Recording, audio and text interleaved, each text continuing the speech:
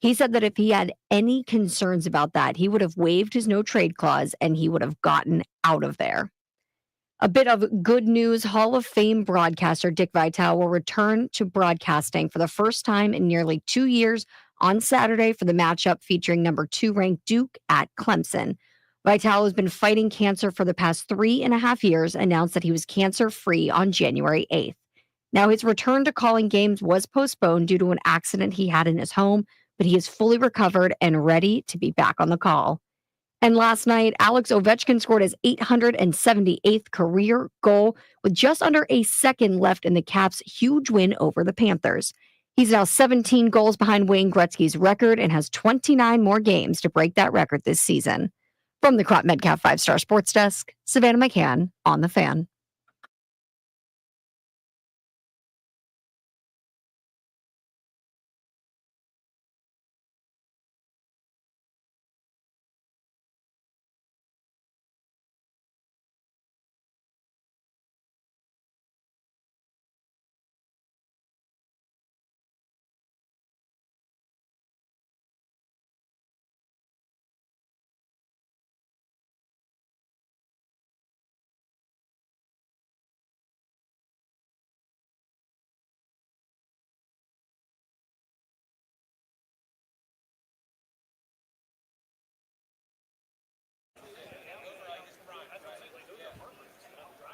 I recite these hymns.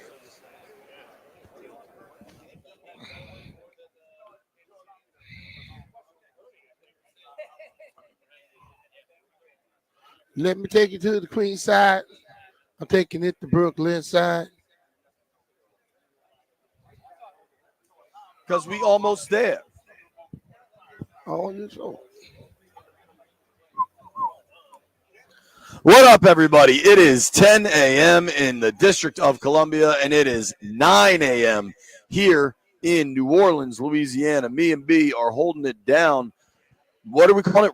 Media Row, right? Yeah, Media Row, baby. I talked to some people last night, and they all say the same thing. They say it's too big, has too many things going on other than radio to call it Radio Row anymore. And I totally agree. They say I'm even new money. Say I people got doing no radio class. have more cameras than they really just mics. I mean, to be honest with you, the content game is has a change, man. Everything's video, everything's audio, everything's everything. How are you, B? I am B good. had a pollen attack yesterday. Man, listen, I moved out of Louisiana a long time ago, and I totally forgot how it is when you come down this place early February. You don't worry about pollen or none of that stuff in D.C. because it's kind of cold and all that. And you don't have all that in there. Yesterday, whoo, boy, it broke me down. Took the boy down for the count. It got you, It got me. So you were Walking around, eyes swollen, looking like and red. I said, nah, I'm not going anywhere. I'm going to just chill today. Yeah, so B called me, or I called you. Last night was the media party, and every Super Bowl host city does a Tuesday night media party. If you listen to our program and have for some time, there's the famous story of me and B. Mitch waiting in line for a roller coaster in Minnesota when the Alex Smith trade happened and having to run. And we may or may not have had a few before we were live on air for like 4 hours. No, we had a few. We didn't know that was going to happen. Yeah. We were enjoying ourselves.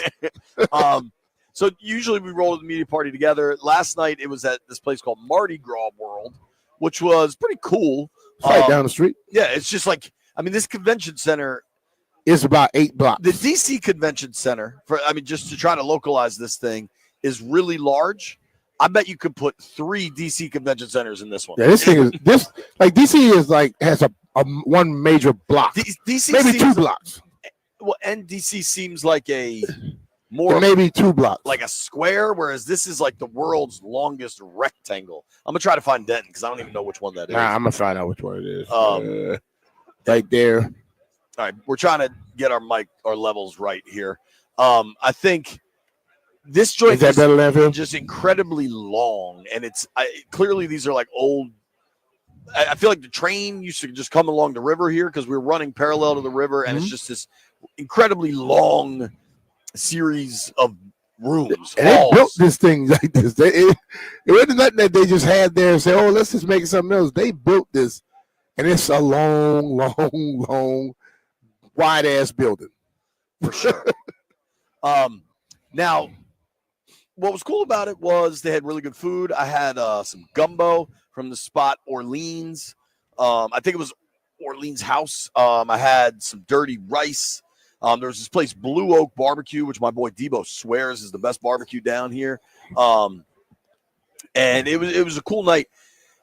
I wanted to stick around because Manny Fresh was like the headliner. He was performing, but he wasn't coming on till like 10:45. You could ask him about his little dog with no voice in his voice. Then will you talk down the landfill and just make sure he's happy with our levels? And I think I think I have realized something. I'm getting old because when we used to come to the Super Bowl, I was so fired up for every event. I was staying out till 2 a.m. every night. But Jay, I have no desire to do it. Let me break it down for you. I was at the media party for like 4 minutes. You never worked as much as you're working now. That's true. At a Super Bowl, so it's going to be a little different for you because you know you got to get up at 7, 8 in the morning to go do something. You know I have to get up and come here. That's a good point. I am working on it. That is true because I'm just – so we do the radio for 4 hours, then I'm running around doing TV and doing the streams, and it's awesome. I'm happy to do it. But you are right. I am freaking gassed at the end of the day, dude. But so far, I did, Brian, have a martini last night. Just one? Just one. Okay. Because the espresso martini at the end of the night didn't count as a martini because it was an espresso martini. I know. If it's not gonna count as a martini, you can't say espresso martini. Well, it was basically, you know how people have coffee after dinner? It was basically a cup of coffee. No. Coffee don't have alcohol in it. Well, I didn't ask for alcohol. Espresso martini is alcohol. So you'll love this. So there's a restaurant down here I absolutely love called Port of Call, and it's got the wildest cheeseburgers you've ever had in your life. And they don't do French fries. They only do baked potatoes. Maybe they serve them, but I've always gotten the baked potato. And the baked potato is banana land. It's like the size of your head, covered in cheese. Like, it's just phenomenal. The media party was cool. It was just so loud that I just couldn't last. I was not built for that. So we went, and then we left. The person with the loudest voice of all can't handle loud. Dog, I couldn't handle it. And it was Abernathy's idea, not mine, for the record. Abernathy's like, yo, let's get out of here and go to Port of Call. I was like, sold. Get in the Uber. We think nothing. He's antisocial anyway. Sure. I don't need anytime he say let's go somewhere, that's just who he is. Well, dude, he'd rather sit in the house by his damn self. It's funny for me to have like Mitch on one shoulder and Abernathy on the other. Mitch just wants to go. Abernathy just wants to go back to the hotel. But Ab's like, yo, let's go to Port of Call. I'm like, all right, let's do it. We never once think to check and make sure it's open. Yeah. Weirdly, in New Orleans, a lot of restaurants, I think, close on Mondays at home. I don't know why. In New Orleans, they close on Tuesdays. Why? I have no idea. It was closed.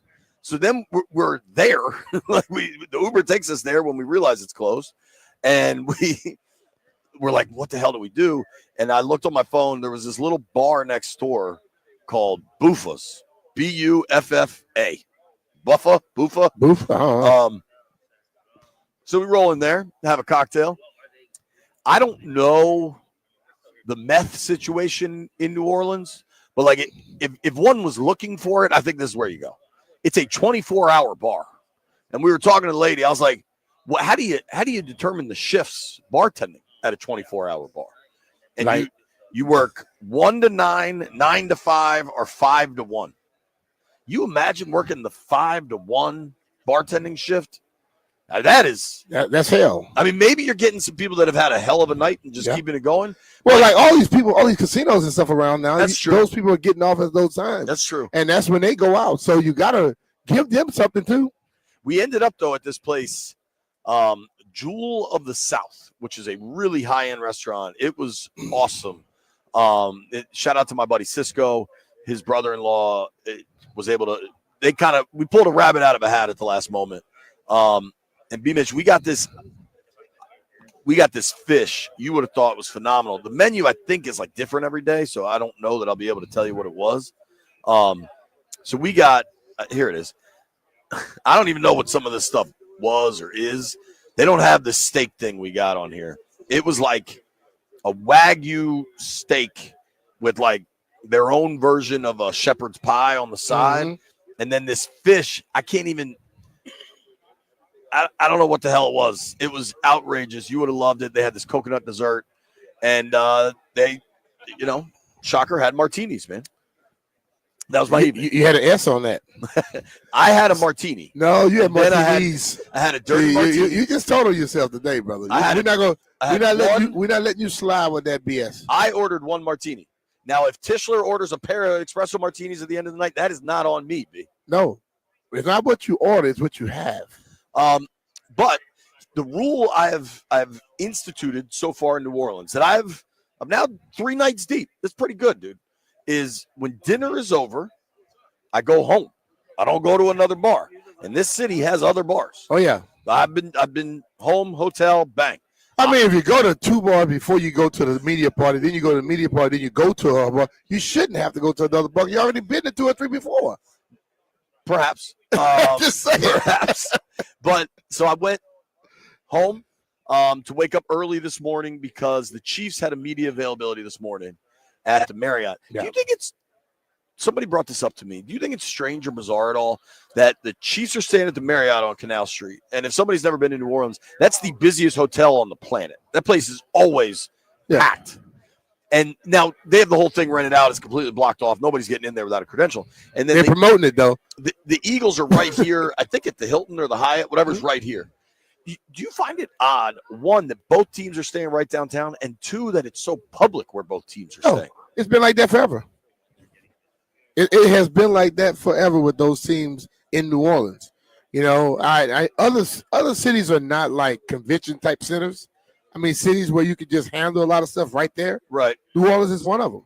And like I was talking to a guy, he said, "Yeah, man, you know, I was baffled that when you walk in there and say, oh, the Chiefs are staying here." You know, I say, yeah, that is strange to me. But also, you have to realize the security around there is astronomical. There's like tanks. No, there's legitimate tanks. But there are more people walking around in plain clothes that you think is somebody guess, and they packing, believe me, because I like looking, like when you see the really standing up straight guy, clean cut, he's not just a regular dude. He's normally somebody, security somebody. Dude, you look a little closer, you see the bowls right on the side right there. You know, so they let you know they're packing. Yesterday, I had to go to Jackson Square to do some TV, and then I was walking my way back to Canal Street to get up to the Superdome because trying to get an Uber in the quarter was just a disaster. Mm-hmm. And I walked by Popeyes, and apparently there's like a special Popeyes Super Bowl sandwich. Are you aware of this? Mm-hmm. You have to get there at 10 a.m. when it opens, but the Popeyes down here have a special Super Bowl sandwich. Maybe that's a Denton assignment. It's one of the original Popeyes, I think, over there off a canal. Yo, there were 4 armed guards outside of Popeyes. Yeah. Or there were 4 armed people outside of Popeyes, but they very clearly were armed. And I was like, yo, can I get the sandwich? They're like, we're sold out. I was like, thanks. Okay. Yeah, so I just kind of man, how you gonna sell out? Yeah, I wasn't. But so this morning I had to get moving, right? The Chiefs were talking this morning.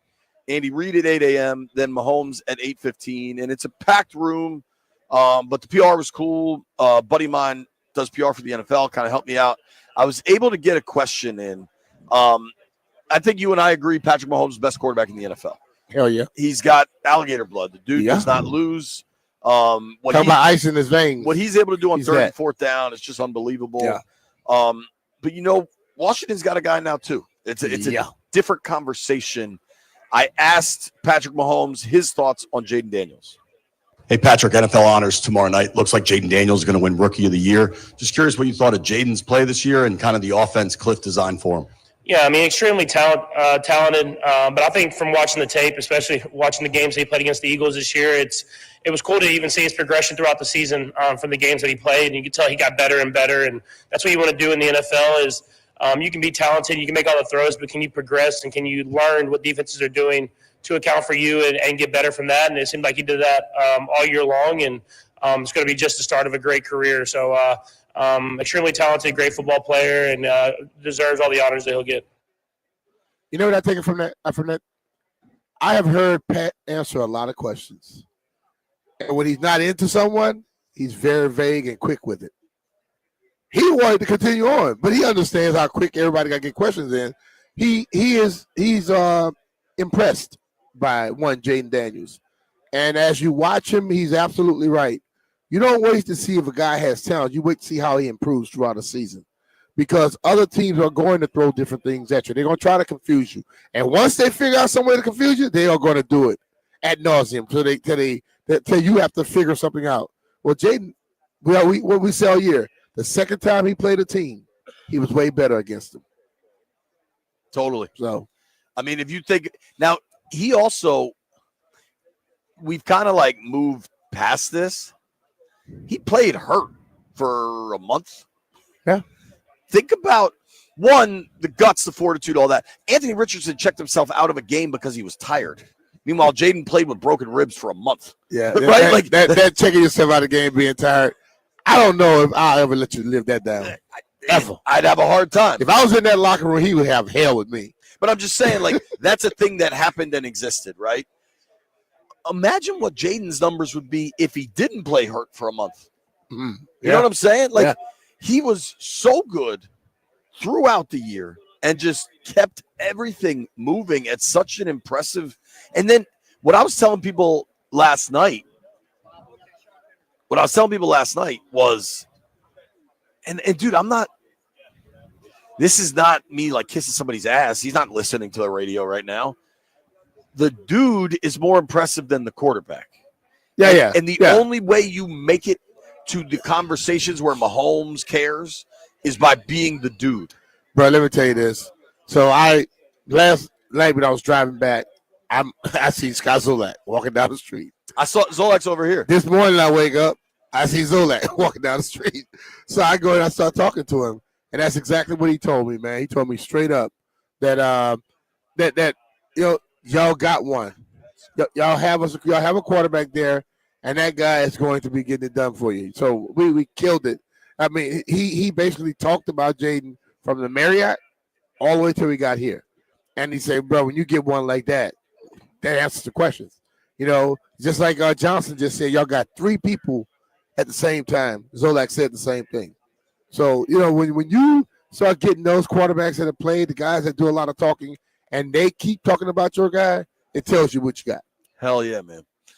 We do have some breaking news here. We're going to get to that. The trade deadline is today or tomorrow, and the Wiz are certainly getting involved. Here's the plan for us. Charlie Batch, is Charlie Batch here? Yeah. Okay, awesome. Charlie Batch is going to join us next. Here at Media Row at 11:15. Mark Ingram is going to join us here at Radio Row at 12:30, and I saw him last night. What a good dude. Brad Edwards will join us, Brian's former teammate, Super Bowl winner, and the CEO, I believe, maybe president of the NFL Alumni Association. Yep. And then at 1:30, we're going to talk to Miles Killebrew. We got breaking Wiz news. Jaden Daniels should be on Radio Row today. We'll see. He's going to have some people following him around, man. Oh, yeah. Charlie going to be working today. Yeah, man. Charlie Muley. I hope you're getting your steps in today. I hope you wore comfortable sneakers, dog. Oh, yeah. Just getting warmed up live. Media Row, New Orleans, Louisiana. Hey, it's Brian Mitchell here. It's Super Bowl 59 week, and there's no better way to make every play more exciting than with FanDuel Sportsbook. FanDuel makes it easy to place your bets and feel the thrill of every moment. Here's some of the fun bets in the app right now. Either quarterback to catch a pass. How about Jalen Hurts to score an octopus? A big man touchdown. They say any offensive lineman to score a TD, but I say if a defensive lineman does it, also they should be paying your money. Saquon to record 25-plus rushing yards in each quarter. Just place a $5 bet, and if you win, you'll get $200 in bonus bets.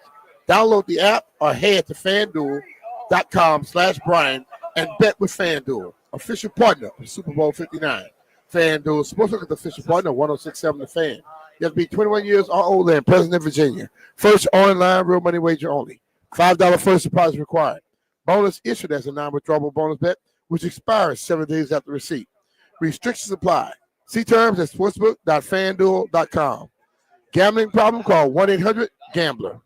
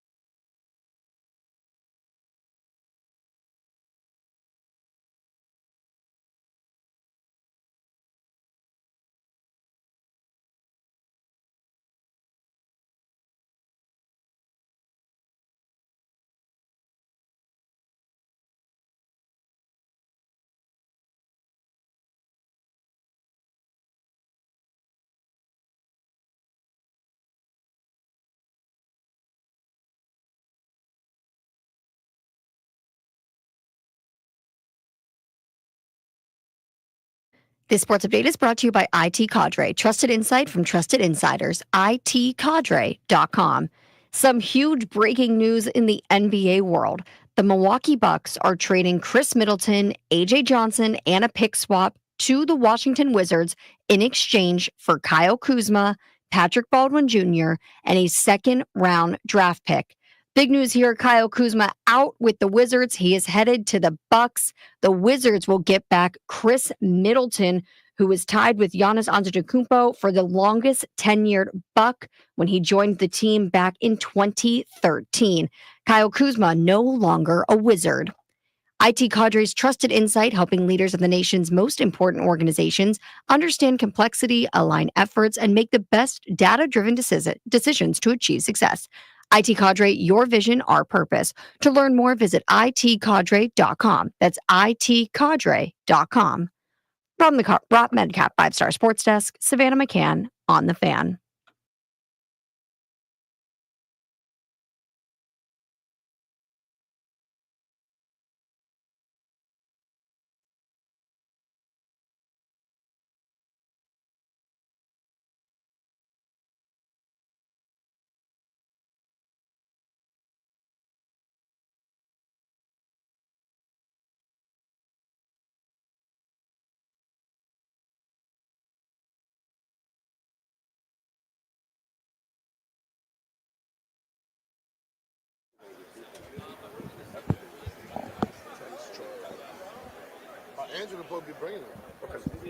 B-Mitch and Finley, 1067 The Fan.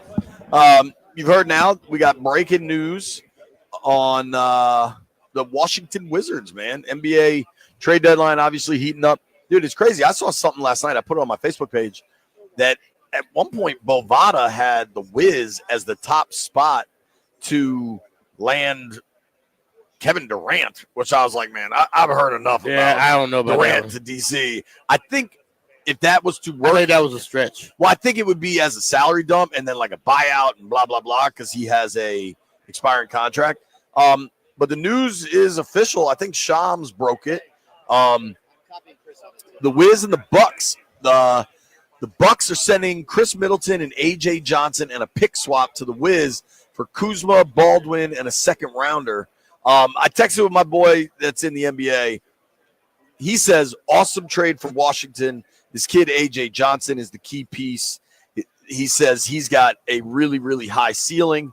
And I think for the Wiz, you're dumping Kuzma's salary, which obviously when you're in a rebuild, a veteran player like Kuz is not what you're looking for. And frankly, I think with Kuz, he probably wanted to go to a contender. Don't you think? Yeah.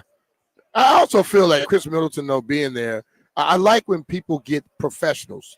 I know all of them are professionals, but he's a pro's pro. So when you get a guy like Chris Middleton on your team, maybe that something rubs off on the young guys. Well, and I think, didn't he go to UVA? I don't know. Well, right now we're fired up because our guy Charlie Batch is sitting down with us. These headphones are hard, man.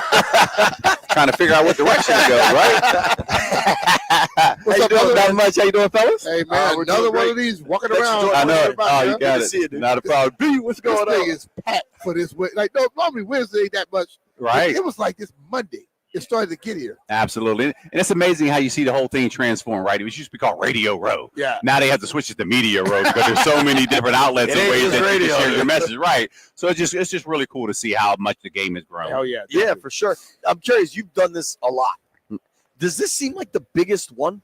Like physical space? Doesn't it just seem massive? It does, and I think because we're comparing it right with the pandemic, right? You can see it was starting to get there, then all of a sudden it shut down, and they slowly but surely started opening it back up. And now guys are out here, and man, especially all the platforms that you have, it just when you see, you're just like there are opportunity for many people to be involved. You don't have to necessarily be a broadcast partner all the time of the league. You can come out and tell your story, create your podcast, whatever information that you're looking to do. If you're not here getting content, you're in the wrong place. Well, the thing about it, you look right here, got I've seen a lot of all women casts where football is sexy right here. I did a show with a lady over there. Oh, that's what it's called? Football is sexy? I did another one with a lady earlier this week where her husband makes casinos and she does a podcast with 3 of her girlfriends. But but football is so big where everybody wants to be a part of it. Absolutely. And they are getting their thing promoted without them having to put out the dollars. Absolutely. And those type of things are being promoted in that manner. And they're talking, it's not necessarily just, conversations. I was on one where one young lady was breaking down X's and O's for me. Here's what we got going on. I'm like, the knowledge that she had here. I was like, there we go.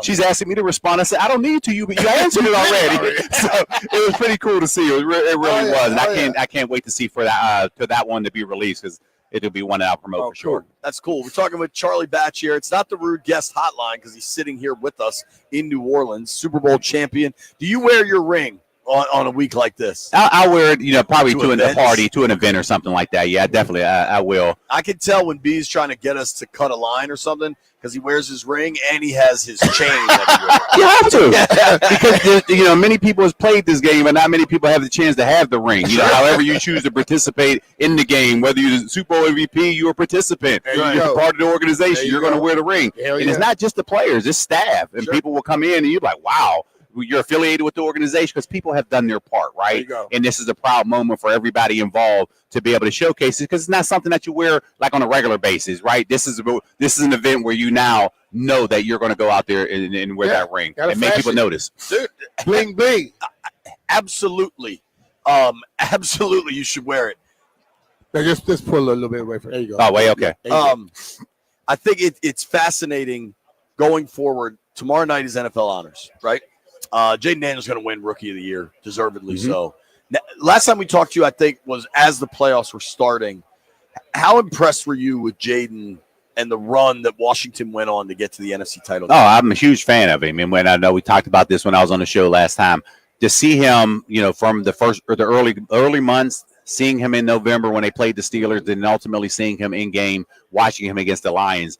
He's as advertised, and this is exciting. Why, when you look at Washington and the fans that are around there, they should be excited about what you have in the future, because you hit on your first round pick. And when you do that, you build around it. Players are going to want to play with this guy, knowing that he has the opportunity to continue to prevail and elevate in that particular manner. So when you see what he's looking to do, man, and now that he's going to have an opportunity in the offseason, look what he did. From year 1 to year 2, it's going to do nothing but get better for him. Yeah, he played a clip earlier where Pat Mahomes said, it's not just about having talent. It's about improving every week. Yes. And finding out what a defense is trying to do, so now you can circumvent that. He did that. And now speaking of Pat, he's been doing it year after year after year. When you look towards this game here, I know the Eagles are loaded, but the other team has Pat Mahomes. Right. Doesn't make you kind of go like, it looked like they should run away, but that dude right there. You just have to make sure you don't beat yourselves, and gives him more opportunities to go out there and put points on the board. And those are the type of things you look for in this particular game. And when I look at it, I just look at, I had a chance to watch both of those teams in December, right? Pittsburgh played at Philadelphia. Then he turned around and played the Chiefs in the 11-game stretch, right? 3 games in 11 days. So I think when you look at what they're doing, I just think the defensive front of Philadelphia is a lot stronger than Kansas City. And because of that, I think they're going to create that pressure, whether that's a turnover, whether that's a third down stop, something that's going to give Jalen Hurts one more opportunity more than what Patrick Mahomes is going to be. And I think that's going to be a difference in the game. It's funny because we saw it firsthand that when Washington went to Philly for the NFC title game, and that I think Washington clearly had a game plan to slow Jalen Carter down. So what happened is Jordan Davis took over, and then I think it's Nolan Smith, right? Got the sack late. They're loaded, man. That Eagles team is really loaded. I don't want to be the bearer of bad news for you. What did you think of Washington's performance in Detroit? Were you shocked that Washington was able to go up there and take down the Lions? I was shocked because Detroit is a tough place to play, right? Yeah. People know about how tough it is on Thanksgiving, but when you add the element of playoff, I'm like, man, that crowd was there. But Washington didn't blink, right? I thought earlier in the game when they didn't have a third down stop, I think they went for it on 4th down. Detroit's driving, they created a turnover. So you start to see some of those things that happen. You're just like, wow. Nothing is phasing this team at this particular point, and they were able to answer. Detroit scored, they come right back and score a touchdown. And those were things that you get excited about for your young quarterback. And that's why I was looking at it and saying, wow, that team reminds me of that Steelers team. And that's what, you did tell us that. That's why I say, because that's the confidence that we had when we were dealing with the young quarterback at the time with Ben Roethlisberger. And he was able to make those plays. You're just like, oh, this guy can play. Like nothing, is really, causing you to get with some hesitation or whatnot. And that's what I see. And that's why I was surprised heading into it. But when that pick six happened, I said, they're too strong right now defensively. Yeah. Down 10, there's no way that Detroit is coming back. And that's why Washington was able to hold on to that. For years, they've been saying, like, the game is changing. Quarterbacks are changing. Jared Goff, he stands in one spot. He gave Washington an opportunity to create. I look at Washington against teams that have mobile quarterbacks, they're not the same defense. Right. And I think when we look at this thing, maybe that guy is beginning, because Pat Mahomes is a straight passer, but he will run on you in a heartbeat. Right. Jaden Daniels is a passer, but will run. The mobile quarterback, I think, is going to take over, and the guys that are statures, they're going to have problems. And you have to, right? And of course, the way the game is changing and those type of things, it's very tough for a defense to play anymore, right? Because now, hey, quarterback's not just a runner anymore because he's running, and all of a sudden now I get into a slide and protection mode. That's a penalty. That's unfair. That is completely unfair, and I'm speaking from the quarterback perspective. Watching that is unfair for a defense. If you are a runner, you should be able to turn around and now get hit in that particular manner. If you want the protections, get down a lot earlier. And I think that is going to be something that the competition committee in a couple weeks, when they get to Indianapolis, that is going to be a topic of discussion. Yes, nobody's against protecting quarterbacks, but when they start to now tote that line of that gray area, we got to do something about that. And it reminds me of the Pitt game, right? When Kenny Pickett did the fake slide, immediately change it. I was watching that game early. Now I'm in Pittsburgh, and all Pitt fans, what a great play. I said, it's a horse shit play. That is, because what does that do? If he started to slide and the defense went, it's a 15-yard penalty. Exactly. But he pulls up. Blasted. He pulled up the defense, and all of a sudden he continues to go. They immediately change it. That's what I see in this particular manner. They have to do something about that particular play because it's already hard on the defense enough. But you add one more element, I think that's going to be a topic of discussion. I'm with you on that. I love the passion there because I think you're completely correct. And I thought it was so stupid. Talking with our friend Charlie Batch, former quarterback for the Lions and the Steelers, Super Bowl winner. Joe Witt is the Commanders' defensive coordinator. And he said this repeatedly throughout the year about running quarterbacks. When they're running with the football, we're hitting them like a running back. But leading up to the NFC title game, that became this big thing. And I thought that was junk. He's a runner. They're running with the football. You're a runner. Yes. I'm fascinated. Your hometown, Pittsburgh. What are they doing at quarterback? That's to be honest with you, it's a tough one, right? Here's why I say, right, because there's a lot more holes outside of Pittsburgh, just the quarterback position. But they knew what they were dealing with coming into the season. Whoever played well, there's a pot at the end of the rainbow. The other one is walking on. They don't have the luxury right now of having Russell Wilson on a minimum salary because Denver's paying that contract. That cap number is going to be higher at the quarterback position as you're looking to fill everything else. The question that they have in Pittsburgh, do you take a 37-year-old who's a placeholder for 2 or 3 years, or do you have a quarterback in Justin Fields that could potentially be there for another 10 years? I don't know, but if you go Justin Fields, then why didn't he play at the end of the year? I'm with that. Again, I'm just happy they made it more confusing. They did. I'm just happy that I'm not general manager Omar Khan that has to make this decision as it relates to it. It's just a matter, I think the Steelers are going to have a number in mind, and they're going to say, here's our number. The first one that takes the deal, they're here. The other one leaves. Don't know what that looks like. Wow. But if you're Justin Fields, you're thinking to yourself, I at least got to make my 25 back because that's his 5th-year option. That's what I need to make that back before we start anywhere. There you go. And then what does the rest of the numbers look like? So that's why I say it's a tricky situation for both quarterbacks. All to say, both of the quarterbacks won't be back in Pittsburgh. It just comes down to dollars at this point. You didn't play the guy when the offense was stalling out late in the year. How could you pay him $25 million? And that's the question. If he was there, and you're on that losing streak, why didn't you play him then? Last one from me. I don't know if you've seen him. Jalen Milrose walking around, Bama quarterback.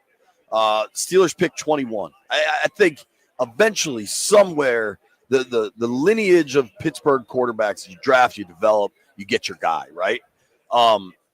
I don't know what to make of Milroe as a pro. I'm curious if you have a thought on him. I don't have it as that. I think March 12th will dictate the new calendar year will dictate the direction that the Steelers are going to go. They sign their quarterback right there. He's your starter. If they stall, because they can't get into the Sam Darnold contract because the other needy quarterbacks, that number is going to be too high for them. Yeah, you imagine somebody's going to pay Sam Darnold $50 million. Yeah, absolutely. More than $50. Check, please. It's going to be there. That's it. Got to be more than that. Daniels 45. That was 2 years ago. Right. So that number is going to be, I don't see the Steelers going that direction, right? But again, if they don't sign one of these two quarterbacks, because right now the only other one is Sam Darnold on the free agent market, that let me know that maybe they're positioning themselves to now make a move to go get Jalen. So what does that look like in the draft? I don't know. Again, but March 12th will be that indicator. Dude, I don't want him to leave Washington.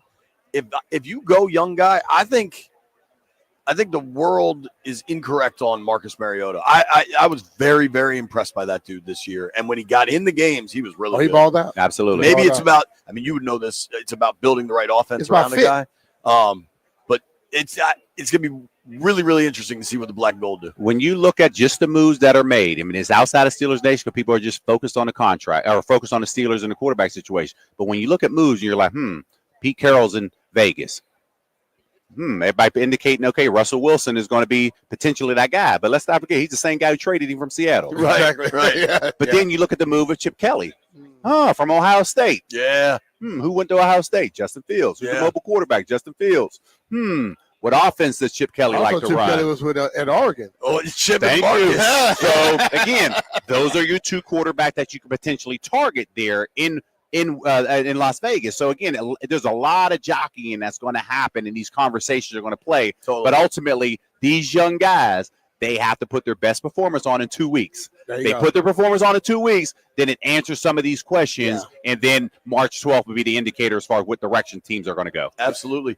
Everybody check out Best of the Batch Foundation. You do great work all over the stuff you do. And I'm going to let a confession here.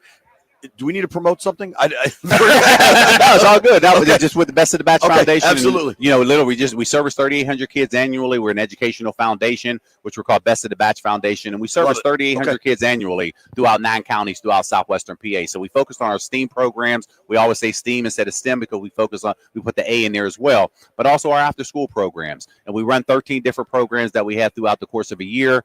This last April, we just did a ribbon cutting, and we went from 5,300 square feet to 33,000 square feet. Wow. So the kids that are walking through the building, I appreciate it. Thank you. And the kids that are walking through the building, they don't want to leave, which is why we built it. So it's super exciting to be a part of. So we love to collaborate with folks, so we don't do all things well. So we would love that opportunity. So if anybody wants to learn about what we're doing, they can go to batchfoundation.org. Yep. We can talk about how we can collaborate, or maybe there's just a question on how we went from step A to step B, and we can help smooth those hurdles out and let you know the experiences that we've had to help you in that time. Because ultimately, at the end of the day, we're all here to service kids, and that's what we're trying to do. Absolutely. I love that. Batchfoundation.org. I'll be honest, B, I kind of thought Charlie might have a Gillette or a Barbasol deal or something.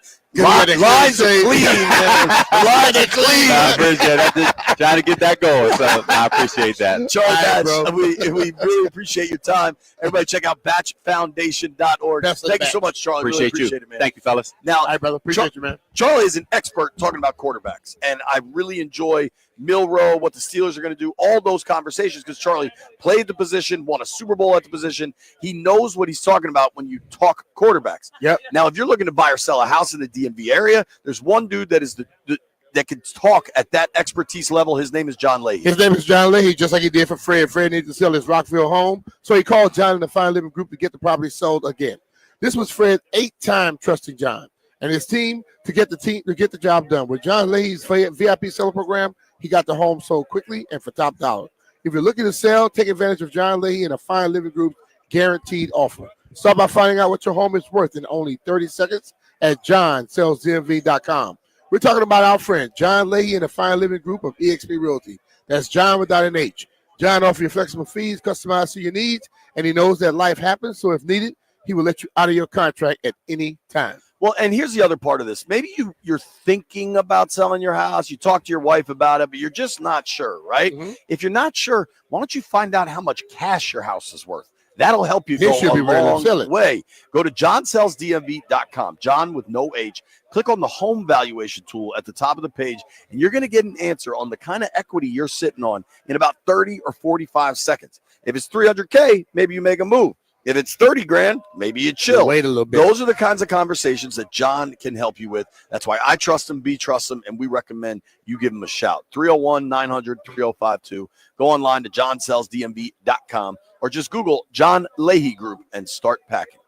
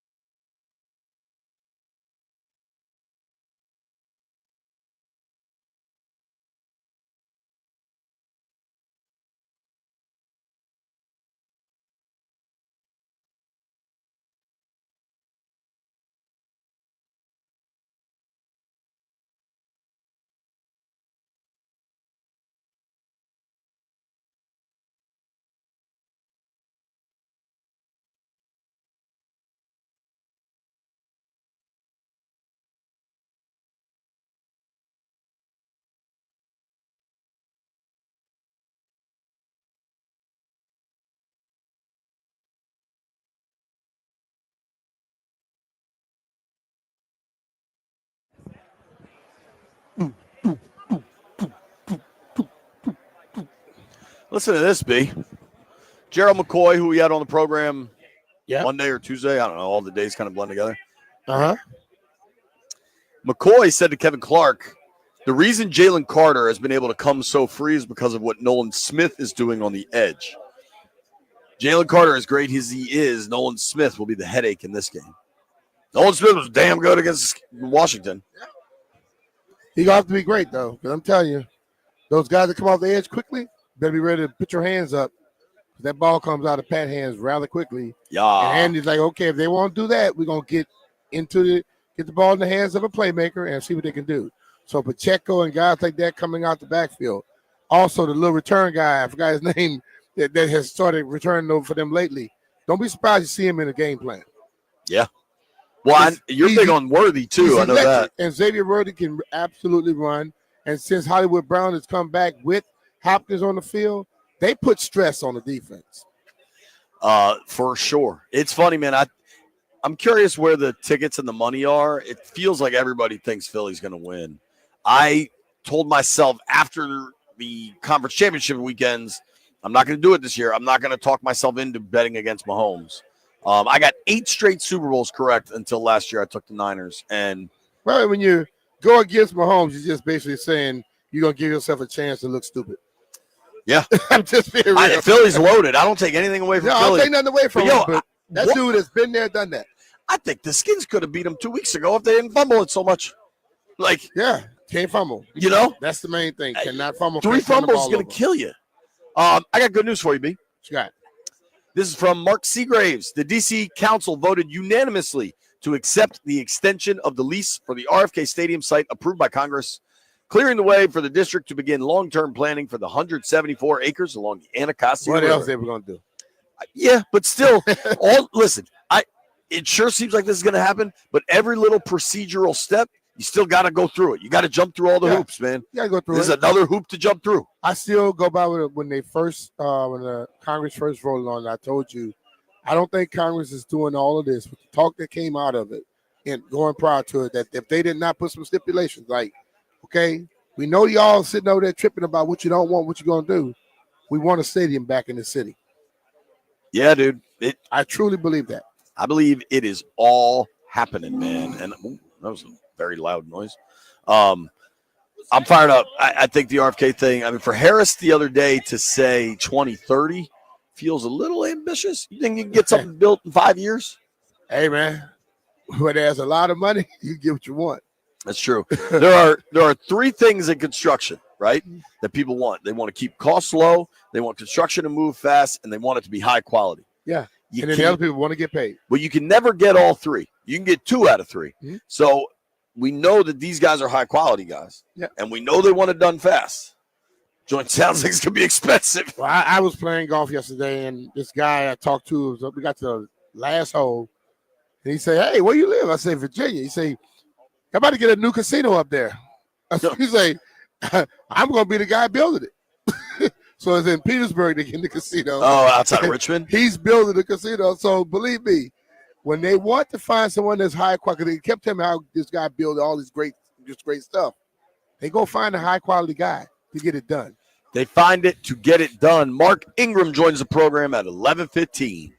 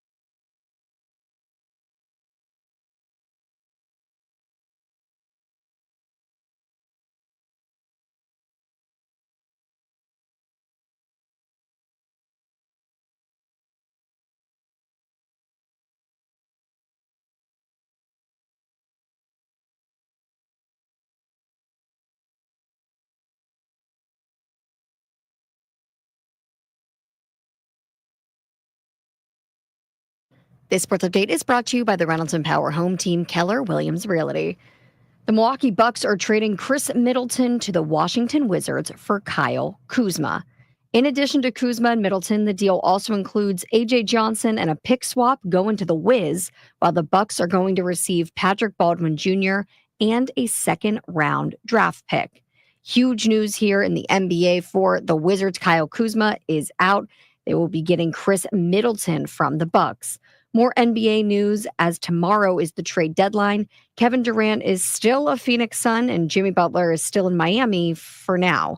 They remain the two biggest names on trade deadline eve, and they probably have an impact on one another. So an Arizona sports radio host is named John Gambardot.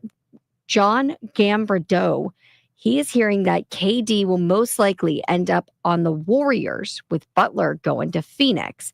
But the Suns currently have no path to add Butler to their roster with KD and Devin Booker if Bradley Beal doesn't waive his no-trade clause. So the Suns really would have to ship out Durant and bring in Butler to play alongside Booker and Beal. But what is the return for KD? No idea, but it seems like this is possible. So big moves coming. Want to hear the fastest way to know what your home would sell for? Reach out to the Empower Home Team. Simply text your address to 800-763-3000. No phone call, just text your address to 800-763-3000. That's 800-763-3000. From the Crop Metcalf 5-Star Sports Desk, Savannah McCann on The Fan.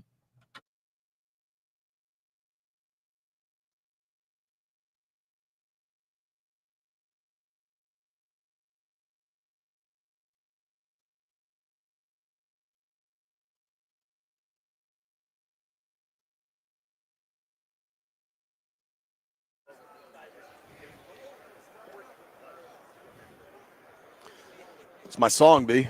Oh, it is? It's me. Hi, I'm the problem. It's me. That's how everybody views me. Well, basically, normally you are. Incorrect. All right, before we keep talking about football, I'm going to give some basketball here. You Uh-oh. can win an ultimate tournament trip to Las Vegas just by listening to 106.7 The Fan.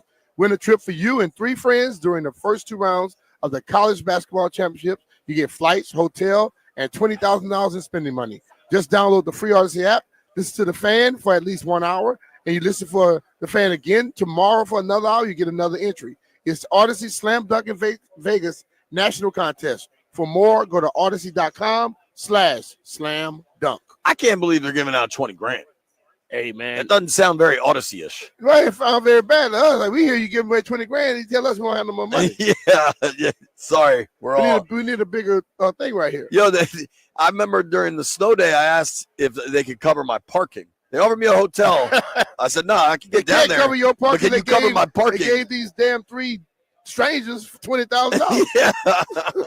Yeah, no parking because we got to give 3 listeners. At least they're trying to make them listen for an hour, right? That's terms of the contest. Hey. Let's check in with the aquarium. The stream keeps dropping on me. Don't be mad at me, White Brian. How we doing? Landy, Jeffrey, White Brian, everybody good? I'm money, baby. I'm good, Landy's too. money. Jeff, what do you think of this trade, dog? Hey, I actually like it. Bringing A.J. Johnson to the team, another young guy to fit with the young guys that's there. You got Chris Middleton. I really don't know how long he's going to be here, but savvy vet. Yeah, I was about to say I'm cool with it. I feel like they're about to flip Middleton or something. Like, if you're a savvy vet, not sure Washington's where you want to land. I think my boy texted me that the value in this draft is 10 through 30. I guess, isn't it? No, maybe I'm reading this incorrect because the value in this draft is high, right? Yeah. Flag is going to come out. Flag comes out. He's got There's I think Ron Harper's son is nasty. Yeah, they got which makes me feel incredibly a lot of dudes, man. Because I remember Ron Harper on the Bulls' second three-peat was pretty damn good. Denton's here. Plug. What up, Denton? What up, fellas? Gary Payton. I'm just saying, Ron Harper can play some D too. Sure, but the glove was Gary Payton. Okay, well, I'm gonna call him the Rutgers has 2 guys. I'm gonna call him the mitten too. I like that. What's up, D-Day? How you doing, buddy? I'm good, fellas. I just tried to get an exclusive with Jalen Milroe. And he stiff arm you? You will find out. You're all going to be stunned. Jalen Milroe faster than me. Ran away. They say, hey, we got a guy in a Hawaiian shirt coming. Go. You're like, well, I see him coming. Why are his buttons unbuttoned? Get out of here. Yeah. Denton, I'll ask you a question. Yeah. I'm gonna. Why you walking Denton around here on with all the this stream. chest hair, man? Denton has an extremely aggressive button situation. A deep V. Yeah. The V is going to Right, get Brian, deeper. throw me on You the try to stream. get I just all the men not to reconnected. talk to you, Look at how and the women may give move you your attention, arms. The men gonna run away Move from your you, dog. arms. He looking like Jesus. Now I right know there. you're a man of faith. Is this I to am. highlight your cross, or is this just putting the vibes out? Well, a little bit of everything. I think the cross is highlighted by the vibes. What really is the top button is unbuttoned. Denton I always is do dressed too like anyway. a porn star. Thank you, Jeff. I gotta be honest. Somebody might ask I you to mean, sit down. that'll get me run on some of these other weird programs down the hall. Football is sexy. He's right next door. dog. Football is sexy. Where's Paige Spiernack at? I got it. Every day I tend to comment on Denton's gear. Denton and I Yes. dress very differently. Yes. I like to be prepared. I never get to play because I never stop working, but I generally like to dress like I could go to a golf course and be on the first tee at any point. Yes. I learned that from Brian Mitchell, who also dresses like he could be ready to play golf at any moment. He asks me that every day. I walk in, he say, "You going to play golf?" I say, "I might." Now, at home, this time of year, we know that's not happening. So if I only have radio to do, if I don't have to go somewhere else afterwards, I will dress like a bum. I will wear sweats and a hoodie and be quite comfortable. But D-Day, you have your own style, bro, and I'm proud of you. Thank you. We mention this every time I'm on the show with you guys, and it has not changed. But thank you. Yeah. It's something, It's man. not gonna change. It is not going to change You're getting married soon. How's that going? It's Your going wife don't want you very showing well. all her stuff to everybody. Dog, what you doing? Cover some of that up, man. Yeah, for her, I should button it up a little bit. It's going well. We're just hoping that the weather is all right.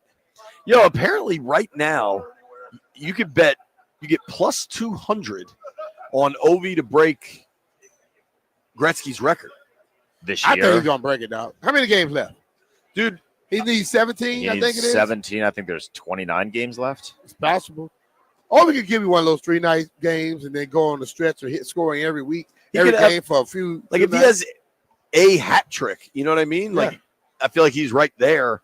I read we need Greenberg. Actually, do we have Greenberg? I guess not because we got a million things going on. Greenberg, if you're listening, text me your newest projections of when Obi's going to break the record. I believe it's happening.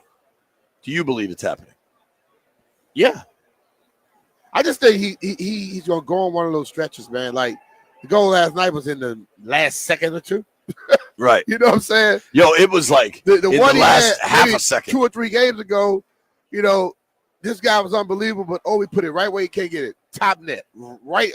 Inch That under goal the he had, bar. the slap shot the other Yeah. night. Oh my gosh, unbelievable! So it's just like the man has a knack. Yeah, he's a star. Yeah. He's one of the greatest to ever play Yeah. the position, man. He's probably the greatest scorer in NHL history. Probably so. All right, here is the plan. Mark Ingram, Heisman Trophy winner, national champion, is going to join the program in just moments. We are fired up to get Mark to sit down with us. We are going to get out of our normal schedule, break a little early so we get Ingram. We're going to see if Denton can chase down Jalen Milroe. We believe Jaden Daniels is in the building here. If he chases down Miro, he's gonna have a hamstring pull. I don't think I've seen Milroe run a lot. Denton ain't catching him. I'm not either. Not pretending that I could either. But Denton definitely. I might have to go. We might have to do a bit where I go run the 40 at the Super Bowl experience. Just do it faster than Jeff. What was Jeff's time? 6'4". I will do it faster than Jeff. There you go. 6'4" feels impossible. You said. We are in New Orleans for the Super Bowl, obviously, and the big game has arrived. Fans are excited to see who will be hoisting the trophy in New Orleans. You can get in on all the action at ESPN Bet Sportsbook. Now, you cannot place a wager on Denton's 40 time, but you can get just about anything else you want. It's going to be a really exciting Super Bowl.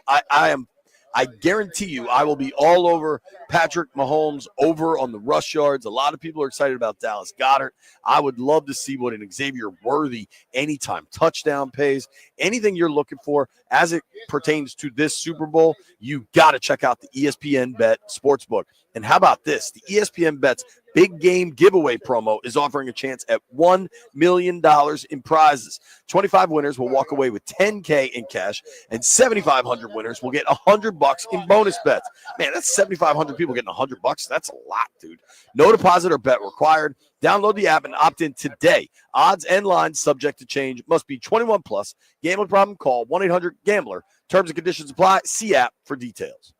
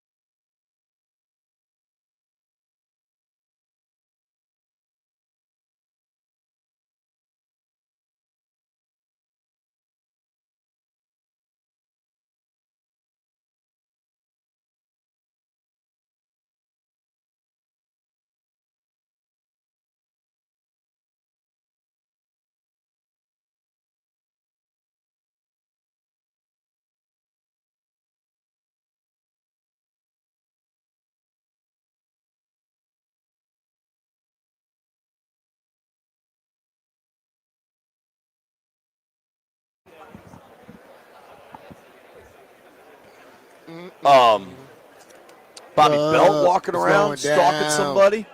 You can tell there's a lot Slowing more athletes here down. today. Has the Super Bowl always overlapped with NBA trade deadline? So, not really. I didn't think so. I got to bring this shit. I just asked Charlie's wife. I said, "What happened to your leg? What you doing? Trying to play running back?" Charlie She Batch said, "Nah, I was twerking on my 50th birthday." I Yeah. said, "Real?" She said, "Real dude." And what? She hurt her knee? She see the brace. I saw the brace. Yes. That is very funny. Oh man. Jay Glazer just walked by. Dude is jacked. No, Jay's Jack. For people that have seen him on You TV, know there has to be a little extra stuff. I'm just saying. I'm just saying. I don't know, man. All the UFC and jiu-jitsu and stuff. Every one of them look like they're roid heads. Dude, I also don't think people realize how big Hugh Douglas is. Seeing him over there, He wasn't that big when he played, though. See, he used to be a Volkswagen. Now he's a whole damn dump truck. You know, he eat everything in sight. I like talking trash to him all the time. You know what? And then Ike comes in. Ike lost all his weight. Ike looks, skinny, dude. Yeah. I am wondering something as we sit here. What are you wondering? Mark Ingram's set to join us. Maloney is a punctual dude. Now, what happens on Radio Row is everything goes a little late because everybody takes Everybody a little more talks a time little than they're longer. supposed to. Like JP does. Confession. The problem is he's doing K Adams. Is he sitting up there right now? He's getting off the booth right now. So he may be coming to us now. So that is a thing that is happening right now. You know, you're going to stay a little extra there. I also have at least a question. Yeah. He's coming at 11:15, correct? Could be 12, I think. No, I wonder if that's not 11:15 local. We were counting on that being 11:15 Eastern. So it could be 12. So it could be 12:15, 11:15 local. Like they may have just told us the time here, whereas we were counting on everything to be Eastern. You know what I'm saying? Could be kind of interesting. And I am not entirely sure what's happening right now. So we'll kind of. You might want to text Maloney and find out. Yeah, I mean, if he's getting off K Adams right now, we got our best guy on it. Denton Day with the Hawaiian shirt and the fanny chinos pack and the chinos on. Those are some chinos right there. He really dresses like a 50-something-year-old. Denton is an interesting cat, man. I don't know the answer to a lot of the Denton Day riddles, but at least he's walking over there to try to figure this out. I am starting to think more and more that Maloney means 11:15 local time, and we just interpreted that as 12:15. I don't know. One thing I've also learned doing radio with you, B, over the years, so many people just walk up to you and start talking completely. They don't see the thing on my head. Like, yo, I'm sitting here with a headset. I'm sitting here with a headset. I'm either doing an interview or working. Right. It's not like I'm just sitting here with a headset on to say, "Come talk to me." Right. 100%. All right, Denton is back. Denton, you got shirt some still information? deep unbuttoned. What's the word, D-Day? The word is, despite the fact that everyone in my life who is from the Central Time Zone says it's the best time zone, we messed our times up. He's with us in an hour. There you go. It's 11:15. I didn't mess it up. JP talked to him. He told Landfill he messed us up. He told us 11:15. I think I said 11:15. I think and the folks on the East Coast assume, which is fair. All right, so that's that. That's that. So let's talk. What you talking about? So about that Wizards I was about to trade. say, how much more can you guys go on the Wizards? No, man. We really loved Kyle Kuzma, I promise. We're good. Dude, what do we think? Now, a lot of this is just the content game, right? Just kind of the content hustle. But everybody keeps connecting the Commanders with Myles Garrett. I think when you see how well the Commanders played last year, you see where their needs are. He's definitely one of them. And what is the thing, the talk everybody has said? People are going to want to go play in Washington now because they got the young quarterback. They see how things are. Right. I think it's an okay assumption. to try to do it, but it's nothing factual. We don't know this yet. It can completely go the other way. You never know. Somebody might come and give them something and blow them out the water. Yeah.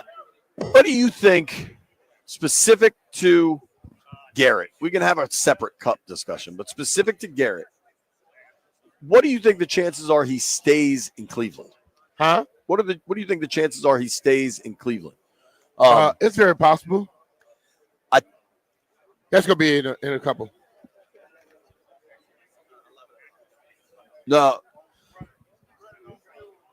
we're trying to figure a whole bunch of stuff out here.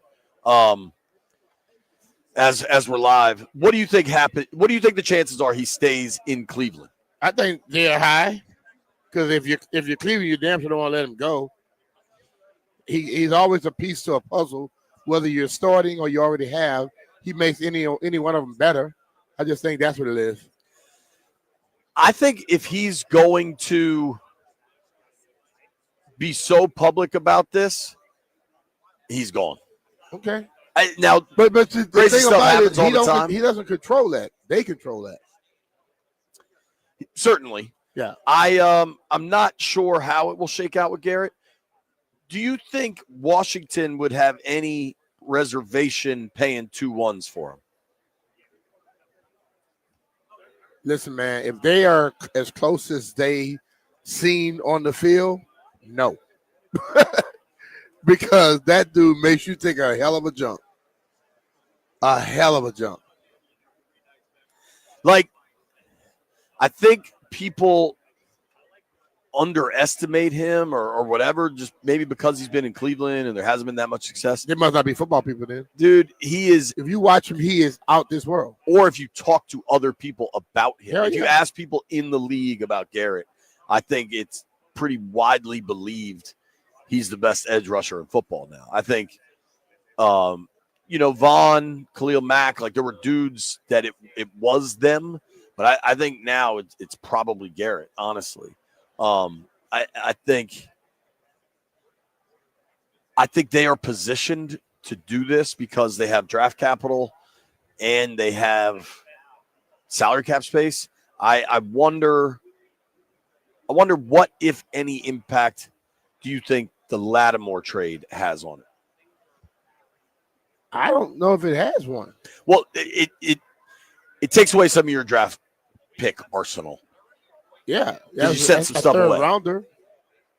That's what you had, right? Yeah, it was a third rounder, but I think you can still possibly do go out there and do a little bit more. But I think when you got the right people in place and that amount of money, you can do exactly what you need to do. You don't have to worry about that much. But it comes down to are they willing to build a defense more and they have the belief in Jaden or not? Because Jaden last year, without having the best offensive line and having all the people in place, made them look a lot better. And I think he'll be able to do that moving forward. But the defense has to get better because you can't put so much pressure on your offense because you can't stop anybody. And in this game, either you are scoring touchdowns or putting pressure on quarterbacks.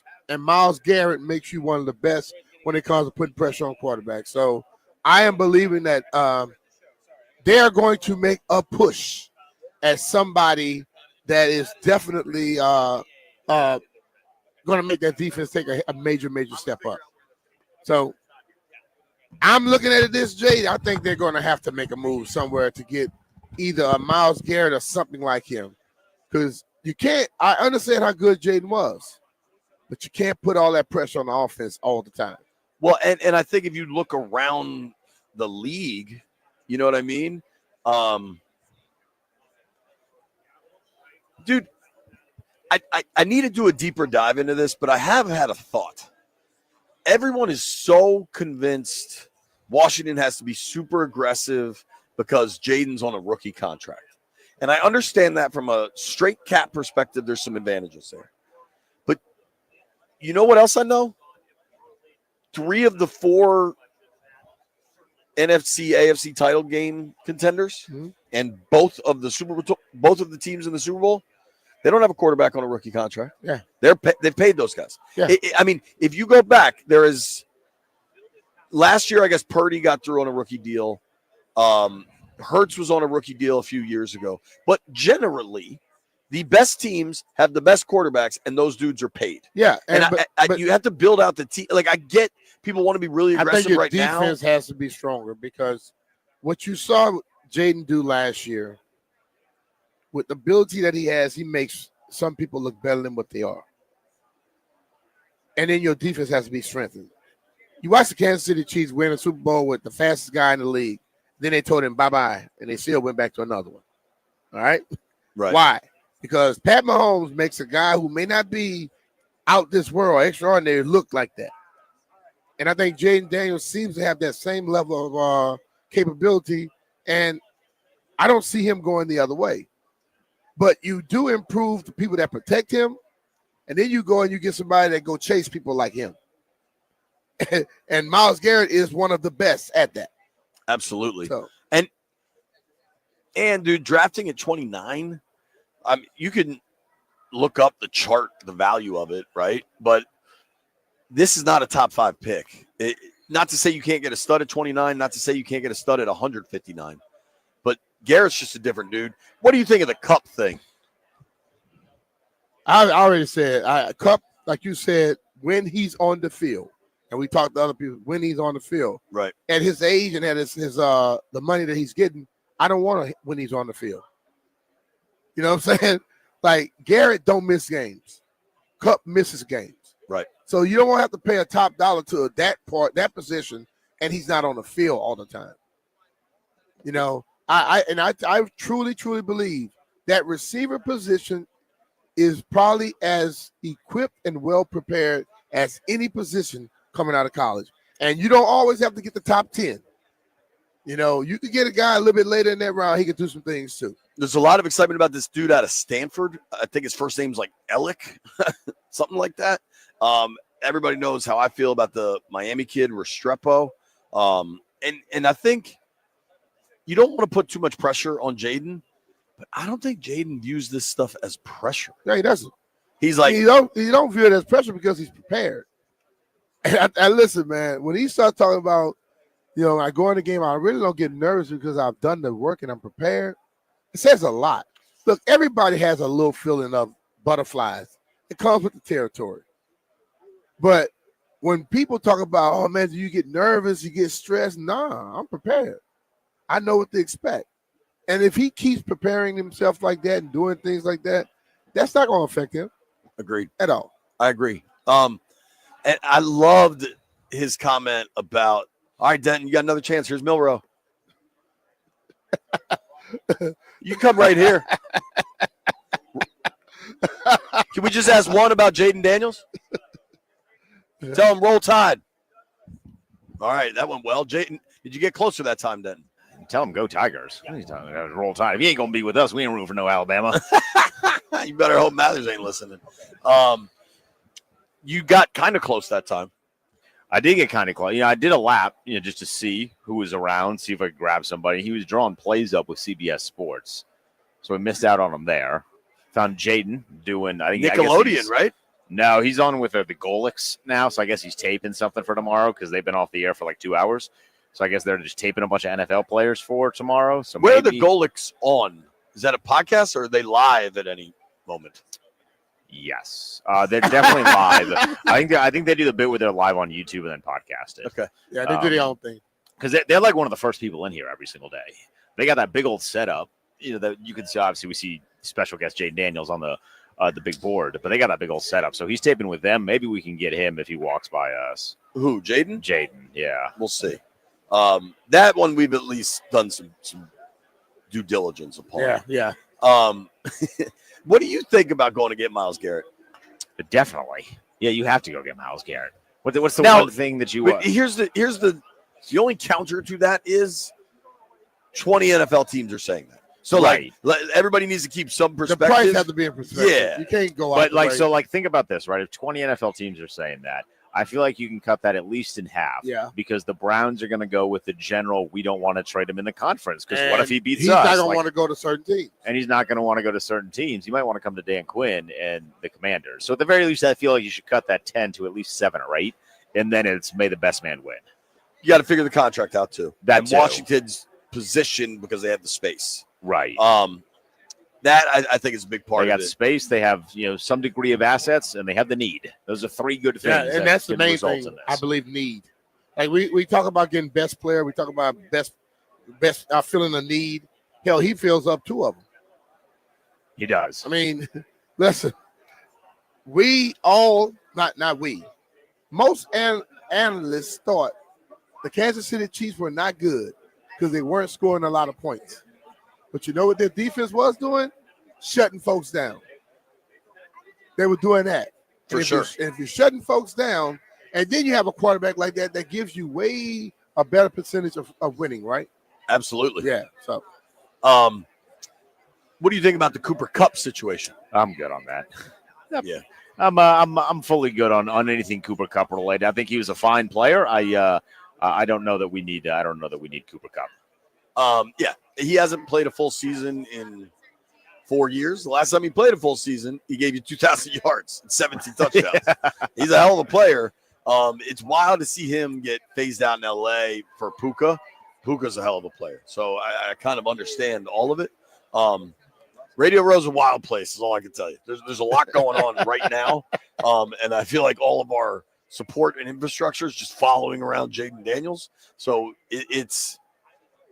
I can't quite describe what it's like to try and maintain a live presence on the radio while there's just complete chaos going on and people coming and going and talking to you and sitting and standing. It's interesting. Hopefully people enjoy the sense of chaos that's happening. I love it. I'd love to interact with the stream. I'd love to interact via social media. Nothing is working. My computer just does not tolerate this Wi-Fi. I know others have had trouble. Yours seems to be locked in pretty Mine been good, working. though. Yeah. For the most part, I only dropped like once or twice. There you go. And no, not today. I'm talking about yesterday. So it's been a interesting situation. Here's what we're going to do. Quick break. We're going to try to figure some stuff out live here in Media Row in New Orleans. And then we're coming back in the next hour or so. We got a lot of guests lined up. We're going to figure all of this stuff out. Nobody go anywhere. I don't have it We're getting there. right now. Keep talking. I'm getting like Rooster now. There we go. Let's rock. Hey, Brian and JP here. If you want comfort and convenience wherever life takes you, then you need to turn to Rude. With Wi-Fi capability, you have full control of your heating and cooling system right from your phone. Forgot to turn down the heat before vacation? Adjust it in seconds. Plus, you'll get alerts if something's not right. These guys are the best. They've installed new systems in my house, and I felt the difference instantly. And here's the best part. Rude's systems are whisper quiet. No more noisy interruptions, just peace of mind. Rude's variable speed compressor ensures precise temperature and humidity control, operating efficiently even in extreme conditions. It's comfort and performance perfectly balanced.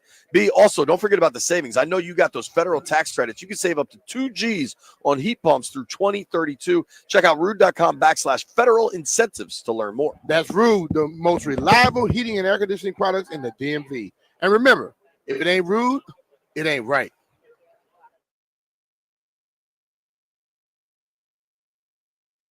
The biggest news in DC right now, that's over in the NBA. The Bucks have traded Chris Middleton to the Wizards in a deal that sends Kyle Kuzma to Milwaukee. The Bucks also sent rookie guard AJ Johnson and a pick swap to Washington, which dealt forward Patrick Baldwin Jr. and a second-round draft compensation to Milwaukee in the deal.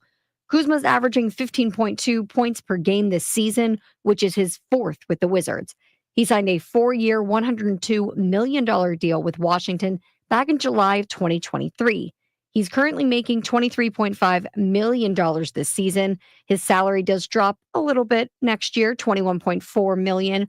But the final year of his deal, his contract is worth $19.4 million. But now that's all on the Bucks. He's headed to Milwaukee. Chris Middleton headed to D.C. From the Crop Medcalf 5-Star Sports Desk, Savannah McCann on The Fan.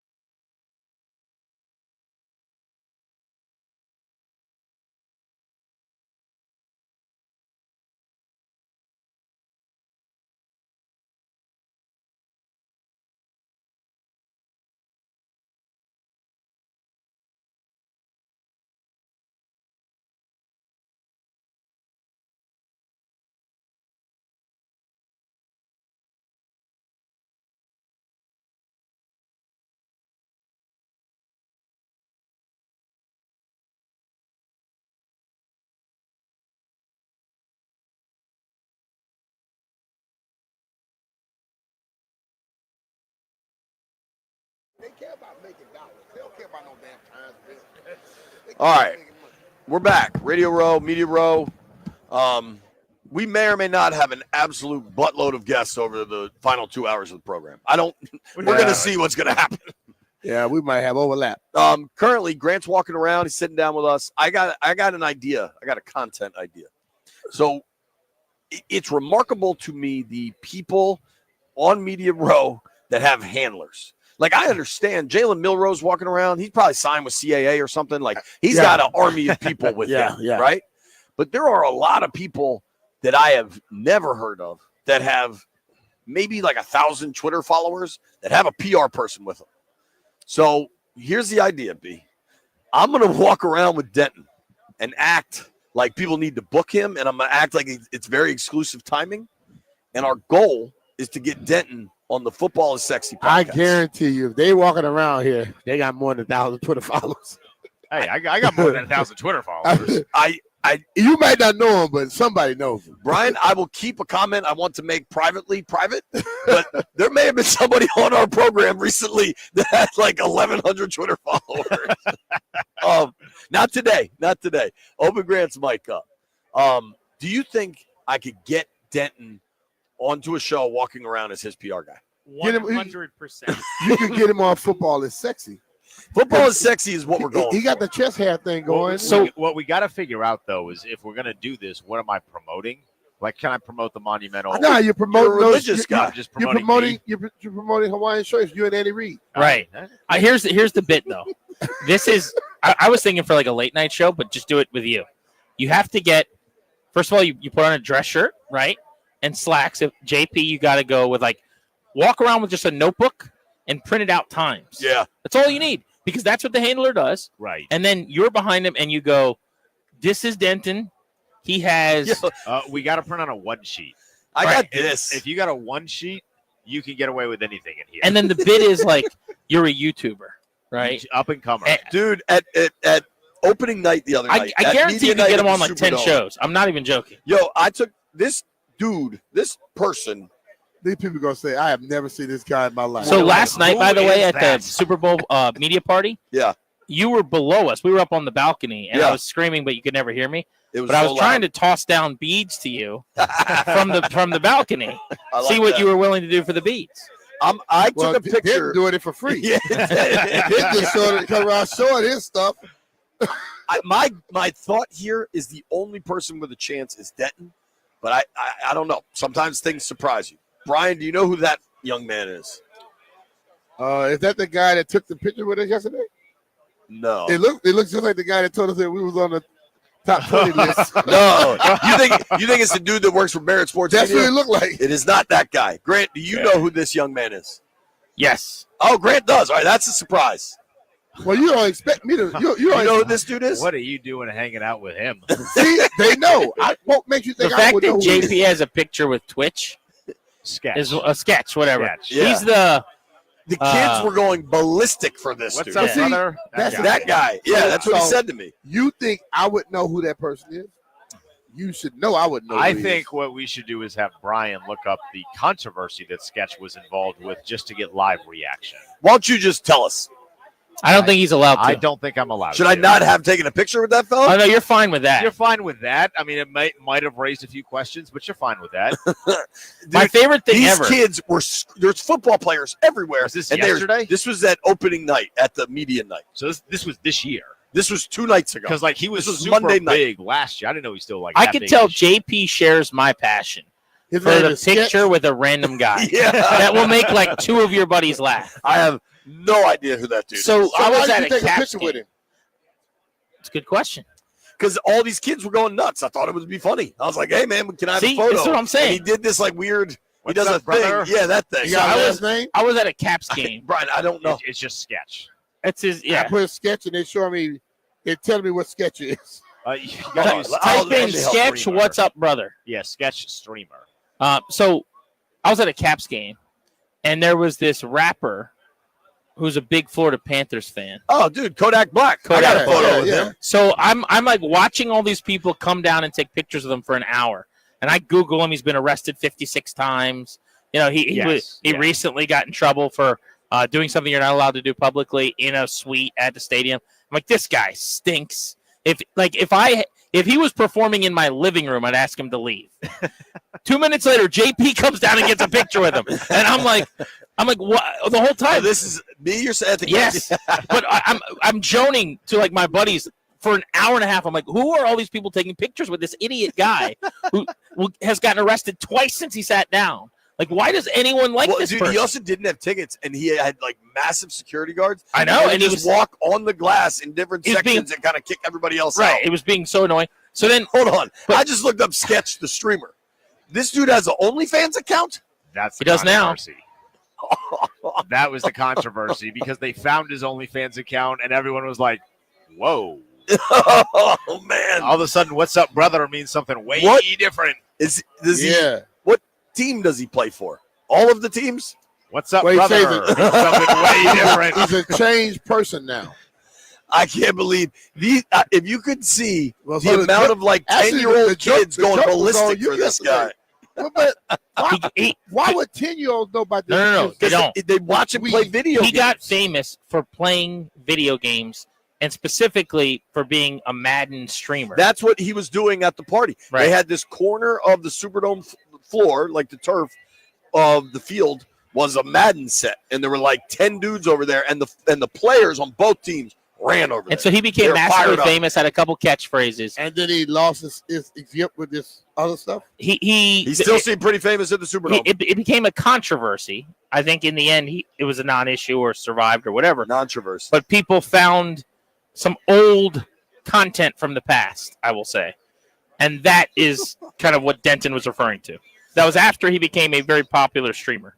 So he became popular in two ways. Yes. Yeah. That you should not mix together. I left hand up. Yeah. I have never watched I never heard of Sketch and I video won't hear about game it no more. stream. I don't think. Have you, B? No. I watched Darius Dameron play in his Madden Super Bowl against his friend. I watched That's Derek the beat extent. Jeff in Madden. Oh, Jeff, are you that still was in that a joke league? Aren't thing. you just getting smoked? I think Jeff got kicked out of that league. Jeff got a new team now. Why did Jeff get kicked out of the Madden league? Jeff, No, I speak did now. not. I did not get kicked out of the Madden League. I left. Are you in the Madden league? No, I'm not in this. So how did y'all separate? Oh, the season stopped after a certain time when Madden 25 was coming out, and I just didn't get in that league. Okay. Everyone rolls over, though. They don't they re-up the league. Yeah, it just. Did you get an invitation? They rolled Jeff right out. You didn't get an invitation, is No. what you're saying. I didn't participate. I didn't sign up. Wait till Darius come. I'm gonna find out. Yeah, where is Darius? Let's get to the bottom. Hold on, because y'all don't know how that thing works. If you play, Rich Gannon? if you play me in regular Madden and not that fantasy team thing, because I came in with a team that was depleted. I will smoke a lot of people. I didn't already beat some of our listeners. So stop trying to big because you're gonna get a lot of people to lose their money. Yeah, would you play with Sketch on OnlyFans? AJP, stop playing with me, bro. When I play with Sketch on OnlyFans, you out your mind. Whatever. Me and Sketch are boys, dude. You want me to text him? I thought he was incredibly weird. I'll be honest. I don't think I should say what I was about to say. Yeah, don't. I think I know what you're about to say, and yes is the answer to that. I was very confused. Yes. I also find it nuts that I understand. It just shows me that this country is probably the dumbest country in the world. That people could do some outlandish, stupid stuff, and now they're popular. Well, I think he Let's became think about popular for playing video games, which is also stupid. No, bro, listen, man. We've seen people going from sex tapes to stardom. Sure. I don't. Kardashian's a billionaire. We want to make everything big, and so we just go behind anything. And then we wonder why we're falling behind all over the damn world. Can we just real quickly, B. Mitch decided to talk about Kim Kardashian, and he said, we want to make everything big, so we just go behind it. Now, I don't think you meant it, but if you freeze frame that sentence as you discuss Kim K, it's kind of interesting. It is. It's kind of interesting. Hey, you just go behind it. Well, she made it big. In more ways than one. There's been a lot of monkey behind it. Let's move it on. Something else. So anyway, hopefully I'll get on football sexy. Yeah, how are we doing with that? Have we made any progress? We have not made. Hell no, they haven't moved. Um, They're talking about sketch. Sketchy, I mean. Where are you on T. Higgins, Grant?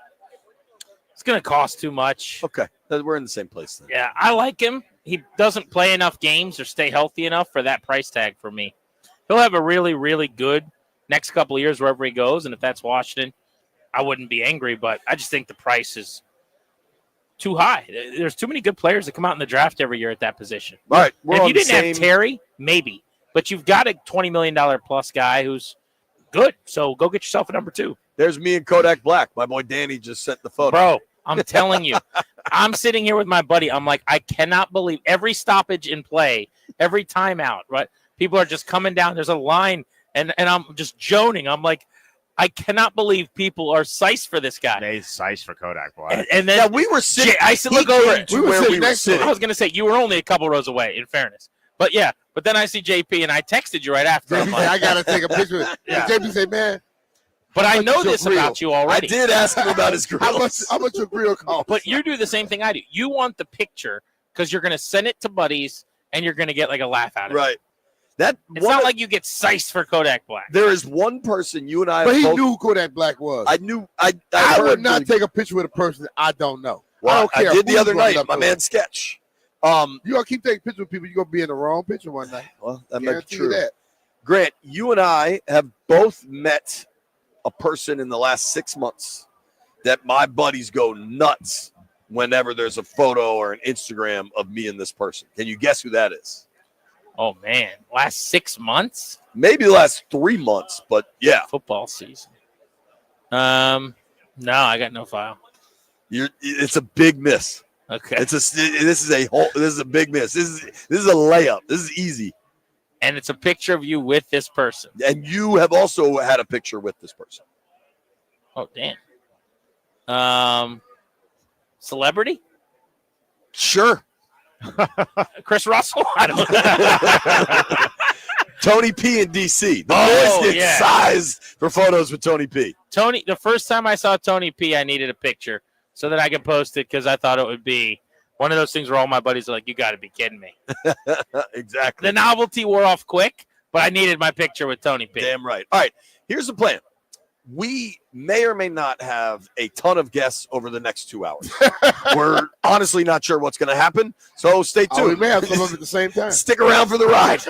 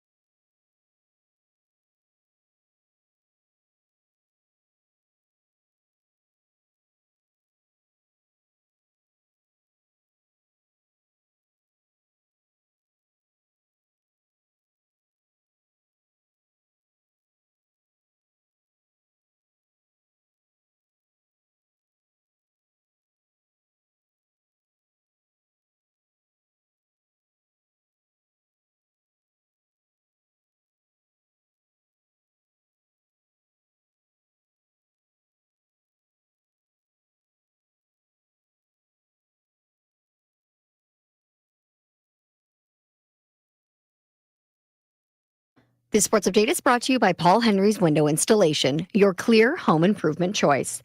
The Bucks are trading Chris Middleton to the Wizards in exchange for Kyle Kuzma. Now, in addition to Kuzma and Middleton, the deal also includes A.J. Johnson and a pick swap going to the Wizards, with the Bucks receiving Patrick Baldwin Jr. and a second-round draft pick. Kuzma has reportedly agreed to reduce his trade bonus to help push this deal through for the Bucks. That matters because this deal now saves the Bucks enough money to get under that second apron, meaning they can make a few more moves before the trade deadline. Kuzma won his title with the Lakers back in 2020, but was included in their blockbuster acquisition of Russell Westbrook in 2021. He's been a Wizard ever since. He started out hot, averaging 20.2 points in his first 3 seasons, rebounded well, providing passable defense, but this season he just has kind of struggled on every front. Now, it is being reported that Giannis Antetokounmpo gave Kuzma a large vote of support before the Bucks made the deal. It had to be hard to make this deal because Chris Middleton and Antetokounmpo have been teammates since 2013, but he must see something in Kyle Kuzma to get him over to the Bucks. This month only, get $100 off each window with a 5-window minimum and 10% off doors at Paul Henry's Window Installation. Schedule your no-pressure free estimate today at paulhenryswindows.com. Your clear home improvement choice. From the Crop Metcalf 5-Star Sports Desk, Savannah McCann on The Fan.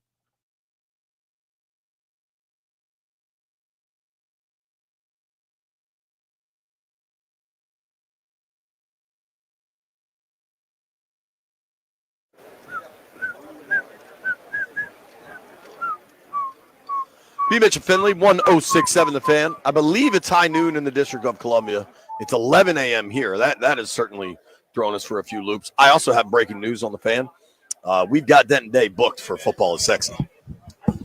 I can't wait. It's happening this I afternoon. know what they're going to do. They're going to Google this. Yo, And they're going to, what you told me he does. I told him he's a Commander's expert, and he does college football for Sirius XM. Okay. So That's- All of that is true. That is accurate. Yeah, all so you that's didn't true. tell him what you said you were going to tell him.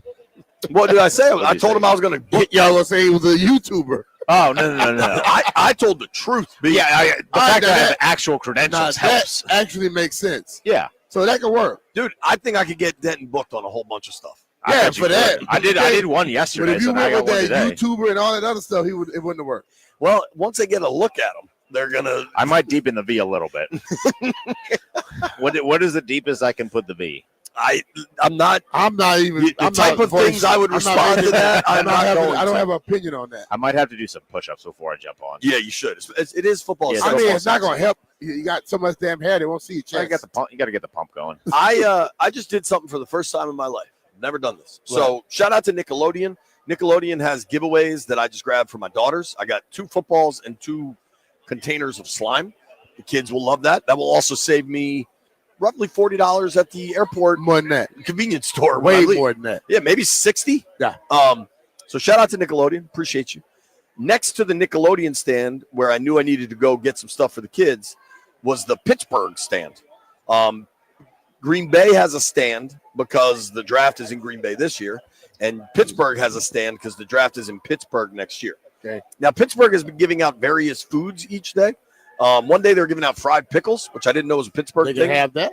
Yesterday they had those cupcakes, which were quite good. Yeah. Today, do you know what they're giving out? No. Pierogies. Okay.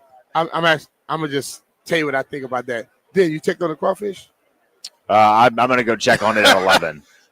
Wait, It is 11. Pierogies are good, though. I've never had them. I don't know that they are. No, they're good. What is inside of them? It's like potato and cheese. You can put some onion in Find there. out what the crawfish are. Yeah, I'll get the crawfish. You're gonna Yeah, so you got potatoes and cheese inside of bread.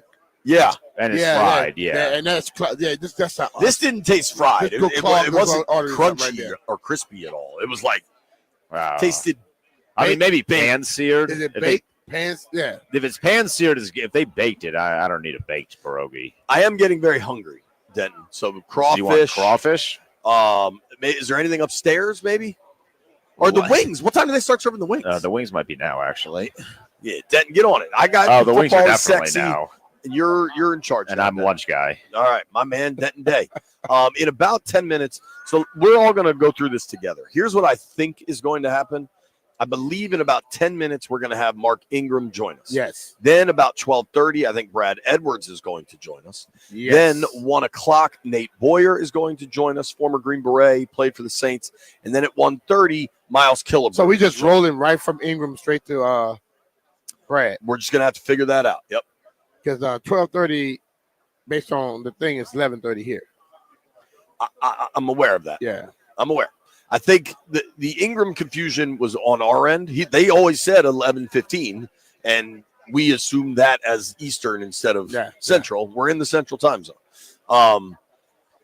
So that is the run of show for the next 2 hours, the final 2 hours of the program here.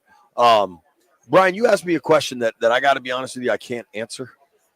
A lot of people have their hair dyed lots of different colors down here. Yeah. Well, actually, it just hit me once you said it. Is that a Mardi Gras look? Okay. Yeah, yeah. Now, what well, about that one is. What about the woman over here with the purple braids? I mean, I think she got here and she was in an area and she figured, okay, I'll just do something like they do in Louisiana. The guy with the green mohawk, he's an Eagle fan. Okay, that's that. I saw one chick yesterday with blue hair and blue lipstick.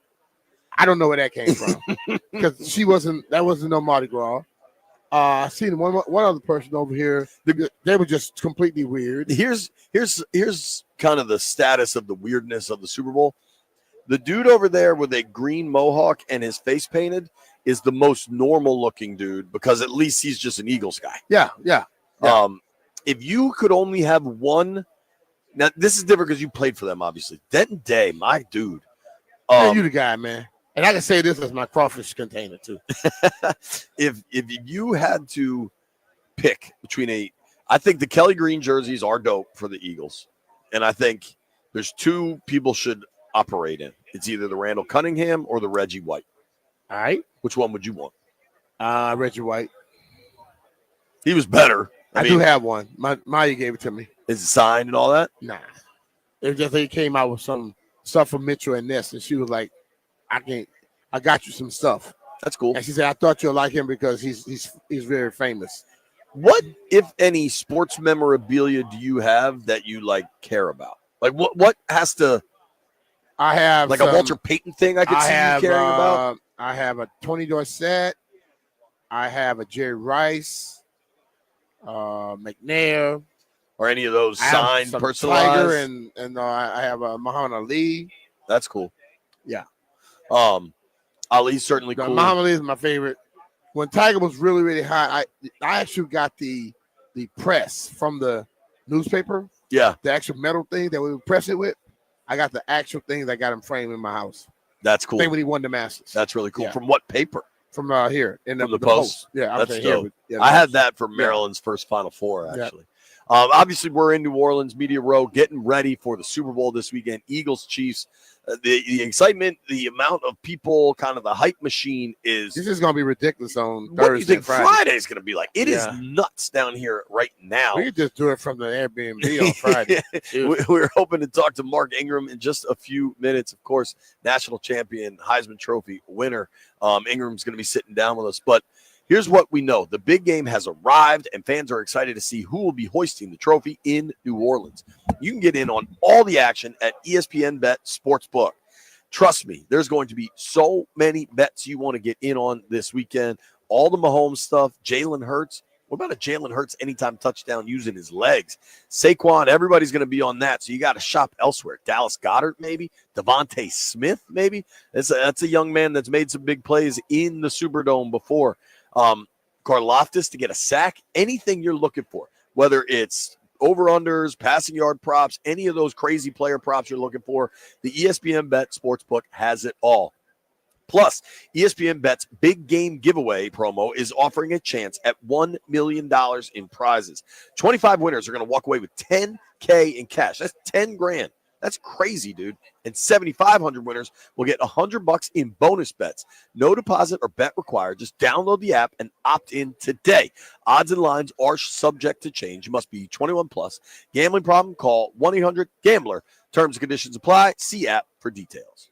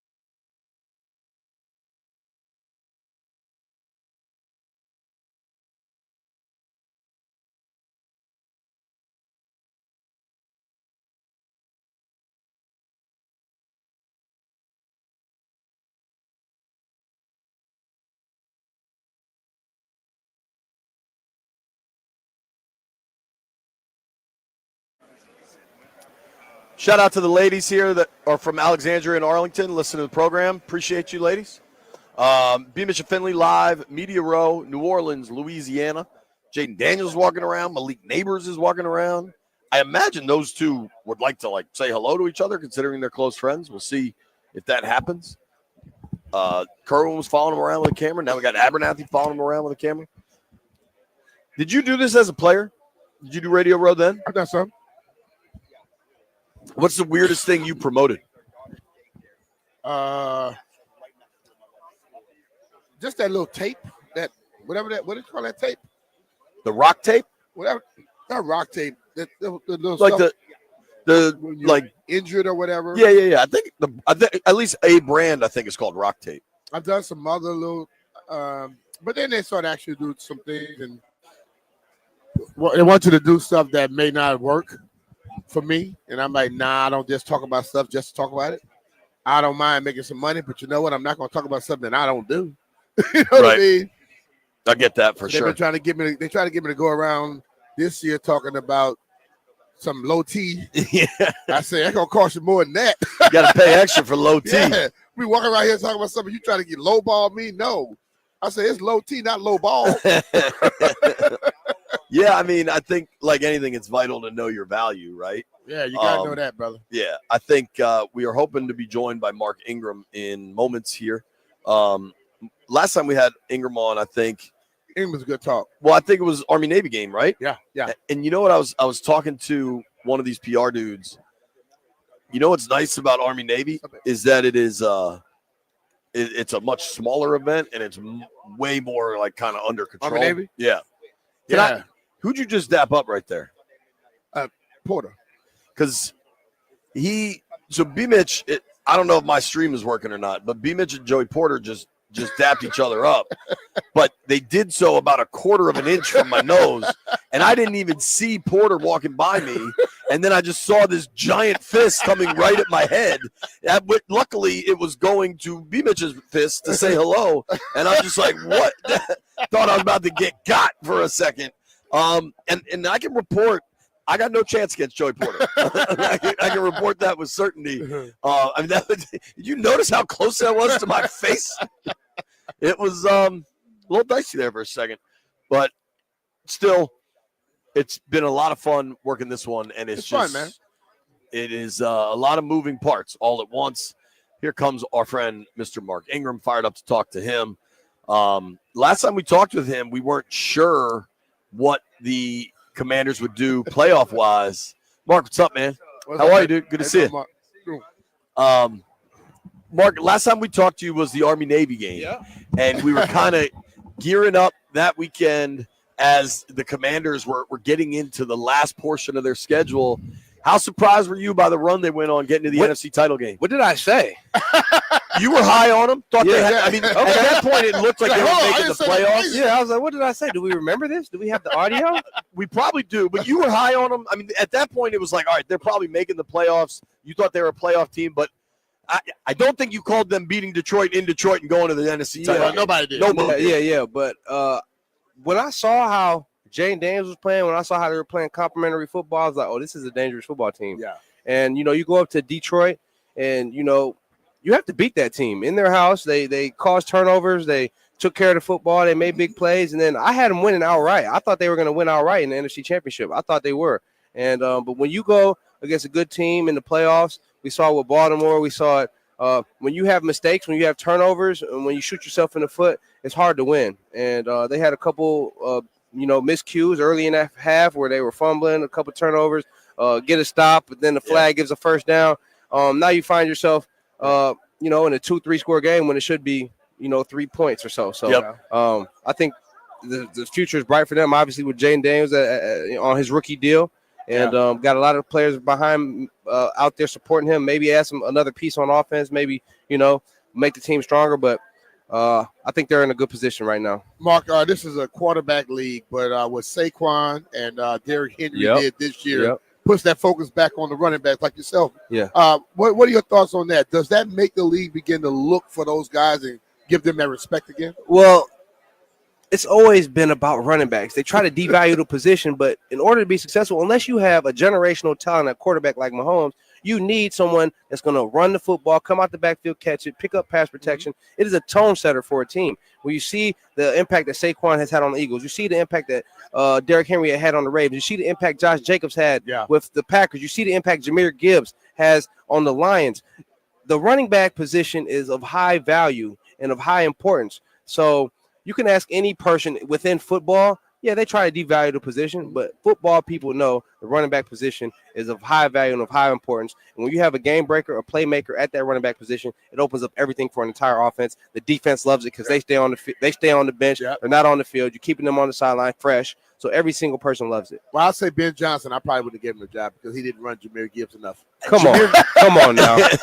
Like, feed that Reading, Washington. I'm like, feed this man. Thank you. Don't run it. Don't run it. Don't run it. Every time he gets it, he was averaging 9 yards a pop. He's a cheat code, dog. He's a cheat code. Feed that man. Yeah. Like, what are we doing? They make it more complicated than it's supposed to be sometimes. Yeah. Like they're running the ball. They can't stop it. Keep running it. It's funny you say that because B and I contend. We're talking with Mark Ingram here on the floor of the New Orleans Convention Center. There is a cottage industry, which isn't even that cottage anymore. It's a pretty big industry of trying to complicate football. Yeah. And I think, honestly, why I think Philly beat Washington last week, the turnovers, and they're better on both lines of scrimmage. Yes, sir. Yeah. Like on some levels, it's a simple game. It's very simple. Yeah. My offensive line dominates your defensive line. My defensive line dominates your offensive line. And we take care of the football. You do that, your win probability is extremely high. Right. So and then we say we want to protect the players, make football safe.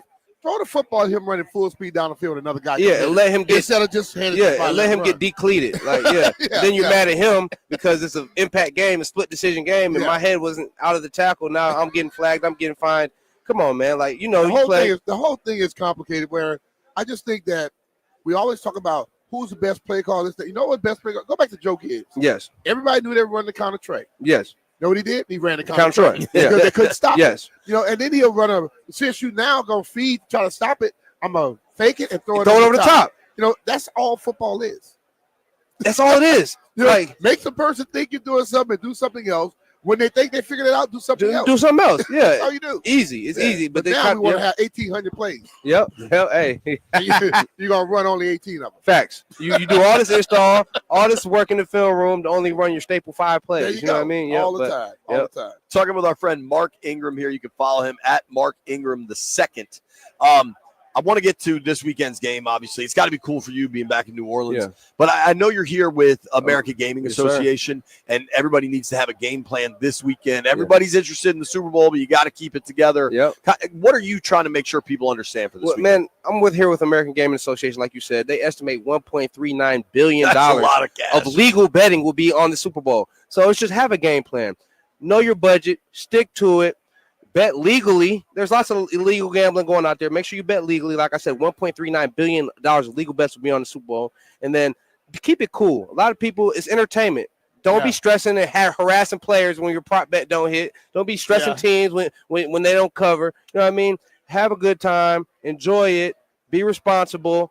Know your budget. Stick to it. And have a game plan. So bet responsibly. That's the key here. It's just like when I'm on the golf course. I tell my buddies, say, hey, man, what you want to bet? I say, whatever is not going to make you stress. Right. Because I'm not betting the house note. Right. On the golf Let's course. keep it friendly. I'll bet some drinks. Let's keep moving. Yeah. But people, even like they $20 say, Nassau gaming, they want to. everybody think they can make it. Yeah.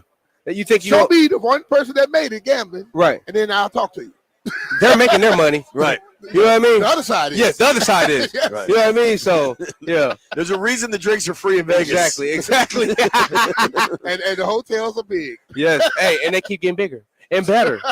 So who is really winning? Right. Yeah. The house. The house. Oh, the house always wins. Mark, I know how much college football stuff you do, and people should check out the Triple Option, the podcast you're a part of. I appreciate you. Specifically this running back class coming out in this draft. I think Washington needs to draft a back and maybe invest some, a first, second, like a Friday night pick, whatever that is. What do you think of this running back class? I think it's really good, man. You talk about leading it with Ashton Genty. You got Quinshawn Judkins, Travion Henderson, and a numerous amount of other guys. I'm watching college football, and I'm like, man, this is a good back. I'm like, you know what I mean? Like, you got the kid at Rutgers, like, There's How about the kid at Arizona State? Scatterboo. Yeah. One of my favorite. That's like my favorite dude the past 2 years. Guess who? Scatterboo. You know what I mean? Scatterboo is a dog. Like you talk about just the muscle. Yeah, he threw up in that game against Texas, and then they came back. He had like 2 touchdowns in the second half. Guess who? Scatterboo. Yeah, bro, he is a beast, man. But I love this running back class, and I love to see these guys just holding the standard high for the running back. They're keeping respect on the running back position, and that's what we need. Guys who do it the right way, play it the right way, have the right attitude about it, and who are tone setters for team. A running back is a tone setter for a team. Like when you are running that ball and they can't stop it, like that is deflating for the other team. When you know you're running the ball and you cannot stop it, that is deflating. It opens up. Your defense loves it because they're on the sideline. They're fresh. What is going on? And their defense is now they're accounting for the run, and now you're behind them, throwing the ball. So I love that. I love this running back class, man. They have a lot of good guys. I'm looking forward to seeing how they do in the league. Me too, man. Before we let you go, you're here with American Gaming. You want everybody to keep it smart this weekend. Yes, have fun, but just be cool about it. Who do you like? Man, I think it's hard to go against the Chiefs, man. Alligator blood, man. I think it's hard to go against the Chiefs, man.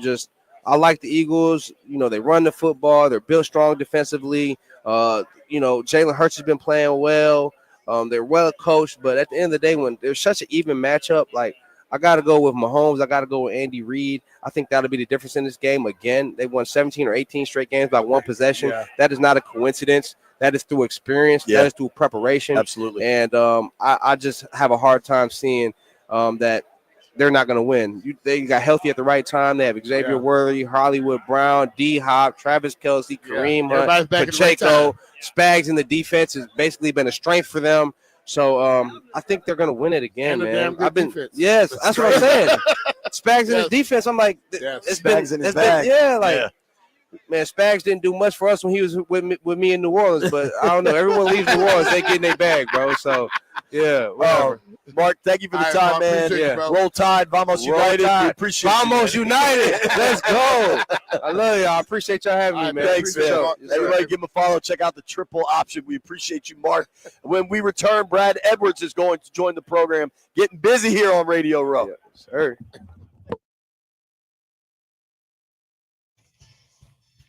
I'm Toby Altizer with your sports update on the Fan. Super Bowl week is here. It keeps on rolling. B. Mitch and Finley, Grant down at Radio Row in New Orleans. Chiefs and Eagles. You can hear the game right here on the Fan on Sunday evening. Big trade today in the NBA. Kyle Kuzma on the way to Milwaukee. The Bucks also get Patrick Baldwin Jr. and a second-round pick. Washington gets back Chris Middleton, A.J. Johnson, who was the 23rd pick in this year's NBA draft, and a first-round pick swap. Tonight, the Wizards in action taking on the Nets in Brooklyn. 7:30 tip-off. You can hear the game over on the Team 980. The Wizards looking for their third straight win. In hockey, last night, the Capitals snapped their 2-game losing streak as they beat the Panthers 6-3. Alex Ovechkin with a buzzer beater, goal number 878, a nice empty netter. He's now 17 away from breaking the record. The Capitals have the day off today before they head to Philadelphia to take on the Flyers tomorrow evening. 7 p.m. puck drop tomorrow night right here on the Fan.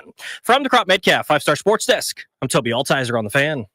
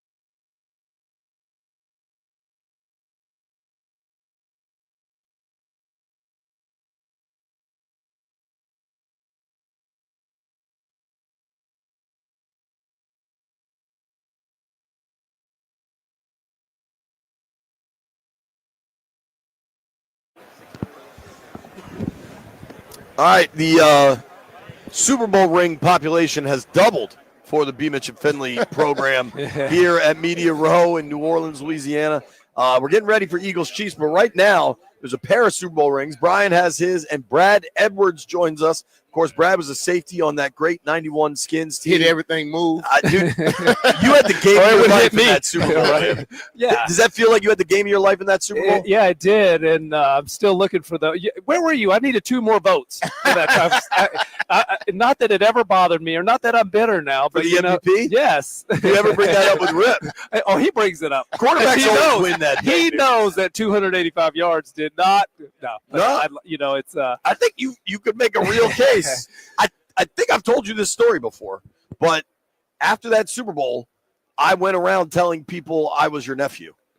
Just to try to get girls to talk. We have the same barber. Not quite. You saved yours a little better than I did. There weren't a lot of dudes on that team I could say I was related Understood. to. And like if I said I was B. Mitch's nephew, I'm not sure they would believe it. His name Edwards and you're Finley. How did you work that out? Right. Yeah, it was my mom's side. I don't know. EF, in-laws. Dude, how exciting was this year for you to watch? You live in the DC area. Yeah. To watch the season the Burgundy and Gold had. And it was great, and the fact of how it evolved, from the start. It was a little sluggish getting started, but man, when they got going, and then that fevered pitch started rising toward mid-season, and people started to say, "Hey, this team's pretty good." And by the way, that signal caller back there is, Special. is special. I mean, I would say the best I've seen as a rookie, for sure. And coming out of the Cincinnati game, I'm always I didn't get to see him play a ton in college. Saw him play some, right, but not enough where I'm watching film and trying to line him up against other people. And I saw Doug Williams in the summer, and I said, "Hey, what do you think about your draft pick?" And he said, "I'm telling you, we got the best player in the draft." And I, without hesitation, and normally, we're all going to say that, but there's generally going to be a little bit of a qualifier on the back end. Yeah, but you never know how this goes. There was none of that hesitation, and I went, okay. And by the Cincinnati game, when he hit Terry in the end zone, and just the way he managed that entire play, not just the game, but that particular play, and I went, you got me. Knows he's about to get smoked. Yes. Too. As a veteran player, though, when you see the guy who comes in, that young guy who does everything right, he immediately gets invited. Like I would tell people when I came, I'd be working in Raven, like, "Hey man, you come hang out with us." And then the next day, Kelvin Brown, like, "Man, come ride with me." And I was like, "They're like, why they keep inviting you?" I said, "I don't know, but I'm going." I'm going, right? I'm not turning it down. Right. But that's how Jaden has been, and I think also quickly he found out. I mean, they found out this dude's about football. He's a leader. Yes. And he made the coaches even more comfortable. And his work habits, clearly are. And you can watch just his progression in the passing game, in my opinion. The guy does his homework. I mean, he's not stepping out there figuring it out on the fly. I mean, he comes out of there. They've done a great job with the staff, from the staff, in my opinion, with him. But he's done the work. Absolutely. And he's the one that is doing it. No coaches are playing any minutes. Right. He's playing the minutes. It's funny you say the progression. So I made a point of going to the Chiefs availability this morning because I wanted to ask Mahomes about Jaden. And that's what Mahomes said. He's like, I watched all the tape against the Eagles, and he's like, clearly the kid's talented. He can make every throw. He can do all of that. But what really stands out is how much progress he made over the course of the year. And I feel like you saying that, and I've heard B say that, in my experience in locker rooms, what guys value the most are the guys they know are putting the work and the time in. And that's why I say with Jaden, trust. Yeah. It builds trust. And it builds like a discipline. If he's doing it, I got it. Absolutely. Totally. And particularly when it comes from a rookie. Right. When you're, then it becomes clear that you're not going to be outworked by a rookie, or you can't be, or it's not going to end well for you long term, or sometimes short term. And you just see his mechanically, the kid is such a good mechanical football player. I mean, his release, his feet, all of that. And now you see the progression in terms of reading, blitz pickups, all of that is just, his progression reading in the passing game is in his ball placement all year long. I mean, the guy's ball placement is is really, I mean, there was nothing to fix there when he came in. I mean, Totally. And you guys were talking about it in camp. I could hear. I was listening to radio all the time. I didn't see any of and I kept hearing like, okay, these guys are just they're on a little bit of a bandwagon. I get it, you know, Right. I get all this, and then, you know, then I saw it. I saw what you were seeing. You know, what Bram Weinstein, who I talked to, you know, what he was seeing every day, and what stood out. It's funny, like looking back on it, right? There were multiple times where you're like, okay, this dude's for real. Yeah. And he was really impressive at camp and OTAs and stuff. But we all went down to Miami for a couple of joint practices against the Dolphins. Yeah. And he torched them. And the way the Dolphins players were talking about him after, they're like, whoa, like what was that? Right. And I'm like, all right, it's training camp, nobody's game plan and blah, blah, blah. And then the Cincy moment, and then the way it just kept going throughout the season. I'm curious for you as a former defensive back, what do you do when a quarterback can run like that and it just kind of takes you out of playing any man? You know, like you lose a lot of sleep. That's what you do. You don't sleep well before a game, and yeah, it's just something that you really have to depend on your guys up front. You know, you still have got the passing game. You know, if you're a man, I mean, you can't get away from playing man. You still have to try to blitz a guy like that, and hopefully you've got, you know, a spy in there that is spying on a guy like that. And yeah, I'd prefer to, you know, reduce the number of midfield design quarterback runs. You know, I'm like, you know, like this is, as B Mitch knows, it is a tough league. Oh yeah. And go down if you're the quarterback. You know, let's don't take any more of those kind of shots. Sure.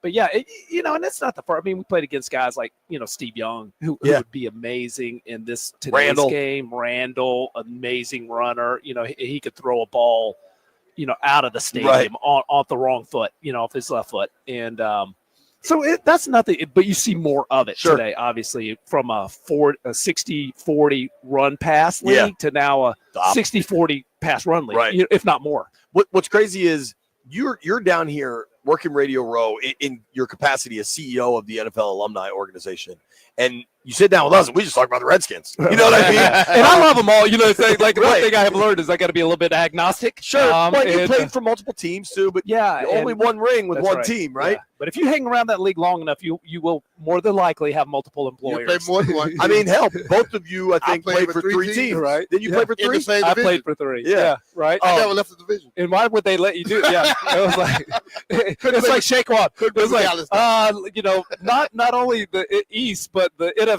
Right, like make that guy go to go elsewhere. But yeah, I mean, I just have such an amazing job to see all these guys, and Jaden's going to be one of ours. All the guys out there, you know, they're going to Bobby Wagner. They're all going to be one of our alumni. Yeah. You know, when they leave, Brian. You know, it's amazing to see people guys understand what the alumni organization does. Yeah, you know what I mean? Because you guys are doing a lot of work that maybe fans don't realize how important it is. Absolutely. And we kind of live in that space right between the league on one side and the Players Association on the other. We're a nonprofit. I mean, we're two things. We're a membership organization where players come in and they get a membership, and we're formed around 38 chapters around the country, all under the NFL Alumni Shield. Been around since 1967, the oldest, most well-recognized alumni association in pro sports in this country. Oh, that's cool. And then we have a whole 501c3, which is really the primary part of what we do, caring for former players. So helping players who are in need or filling in gaps of care for them, helping point them to, you know, as Brian knows, we have a very complicated complex system of benefits, and it's helping players find where you go for this or where you go for that. Sadly, especially for older guys, there's probably a lot of care needed, I imagine, absolutely. before everything. Yeah. A lot of modernization. There is. Yeah. They'll call, you know, they'll call us for whatever. And we have, and it is sad because we do offer a virtual doctor on demand, a LabCorp benefit, and a highly discounted RX plan. That there are some players that use that as their direct primary care program. Well, and one thing you said, and it's funny, Ryan Kerrigan obviously played probably at 280 or something, all muscle, huge.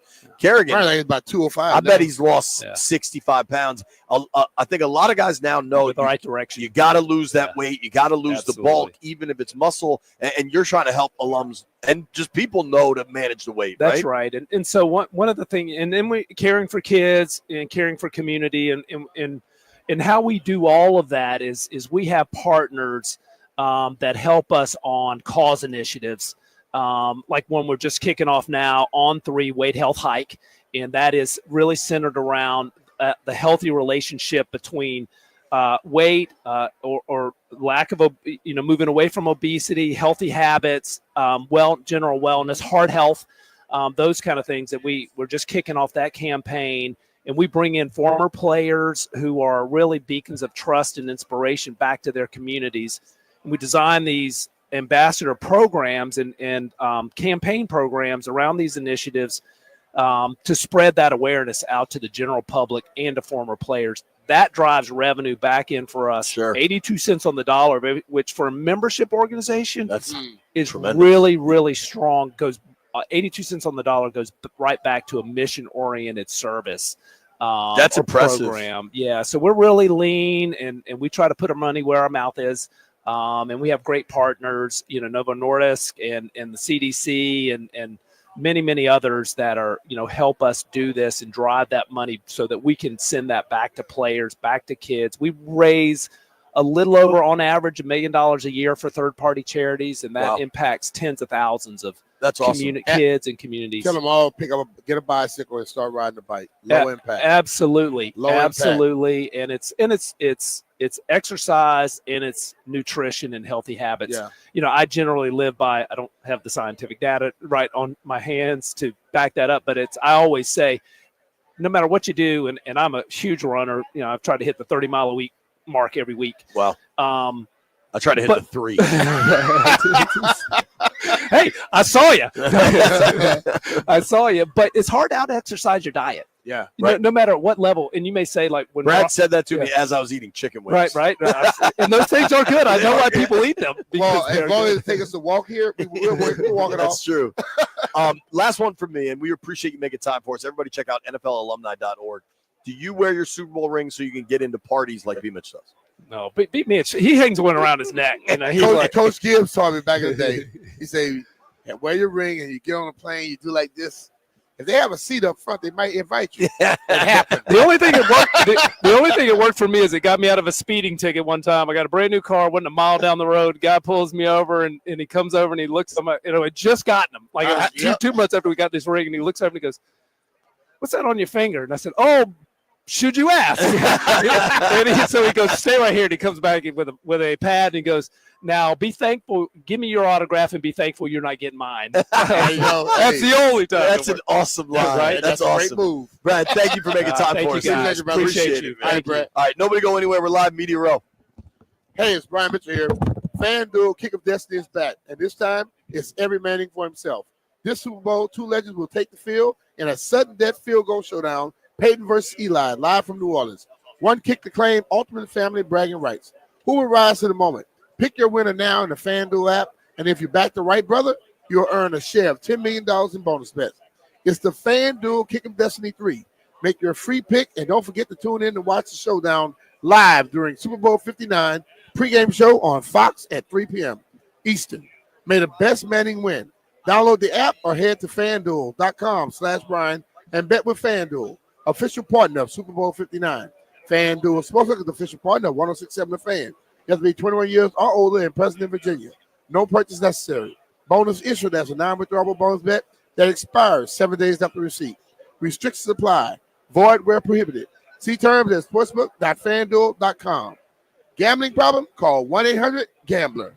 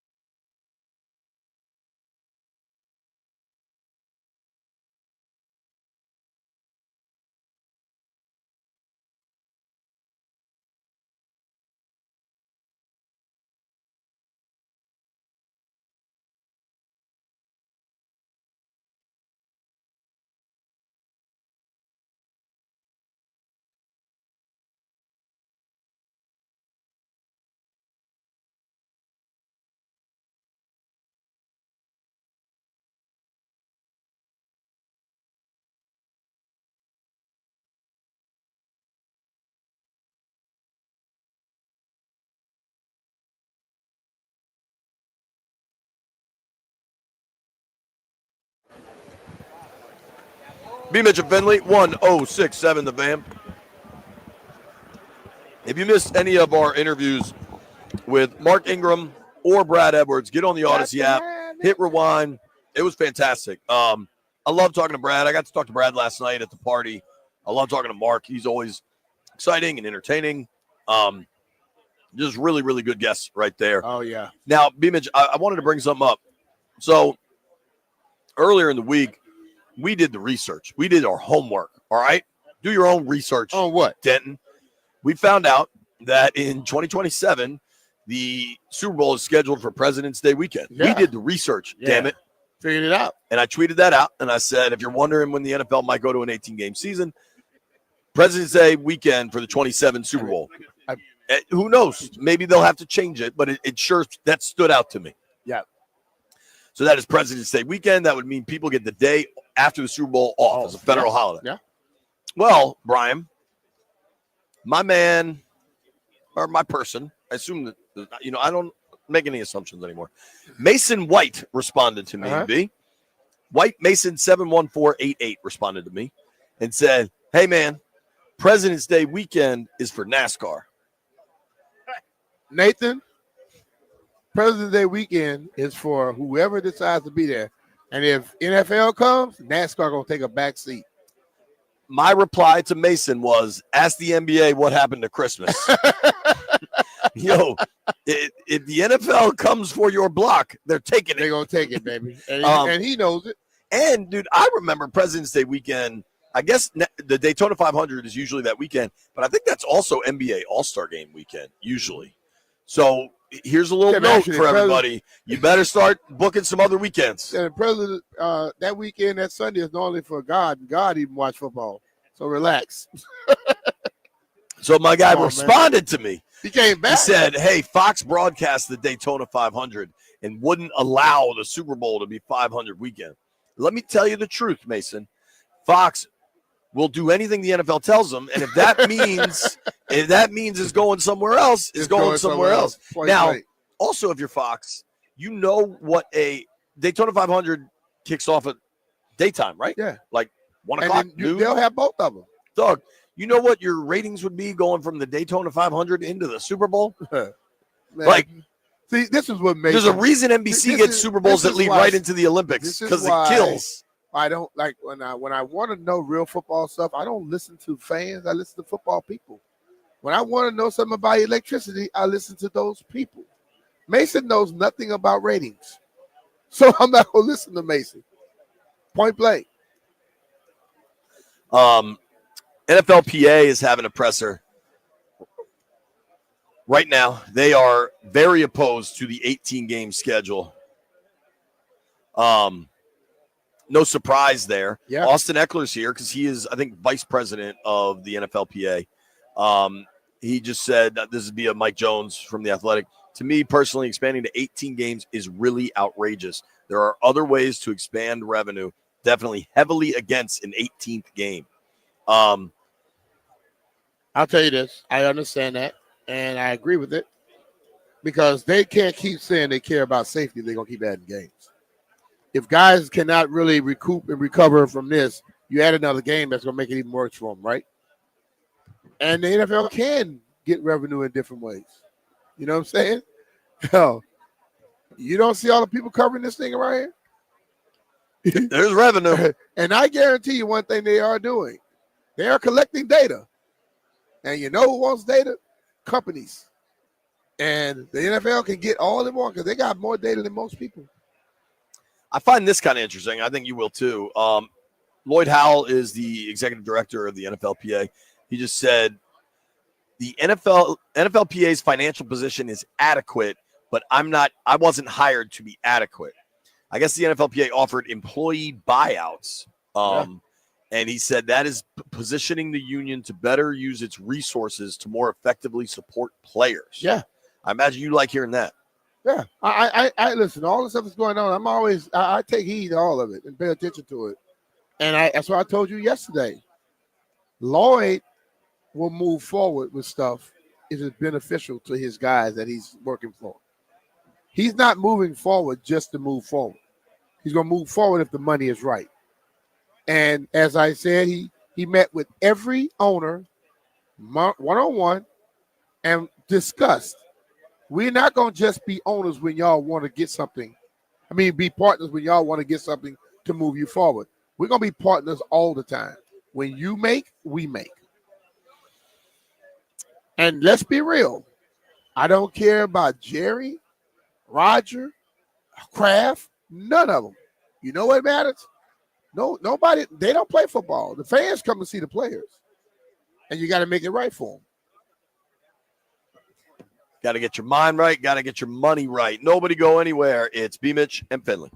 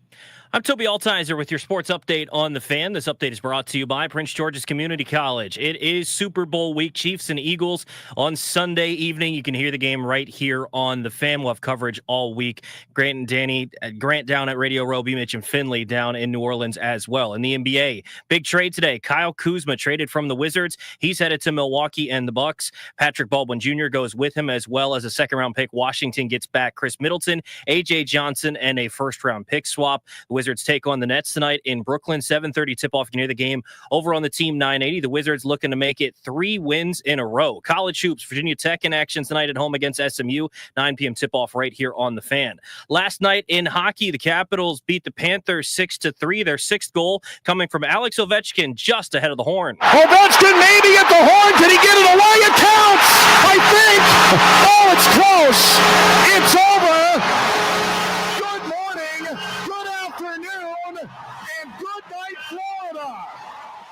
Capitals get one for Ovechkin at 19:59, and we believe the final score is 6-3. And it would count by the slimmest of margins. The Capitals snap a 2-game losing streak. Alex Ovechkin with goal number 878, now 17 away from passing Wayne Gretzky. Power up your future. Enroll tuition free in the Sustainable Energy Program at PGCC. Start your career in renewable energy today. Visit www.pgcc.edu to get started. From the Crop Metcalf 5-Star Sports Desk, I'm Toby Altizer on the Fan.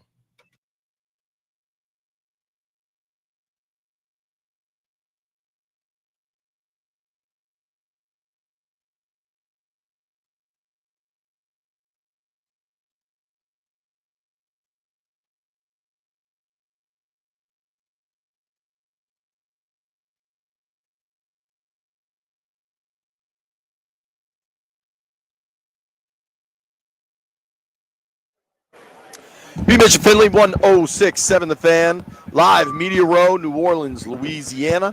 Fired up, our guy Nate Boyer joining us, sitting with us live. How are you, man? I'm good. How you guys doing? Oh, we're good. We're doing really well, man. Lot of exciting stuff in your world. I'm curious, you got your Saints shirt on, though. What's it like being here for Super Bowl? Yeah, this is Steve Gleason, man. He's the man. He's the best. I was number 37 in college, too, so I love that, but Gleason, for those that don't know, I don't know if you guys talked about his story at all on the air. So Steve, he played at Washington State. I think he was an undrafted guy, but he was a special teams player for the Saints. After Katrina, the first game back in the Superdome. Is he the one that blocked the punt? Falcons get the ball, 3 and out. Gleason breaks through the line, blocks a punt. The whole Superdome's in tears, And so he's kind of a local legend. A couple years later, he's diagnosed with ALS. Yep. And he's been fighting it and raised $10 million or more for ALS research since then, still alive. And so he's got an event tonight that I'll be going to. So that's one of the things. But I've never been to a Super Bowl in New Orleans, my first time, and this is insane. It's awesome. And it's only Wednesday. It's Wednesday. Right. So it grows even more. We got a party actually and we'll talk about MVP. I'm sure Emerging Vets and Players are charity, but we got a party on Friday night that you guys should come. We're inviting all the media folks as well. It's at Molly's at the Market in the Quarter on Decatur. And we're going to have vets and athletes behind the bar making drinks. Oh, that's awesome, man. Heavy pours, no doubt. That's going to be hard on some regular people. I guarantee you. I would prepare your liver. This whole city is prepare your liver. I'm out Friday afternoon, or I would be there. Bummer. You might be here till Saturday. Yeah. Tell everybody about the work you do then, because you touched on it there. I think the NFL does a really good job of embracing the military. And certainly you're like a huge conduit to both worlds. Yeah, I appreciate that. Well, I spent about 10 years in the military and then got to play college football at University of Texas and briefly with the Seahawks, and getting cut in 2015. I'd gotten out of the military a few months prior. All of a sudden I went from having, a team room in the military, the locker room in football, the jersey, the camouflage to identify with, and then I had none of those things. And it was, almost 10 years ago. Just kind of 34, felt like I had a lot left in the tank, but you kind of feel lost and without a team, and, you lose the camaraderie, the structure, for sure, all those things that are similar within the military and with, a football locker room. Because of course, war and sports, battlefield, ball field, different places. But you always, when you ask these people what do they miss, they always miss the guys. You know what I mean? They miss the clowns, maybe not the circus. It's kind of the flip. Exactly. You know what That's I a mean? good line. Yeah. But that's it's a tough deal, and so that's why we started Emerging Vets and Players. I co-founded it with Jay Glazer back in 2015. So literally a few months after I got cut, we bring together combat vets and former pro athletes and help them find purpose and identity when they lose a uniform. And we actually are just starting up a DC chapter. We started doing stuff out there recently, which is cool. We did some stuff Army Navy Week and all that. Connect if we can help. Yeah, we would love that. Yeah, we would love that. But that's really what we're doing, because I think people look up to vets and athletes. They look up to each other. There's certainly like a mutual respect between the two groups, and they're kind of heroes to each other. I mean, I know being in Iraq, my first deployment, halfway through, I was going through a heartbreak. It was just a tough deal, and we'd lost some people earlier on in the deployment.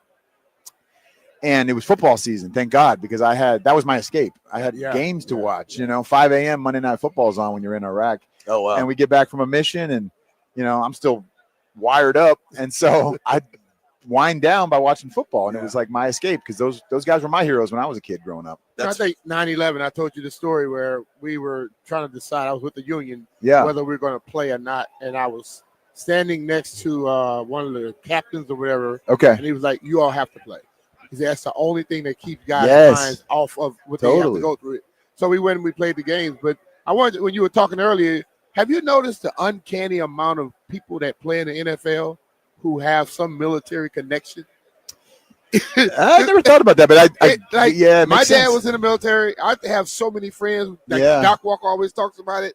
I mean, it makes sense. Yeah, and it's like when I started thinking about it while you were saying it, like I know so many people that played in the league who had parents, right? And then you look at that connection. Yeah, Strahan is a big one, a famous one, obviously, but there's lots. No, that makes sense. I mean, when you grow up around discipline like that, work ethic, and you understand how important sacrifice is. True. Of course, sacrifice on a battlefield is different than the sacrifice you have to make to play at an elite level, but you have to make a lot of sacrifices. Totally. Even as a college player, like there's just no way you got to be a full-time student and you're also a full-time athlete. There's a lot of sacrifice, that makes total sense. Like if you're going to grow up around that, and unfortunately, if you get that opportunity, because there's a lot of parents that just aren't there, period. Yeah. Or there's a lot of parents that are physically there, but they don't know how to coach that. You know what I mean? They don't know how to instill that in their children. And it's like they got it instilled in them whether they liked it or not when they were serving. So totally. Yeah, no, that makes a ton of sense. I haven't thought about that. I bet you that if you did the research, it's a lot. It would be it would be a big number. Yes. Absolutely. I think this Green Beret is about to take your food. Oh no, where did that come from? Oh no, I'm gonna go get it. I'm gonna go find it. What is it? Pierogies. They're kind of gross. Dude. Are they? I mean, if the Super Bowl was in Green Bay, it'd make a little more sense. Right. Yeah. It's the Pittsburgh table giving them Pittsburgh. out. Okay, that makes sense. Dude, Pittsburgh. Yeah, that's pierogi land. I'm inviting myself again to something. I really want to get involved in the Water Boys project. Yeah. You're going, it looks like in a week or so, to climb Mount Kilimanjaro. Yeah, go out to Tanzania. Yeah. Yeah. Tell everybody what that's about and what you guys are doing. So Chris Long, who's from Charlottesville, obviously played. I think he played about a dozen years in the league with the St. Louis Rams, won a Super Bowl with the Pats, won a Super Bowl with the Eagles. And he started this Water Boys organization. Waterboys.org is the web. And what they do is through the 32 NFL teams, the locker rooms, and also the fan bases, is raise money for clean water wells in East Africa every year. And what we started doing in 2016, Chris had reached out literally the day after I got cut, which was great because I needed to find something. And he was like, "Hey, have you heard about Water Boys?" I said, "I've not." He said, "Let me tell you about this." And he told me about this organization. He said, "I want to do something with vets though too. What do you think?" And I said, "Well, we love a challenge." And so I came up with this idea to start this campaign within Water Boys called Conquering Kili short for Kilimanjaro, where we would go up with a group of veterans and former NFL players, honestly, some current. Jason Kelsey climbed with us a few years when he was still playing. Wow. And we'll go climb Kilimanjaro. I mean, Chris was a current player when he was doing it too. We'll go climb Kilimanjaro. Throughout the year, we'll raise money for these clean water wells. And then when you go on the trip, the first 4 or 5 days, you go and visit the well sites, you visit the villages, you visit the kids at the schools, it's really powerful to see that, Yeah. you know, and what clean water is such a simple thing. It transforms these communities like in such a big way because all of a sudden they're building a school out there and the livestock and the crops and all of this stuff. Because it's not that there's no water out there. There's a lack of clean water. You know, a lot of it is disease, and you got these young girls walking miles a day with the dangers of the world, and to go get water that's not even sanitary, you know, and it's just incredibly sad. So if we can be a part of helping solve that problem, and also these wells are sustainable, solar powered, and it's like it puts ownership on the people there to like maintain this, and this is now a part of their community, part of their society, part of their life, and it's like now it's the new norm, and that's what we're trying to do. So it's been pretty special to see that. That is really cool, man. I tell you what also sounds fun is the gala you guys have. So MVP is your merging vets and players. Yep. It's you and Jay Glazer. You guys have a party coming up in Vegas. It sounds pretty damn fun, dude. Oh, dude, it's awesome. It's going to be at the Cosmo on April 12th. Yep. Wow. Yeah, we've had it in Dallas the last 2 years up at the Star. Oh, cool. And this one we're going to do out there. Yeah, we're going big.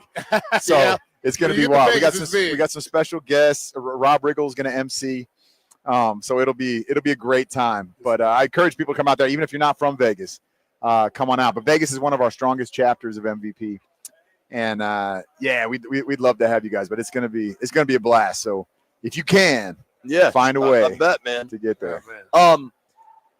There is a football game this week. It's funny because it's like I heard about that. I try to explain to just my friends back home the difference in Super Bowl week because Monday through Friday is kind of the content game, and then bigwigs come in Friday to Monday and go to the game, like the corporate CEOs and stuff, right? Yeah. You kind of lose sight of the actual football game. What do you think, Chiefs Eagles? Am I a betting man or am I a fan? Both. Either way. Take it either way. I can't be a both. If I'm a betting man, there's no way you can bet against Patrick Mahomes. Unfortunately, I don't say unfortunately. It's the reality because he has not shown us. He finds a way. He has not shown us that he's not going to win the game when it's tight. Somehow figure it out. The only Super Bowl they lost, they kind of got blown out. Yeah, it wasn't really a game, you know. The other ones, I think this one is going to be a close one. I just have a feeling. It just seems like it's going to be the same situation. But I would love to see Jalen Hurts and these guys do it. You know, I think it'd be cool for Saquon. You know, and obviously, you know, it's not that the Eagles haven't won in a long time. They won half a dozen years ago, whenever it was. But I just, you know, it would be nice. So I'm kind of pulling for them, but impossible to not take that bet. I'm not a betting man, but if I was, I ain't putting my money against Patrick Mahomes. I'm sorry. I'm with you on that. It's harder and harder to. And then Andy had 2 weeks to prepare for this thing, so I don't know. Yeah, I mean, you think about KC coming up by, like all of the numbers, man. But Philly is loaded. That roster has talent all over the place. They're definitely not a bad football team, and they've been here. I know they lost, but they were here. Yeah, right. You know what I mean? So that says something. There's something to that. Yeah, dude. So where's home for you? I live in Austin. Okay. I'm based in Austin. Yeah, I'm very nomadic. I'm on the road about 50-60% of the time, probably. Yeah, but Austin's beautiful. It's a great place, Yeah. except in like June to September. It's a little hot. It's hot. A little hot. I played some golf out there, and I noticed they had the little thing where all the water goes across to like the road and the bridges on the golf course. Yeah. It's a little weird to me. Yeah. That moss is gonna form. And It probably rained heavily the day They before. put the rails on because people were slamming into it. Yeah, right. No, it's cool. Do you remember where you played? I can't remember the course. Yeah. I love all of it. There's a Got lot of little good golf hills in with Austin. Because it looks nothing like Texas. Every year, also in April, later in April, Mac, Jack, and McConaughey is this big event in Austin. It's Mac Brown, Jack Ingram's Texas country singer, and Matthew McConaughey, and they raise money for local children's charities. And it's 2 days of golf and then 2 days of music. So Chris Stapleton has headlined. Oh, wow. I'm not sure who's doing it this year, but huge name. Lyle Lovett, Sheryl Crow. It's cool. a really cool event. Yeah. So Right, cool. that's something to do. That's golf related in Austin. If you ever, Got you. yeah. Were you surprised Quinn Ewers went pro? No, not at all. I think it's good. I think it makes sense. I mean, He was definitely leaving Austin. I don't know if that was a real number when we were hearing the numbers about the 3 million, 5 million, whatever it was to go play somewhere else. Because I probably would have taken that and play one more year. But I don't know if that was real. Like people were like, there was no confirmation on that. But no, I mean, like, I think it makes a ton of sense. And I think like he kind of got, I don't say bad rep's not the right word, but like the fan bases are brutal, right? And they're impatient, and everyone's like, we got a Manning in the locker room. Come on, with play hard. wheels. With It's wheels. crazy how good he is No, as a runner. He's great. But You turn Quinn on- they turn on people also got us to back-to-back semifinal games. Yeah. Literally 2 times in a row, play away from going to the national championship. So like it's not to be forgotten. And he has great instincts. I think he's if he can stay healthy, I think he's got a real shot to do something special at the next level. And I think he's going to keep developing. So anyway, but I think it makes sense. I think it makes sense. Nate, you got to run. Yep. That's the message here. So thank you for the time, dude. Where's the best place for people to check you out? Vetsandplayers.org? Yeah, vetsandplayers.org. I'm on socials at Nate Boyer 37, just like Steve Gleason's number and my college number. And then, vetsandplayers.org and waterboys.org are those two MVP and Waterboys websites. Awesome, man. Thank you, guys. I really want to do that Waterboys. I'm going to track you down. Do it. And we've see got a how- golf tournament out in Charlottesville every spring too. Okay. Yeah. I mean, at Boar's Head. I don't know if you've ever been out there. Sure. It's a cool We can throw some support. We can get DC behind you. That'd man. be awesome. That's what we can We'd do. love that. That's what we can offer. Okay. Well, thank you very much. Thank you, brother. We Thank have you all. we have a little bit of breaking news here. You're welcome to chill, but I think you have to leave. Well, I have a bad habit of hyping up fake breaking He news. has some fake stories. But this is real. I'm not making this up. All right, what is it? It better be something big. It pertains to Washington. Better Don't be punch something me, big. dude. This is actual breaking Hurry up. news. Ron Rivera is going back to the University of California to be the general manager. Oh, that's cool. I love Riverboat Ron is the man. Bees just walked away. Hey, speaking of veterans though that were parents. Yeah. All right. That's Came another from military family. Yeah, Came for from sure. military family. All right. No, thank you, man. Appreciate it, man. Nate Boyer, give him a follow. Nate Boyer 37 on all his social media. B's just walking away. We have this breaking news. Denton, you throw us a headset on. Landfill, I'm curious your reaction. Ron is taking over as the GM of Cal football. Does that mean he's not going to come here, hang out with us? Wow. I was hoping I'd see him here. Just walking around, telling us what the truth of the matter is. He might. Guys. He might still come by. Guys. I They just only spent gave me $2 million to give y'all. I spend so much of my time thinking about Cal football, but now I know they're in good hands. Hey, that's the pride of the ACC. Show some respect. Oh God, In you're right. ACC now? Oh, Cal and Stanford are in Yeah. the ACC. That's so bad. You don't remember those? I mean, that's a classic Tobacco Road rivalry. I know. There's nothing better than Cal and Duke. They don't know what Tobacco Road is. When they get down there and play a game, but they're gonna be like, "Who are these people?" No, they're on Ayahuasca Road. Yeah, they're dude. They when Cal played Miami, I think it was the game day game, and they called it Coke versus Woke. Really? Yeah. Wow. Jeffrey, what's your take? Ron going back to college, helping out the Golden Bears. man, Jeff ain't here. Where's Jeff? I have no idea. Oh man. Yeah, it got to the point that he'll text and let us know when he was out. It's way past He did that noon one Eastern day. time. Come on now. Shout out to Jeff. He's busy. He's doing stuff. When we come back, Miles Killebrew will join the program. Pro Bowl safety for the Pittsburgh Steelers. Been around the NFL, played for the Lions, done a lot. Excited to talk to Miles in advance of Sunday's Super Bowl.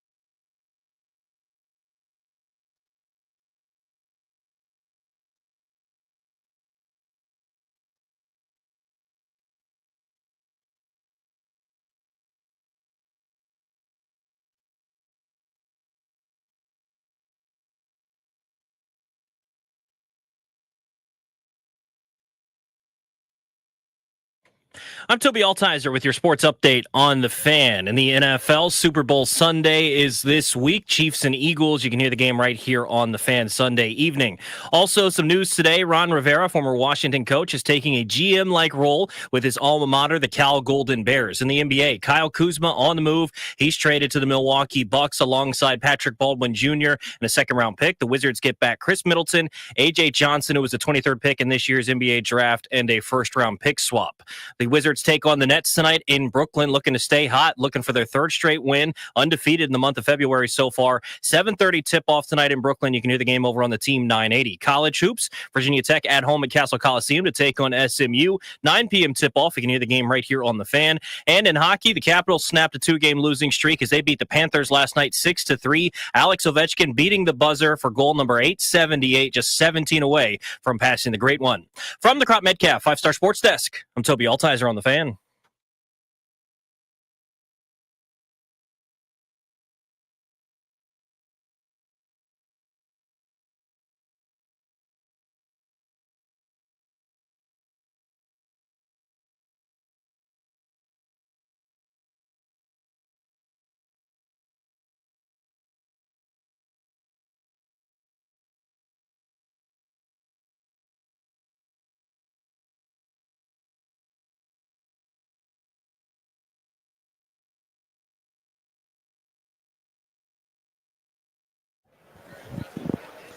Oh, Pat Leonard in the building.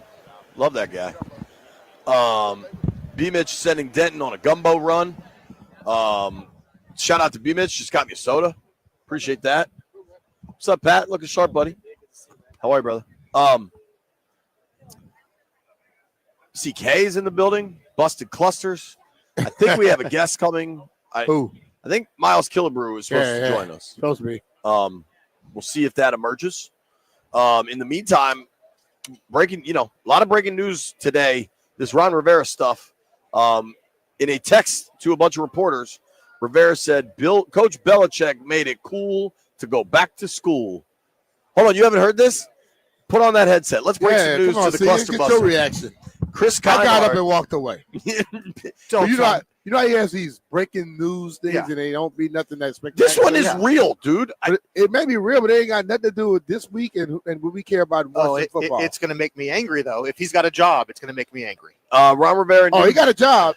New general manager, University of California Golden Bears football program. Is there any way I can buy stock in that or sell? I mean, sell short that it stock. Yeah, they're actually pretty good, dude. They have a good coach. I bet they won't be. That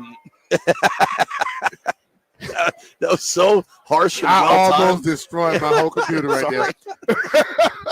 How many wins did they have last year? So I can bet the under next year. My computer appears to be working right now, so I'll let's make money off this. Cal football. They were pretty good last year. They have a good coach. Last year, 6 wins. Ooh. So maybe they weren't as good as I recall them. Yeah, you don't. I think you just throw stuff out there. Sometimes. How long until he tries to be the coach? I mean, all he wanted to do before was coach, correct? Right. Why does he want to be the GM? He is, by the way, terrible at anything administrative. Terrible. Yeah, he was the GM in Washington. Yes. And what did they do? Didn't go great. They picked Emmanuel Forbes instead of Christian Gonzalez. Yeah, in 4 years. Did you see my comment yesterday went viral as hell? I don't even know how this stuff happens. But I didn't even notice that. I was going to ask you about that because I remember seeing the videos in the moment, and even before that, when he was driving into the draft, he's like, "We're going to get Forbes if he's there or whatever." When did that? There were people happen? on that staff that very much thought it should be Gonzalez. Leading up to it. Yeah. Okay, but then night of, everyone has So in to other get on words, you're board. telling me that he did not care about the opinions of the other people around him. I would say that's Cal accurate. and you. Now there were. It wasn't like he had people that agreed with him. It was 60-40. The ones And that dude's name was the Marty. ones that agreed with him were the people that he brought in from Carolina. So whenever they decide to do something with the money in Cal, and people don't agree, is he gonna make sure he have people in place to agree with him so he can ignore the majority? Man, I cannot wait to bet against Cal every single. How about this? The Cal finished. Let's try to name them. How many teams are in the ACC? So Boston College, Pitt, Cal, Syracuse, Wake Forest, Cal, Well, Wake Pitt- Forest, Pitt- Stanford, you got NC Cal and State, Stanford. Carolina, Duke, Clemson, Florida State, Clemson, Stanford, Miami, Stanford. No, SMU, SMU. God. Georgia Tech. We're at 14. This would be a good Denton segment. Did anybody say Wake Forest? I did. C said Wake Forest. UVA, Virginia Tech. Mhm. It's kind of ridiculous. We forgot those ones. Yep. Denton, how many teams in the ACC? 16? 17. Yes, 17, according to Landfill. Well, they're gonna have to get one more because they're gonna have the equal games. Guess where Cal finished in the ACC? Probably 17. Cal's in the ACC. 15? Yes. I just said that. Yeah. That's you get Ron in there. He's going to tighten this ship up. 15th? 14th. And the ACC kind of stinks. Oh, let's back up. Let's back up. The beginning. How did I think they were good? That's not They were back on up game to. day. Let's back this up. You said, oh, they were good this year. Obviously, they weren't, Jay. So now you see why I did not think that was. 6 wins might have got you Now to a bowl, you though. see why I did not. Did Cal think go to a that was- bowl then? Are you now seeing why I thought that was not They did. breaking news? I have more breaking news on the fan. Denton was sent on a gumbo mission by B. Mitch, and Denton is back just eating the gumbo by himself. I don't know much about Brian Mitchell, but I know when he sends you on a gumbo mission. Oh no, I had gumbo. Why do you think I knew where it was? So both of you have now had gumbo, and I'm here gumbo-less? I brought you a soda. You asked me for a soda. I also had gumbo. So you're the only one that hasn't had gumbo. Sorry. I'm about to walk away. You have gumbo? Kerwin, you have gumbo? Kerwin had Good. gumbo? Yep. How many bleeps we got on this ship? Maybe you walked away It is 8 good. times. And what do you go through? Can I get some gumbo? If he went to go get gumbo, he would come back with something else because he would get distracted No, and he he would always- never make it to the He just gumbo. walks away. He don't say anything. Then he shows back up. Kerwin knows. So there were very Somebody nice. said they were talking about ADHD. Yeah. And he say, yes, we will talk about two that. very nice PR people earlier that live, one in Alexandria, one in Arlington. They were telling us they listened to the program and they were with Jay Glazer. And we were like, yo, we'd love to get Jay on. They're like, okay, we'll try to get you guys in the schedule. And the woman goes, he's talking about ADHD. Could you guys talk about that? And I was like, yeah, I probably could. I think I can handle that.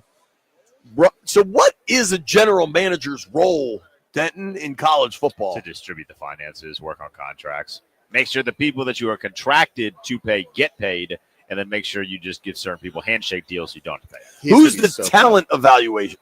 Is that the coach or is that his role? It's a little bit of both. So, RIP to The Cal. GM is going to try to tell you who we should pay and who we You should. got to find Emmanuel Forbes 2.0, and Stanford's going to get Christian Gonzalez. He's going to be so bad at that. Oh, Um, man, they're going to be so terrible. What I do think he could be very good at. I'm a silver lining guy. I'm gonna find the positives here. I think he could be very good at, like, if he's the public face of having the glad hand and go to Silicon Valley and get these. There's probably some billionaires that went to Cal, get them to pony up some cash. I think he'd be good. I've told you this. If the NFL had like a global ambassador program, Ron would be awesome. At Yeah, that. but you know what those Send him to France. Let him meet with you know the those queen. billionaires Like, are going to want. They're going to Wins. want success and wins, and eventually that's going to wear off too. You can only smile at me so many times and ask me for money. If I don't see it working, when you come back smiling again, I'm gonna give you the 1 finger salute. Yep, the hell away from me. I think you get, going back to your alma mater, I think you get like a 2-3 year window, even if it's bad. After 3 years, if it's bad, I think alma mater rosiness kind of wears off. Also, to confirm, it may be quicker than that. Is that our guy Cam? What's up, dude? I do get distracted. Yeah, you do get distracted. To support my they were pretty good theory, they lost 3 straight games by a combined 4 points. That doesn't mean that they're good. Maybe Ron can help them with clock management. Who did they lose to? I don't know. Right. They lost that game to Miami that you're talking about. They Yeah. were good at the time. They had a That's why big that lead in was that one, game didn't day. they? Or they came back, maybe. Miami, they had a Pitt, big and lead NC then State. blew it. Miami, Pitt, and NC State Okay, yeah. by a combined 4 points. That's crazy. Two of those teams are pretty good. The other one is NC State.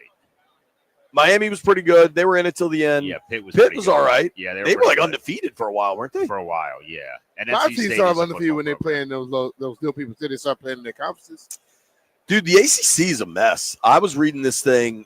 They should just drop the C to be the A and just say CC Coast Conference. Well, they're just in trouble. It's television money. Like they made a bad bet when Maryland left. They were like, "Oh, we'll show you," and everybody's like, "All right, we're putting our TV rights together for 25 years," and so they don't get to renegotiate every 3-5 years like the SEC and the Big Ten do. And the money is the Big Ten and SEC schools are bringing in double the cash, right? Like you can't overcome that in a world that's all money driven. Money like that at the rate money grows. A 25-year contract for an entity like the ACC is the most asinine thing somebody can do. The dumbest thing. That's dumb because at the time, though, if you nobody was expecting the demise of the cable, but yeah, but still, that's what some rich person's job is to look ahead. It's their fault for not looking ahead. Like I remember Eric Williams was signing a 1-year contract every year. He never signed more than 1 year. That's negotiating every year, so you can get top dollar if you're good. You sign 25, you know you're stuck in the stuff at that point. So nah. That's their fault. They have analysts that tell them about that type of stuff, right? Well, so now Florida State and Clemson are like suing the ACC trying to get out, but I think they realize they can't win the lawsuit. So now they're just trying to get the terms changed so that they get out in 2031, which is the next time the SEC and the Big Ten contracts are up. So they're hoping at the next television deal for the SEC and the Big Ten that they can get in on one of those. I imagine who the hell knows what the world will look like by 2031. But where do you think? We might not be here. We might not be here next week. Hopefully we're at a point where we're talking about the ACC in 2031. But, dude, who knows? Where do you think they would be a better fit, Florida State and Clemson? The SEC. They would try to get to the SEC, and then you'd take some other programs and probably throw them to the Big Ten. Although I don't know if the SEC wants FSU. They definitely want Clemson. I don't know. FSU is very annoying. Yeah, well, I also and their fans are too. Would the Big Ten just waive whatever BS academic stuff? Don't you have to be like a land grant or something? Yeah. My guy, shout out to Mitch Tischler. I am no longer Gumbo-less. That means a lot to me, Mitch. Nobody else here could get your boy a Gumbo. Also, Greg, a bunch of chicken wing sauce got spilled on your camera bag. Sorry. Thought I should tell you that, too. We're celebrating Gumbo. Sorry to Greg. CK, do you have an official Super Bowl pick? We haven't heard from you yet. Eagles, I think. Really? Yeah, I don't want them to win, but I think they will. Eagles, I think. Yeah. He's still worried about Pat Mahomes, too. Yeah. No, but, I think the Eagles have they're, across the board better, I think. More ways they can beat you. They are loaded, dude. Yeah. They are absolutely loaded. I just think they have more ways they can beat you than Kansas City. Hold on. Did you just steal my Gumbo? Dude. Have you appropriated my Gumbo? You need to keep your mind focused on one thing one time. Hey, we could You talk might about be okay. ADHD. Hold on. In my defense, the Gumbo was here. You decided to steal The it. Gumbo was You're blaming gone me for the for that? last 4 minutes. You would talk, to look here 8 times, did not notice it was there. Well, Brian, this may be I a couldn't personal eat it. dip. I'm not going to eat it while I'm on the air. I'm going to wait for the break. Well, I might eat it before it. I tell people not to walk by the studio during the show because I know they'll end up on the air. Okay? and then we're in this room. Like, good luck with that, right? Dude, we're doing. You talk about what's annoying. What they people sitting there. He was like, "Oh, you're gonna be sitting there doing something. It's gonna be very annoying." I'm like, "You don't think it's annoying when you talk to everybody that walks by?" Yeah, 1,000 people walking by. I just celebrated say hi to everybody. My Gumbo. That's all. Your boy needed some Gumbo. We've gotten some. This has been a fun day. It's been a little bit chaotic, I would say, but it's been a lot of fun. If you missed any of the interviews, Mark Ingram and Brad Edwards were really fantastic. We had Charlie Batch this morning. Get on the app.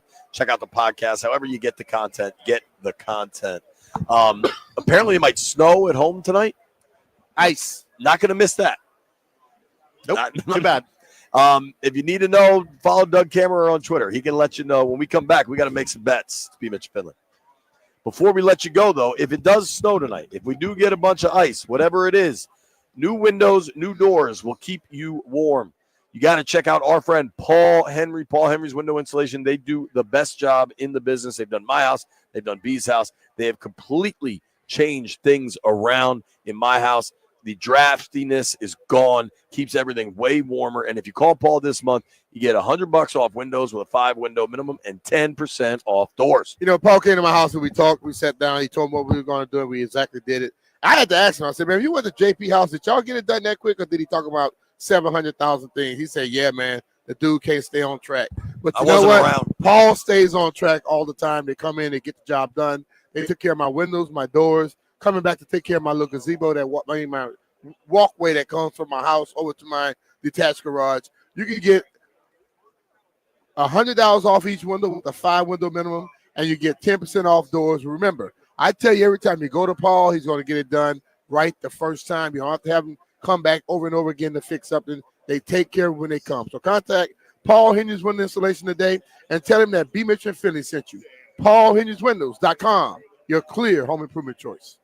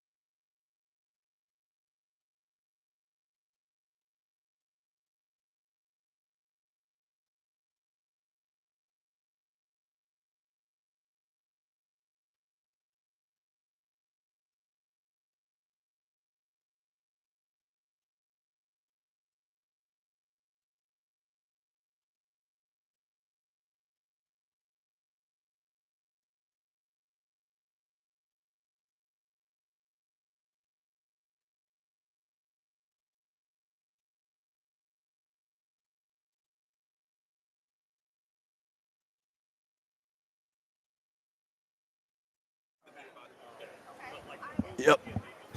B. Mitch and Finley, 1067, the fan. Come out here, Grant and Danny son. getting ready to take over. Do you want to Darius party? is in the building. It's my understanding Darius hasn't gotten gumbo, so somebody should get the man some gumbo. So B, I want to ask you a quick question before we start making bets. All right. I'm taping all ears tonight. Okay. Should be fun. Doing it live in Jackson Square at 7:30. Okay. What do you think the odds are of something wacky happening? Probably 99%. Not me related. Like, I mean, if it was you, it's like 75%. But with all the people that gonna probably be tipsy walking around that area, something's gonna happen weird. So somebody's gonna walk in the camera or come behind the camera, or if they see all ears anyway and they see your ears, they're gonna come touch your ears.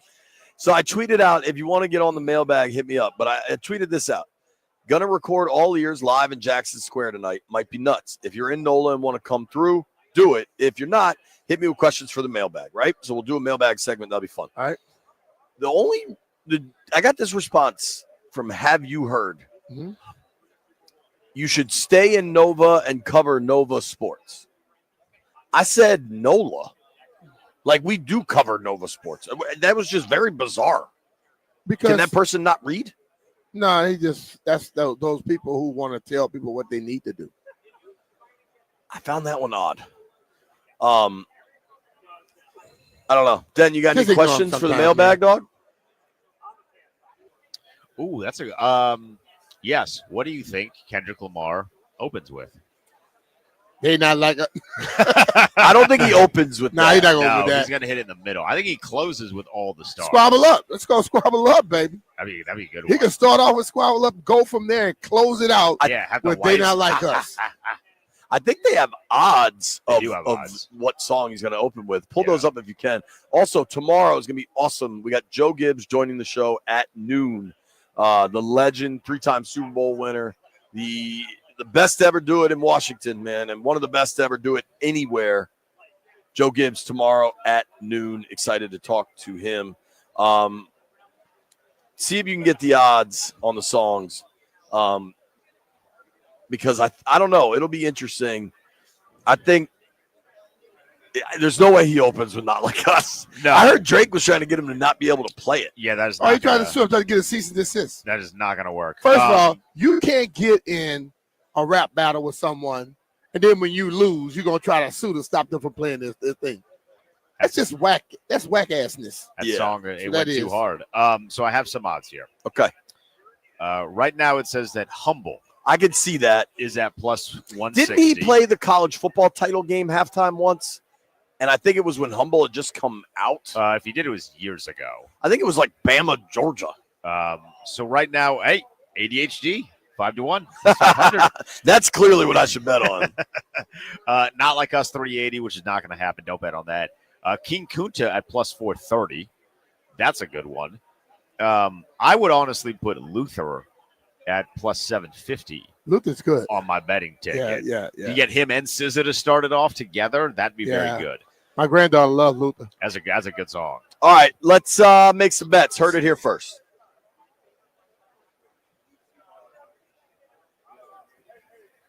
I'll holler.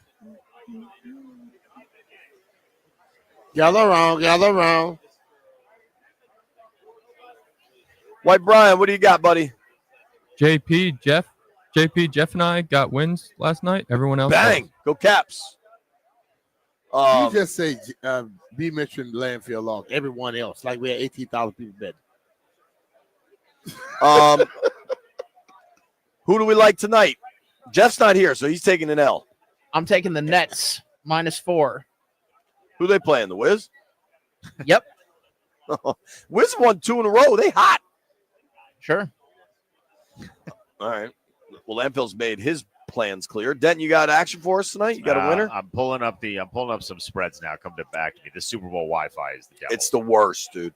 What about you, White Brian? You got anything? I can see B calculating his parlay as we speak. Robert Morris -12. Robert Morris -12. Right here. I was going to give a wacky college basketball bet. Robert Morris. Let's try to name their mascot, B. Robert Morris Colonials? I don't know. I think my boy Lee Armstrong played football there for a year. Bobcats. Whatever that's worth. Bobcats? That was my second guess. I got a lot of money says Robert Morris used to be something else that they had to change. Robert Morris doesn't sound like a That Bobcat. sounds like a Bobcat. That's Philip Morris. It is the Colonials. Gotta be his cousin. Give me the 76ers tonight. These on the Sixers. Going with Josh Harris' team. The Terps play tonight or tomorrow? Play tonight. Tomorrow. They got Rutgers. Or they got Ohio State tomorrow. In Columbus? Oh, you said Terps. I was thinking about the Wizards. Wizards playing Brooklyn, -4.5. Brooklyn is not good, are they? I know, but not sure Washington is either, B. Give me Cleveland, -5.5. And I will take the 76ers, -1.5. I'm gonna lay a big number here. I'm gonna step outside of my comfort zone. Give me the Thunder laying 12 with Phoenix coming to town.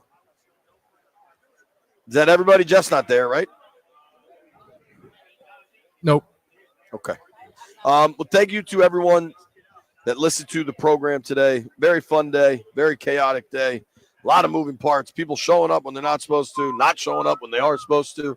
You never know what's going to happen on Media Row. It is nuts here. I can only imagine what the next 2 days are going to be like. Crazy, man. My boy texted me. He's like, man, I've been listening to the show. It's awesome, but it also kind of has me stressed out. I think just people listening at home. Hey, that is not because of the show. That's because of your boy, JP. JP is all over the place, man. B, there was a period of time during today's program where nothing was going exactly how it was supposed to. The bulk of the program. I mean, hell, we were supposed to have a guest at 12:30. Where'd he go? Yeah, he still is not here. Yeah. So then we're just. Don't worry. We won't talk to him tomorrow, neither. Well, you know what? We did have the news fairy breaking news of Ron Rivera getting that job. Probably why the guys say I shouldn't go. That's too big a news for me to go. I can't follow that. Thank you to Charlie Batch for joining us. Thank you to Mark Ingram for joining us. Thank you to Brad Edwards for joining us. And thank you to Nate Boyer for joining us. We'll be back tomorrow. Joe Gibbs will join us at noon. Grant and Danny next. Grant's about to take my chair right here at Radio Row. You made it this far. Den knows you some gumbo.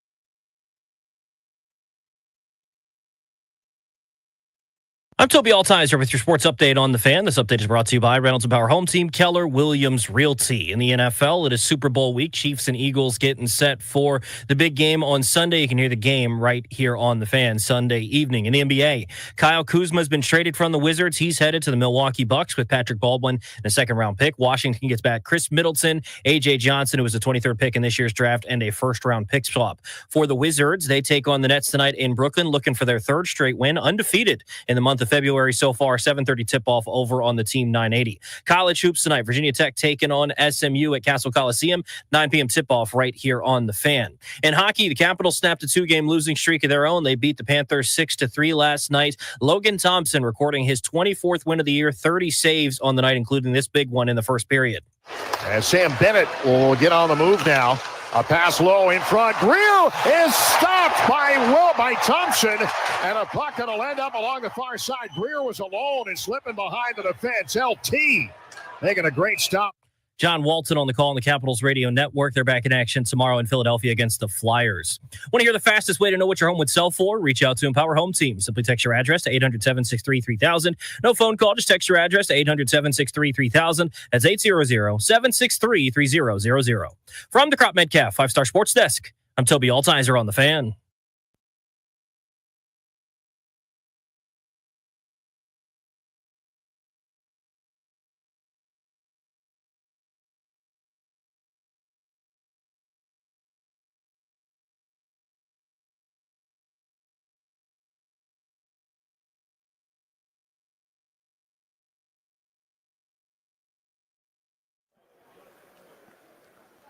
Good afternoon and welcome in to Grant and Danny live from Radio Row in New Orleans, February 5th, 2025 on this Wednesday afternoon.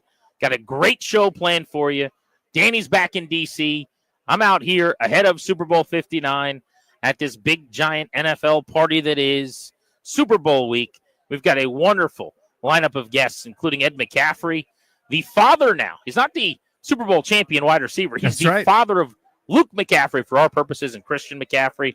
We'll also be talking with Moose Johnston, who runs the United Football League, longtime Dallas Cowboy, Fox Sports, covers the NFL. The voice of the Kansas City Chiefs, Mitch Holtis, is with us today as well.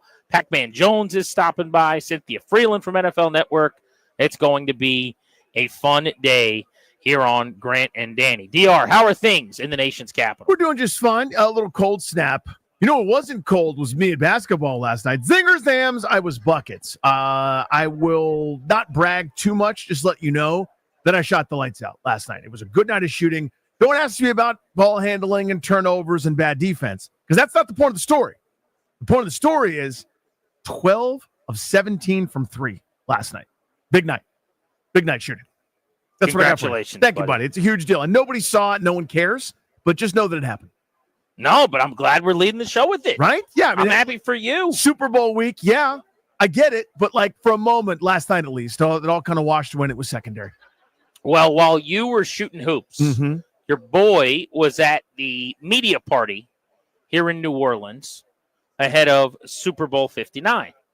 Darius is about to send you a couple of images I want you to respond to live on the radio. We have kept these images from you. All right. We have purposefully not allowed you to see these. I did not post them on social media, Danny. I've done nothing with this content so that the first time you ever saw it would be live on the radio here on 106.7 The Fan. Okay. So I believe Ryan also has images he can post on the 106.7 The Fan YouTube stream if you're watching that way. But Danny, as you get these images, please just tell us what's happening on your phone, what you're seeing. Okay. Just received. You are holding a giant reptile. This first picture is you. It looks to be either an alligator or a crocodile. It's enormous. So not sure how you're able to hold it. Probably heavy, and look at that. That's unbelievable. Is that an alligator or a crocodile? Which one? That is a live alligator with no tape on its mouth that I am holding at the Super Bowl party last night. That was probably like a 60-pound gator. It's pretty long. If you saw it on the golf course, you'd be petrified. Yeah. And your boy got in line and held it. No one else was willing to do it. Darius, Stenton, CK, they all turned it down. Sure. But this guy, 2 thumbs, I held an alligator, Danny. What on earth is the point of that? Like, That picture right there. Well, I get it, but nice picture, I guess. That's wild. Okay, so this alligator take some sort of drugs to make it not bite people? So this is what's interesting. This alligator seemed to me to be immensely sedated. It's very docile. It was very clear to me that this alligator was drugged up so that it didn't ultimately eat my hand or anything like that or bite my arm. Were you instructed as to how to pick it up and how to carry it so that you're not too close to the teeth of death that take arms off of creatures? I was not instructed really anything, although when they handed it to me, she did not like where I put my hand and was like, no, don't grab it there. It won't like that. It won't like that. And I'm like, oh, my God, where will it like it? Just tell me where is it comfortable? What I need to do to make this animal not upset. But it was so sedated that I thought they're not going to – it's like an amusement park. Okay. They're not going to let you get on a roller coaster that's going to kill you. And the reason I think that is because it would cost millions of dollars in lawsuits if they were to allow me to die or anybody. Or for lose a hand or an arm. But then I realized, you ever been to one of these events, for your kids' preschool celebration or something where just some guy with 4 alpaca comes and they're in their back of his van and you're able to pet the alpaca? This is the New Orleans version of that. It was just some lady who was very wrinkly and just in her. For her, it was Tuesday. You know what I mean? What time do you want me to bring the gator by? I can bring it whenever y'all want. Yeah, no thanks. And then as she handed it to me, I'm thinking this thing's borderline unconscious. There's no way they're going to let me hold a gator that's alive. And it starts wiggling and moving a little bit. Oh. And she says, I swear to you, she goes, oh no. She goes, if he whips his head very quickly back towards you, whatever you do, stay very calm. I'll be here to help you. And I said, what do you mean whips his head? She's like, well, if he whips his head back towards you and starts to look at you. And I'm like, isn't this thing unconscious? So at that point, that's when I decided this is a bad idea. I'm now messing with the wild and Mother Nature. Certainly is a terrible idea. Good picture though. That's cool. Isn't it a great photo? It actually is really neat that you have that, but it's not something we should be doing. Okay, now let's go to picture 2, please, Danny Rouillet. All right, here we go. Picture 2 from my night at the Super Bowl party last night. Nope. Wrong. Open your phone. Did it. I saw it. Nope. Get it off. Get off the screen. Get it off. Nope. Keep it there. Tell people what you're seeing, please. It is radio. A giant symbol of evil. The original sin came from these disgusting slither death monsters, and Grant has a giant, looks like a python kind of thing around his neck, and wrong. That's what it is. Danny, big snake. This thing was so big. Yeah. At its thickest point above my neck on the collar, so to speak, where it's wrapped around my neck. Mm-hmm. I'm going to say this thing was probably wider, almost the size of maybe bigger than a softball, smaller than a basketball. Mm-hmm. So we'll go small pumpkin at the pumpkin patch or something. It is a giant snake. They kept saying grab its head and point it toward the camera. And, you got to see the eyes in the photo.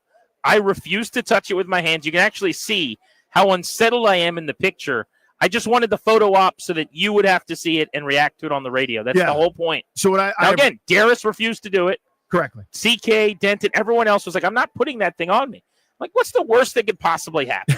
You'll get adorable. You'll get a good photo out of it. So that's the photo I got, and I did it for you. So I am purposely holding my hand up to not look at it. So I'm good on it. I've seen it. I've witnessed it. Thank you for that. Now I'll just be haunted. Ew, wrong, terrible, so bad. I hate it so much. I hate this so much. Knowing that how much money would you have needed there isn't to have put that snake around you? You'd have to, it would be no person in my family for the next 1,000 years had to lift a finger. We would have so much money that a person would come and lift their finger for them. I'd like to lift my finger right away, sir. And this is my great grandkid. And the guy comes running in and he lifts the pointer finger and then leaves, and that's all he does. Just a finger. That much money. You combine Elon and Bezos and the dude that runs all the brands in Europe, and give me a Sultan's Arnold salary. or whatever. Yeah, Bernard Arnault. Yeah, all of that together for that. I can't do that. I can't do it. So I was not going to do the snake originally. until after I held the alligator, which, Then by you the were way, emboldened, yeah. holding the alligator was one of the weirdest feelings on my hands that I've ever had. Like, it felt so strange. It's cold underneath. Yeah, they're cold-blooded.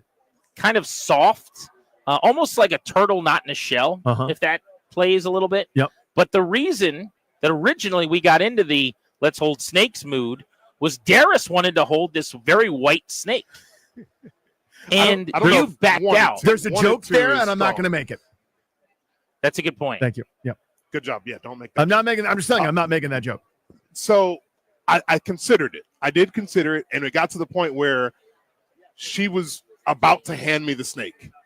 And then I retracted my hands and said, no, I can't do this. I can't do it. I can't do it. Why would I do that? I just love, he completely pivoted, Danny, where he's like, gonna do it. He waited in line. He had to wait like 3 or 4 people. Because in my head, I was thinking, this will make for an awesome picture. This would be cool for social media. Look at this picture I have forever. Yeah, you got a cool picture. Danny's refusing to look at. I got it literally for Danny. Yep. It's the equivalent of me going to the store, buying him a present, wrapping it, bringing it to him, and then he leaves it there and tells me he doesn't want it. That's what's got the happening receipt. right Take that thing back. Oh my God.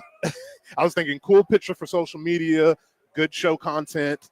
And then literally, I mean, she was handing me the snake and I had to pull away. I couldn't do it. Who are these I couldn't people? bring myself to do it. What are these and people then you doing? just completely was out on it, on the entire experience. What are these people doing? What decisions? You go, you know what I'm going to do? I'm just going to have snakes and I'll pass them to strangers at events when there's alcohol served. Rethink your life. Stop this immediately. Stop all of it. What was so stunning, terrible. Darius? There weren't that many people in line to do it. Yeah, Like, I don't real know surprising. why people weren't.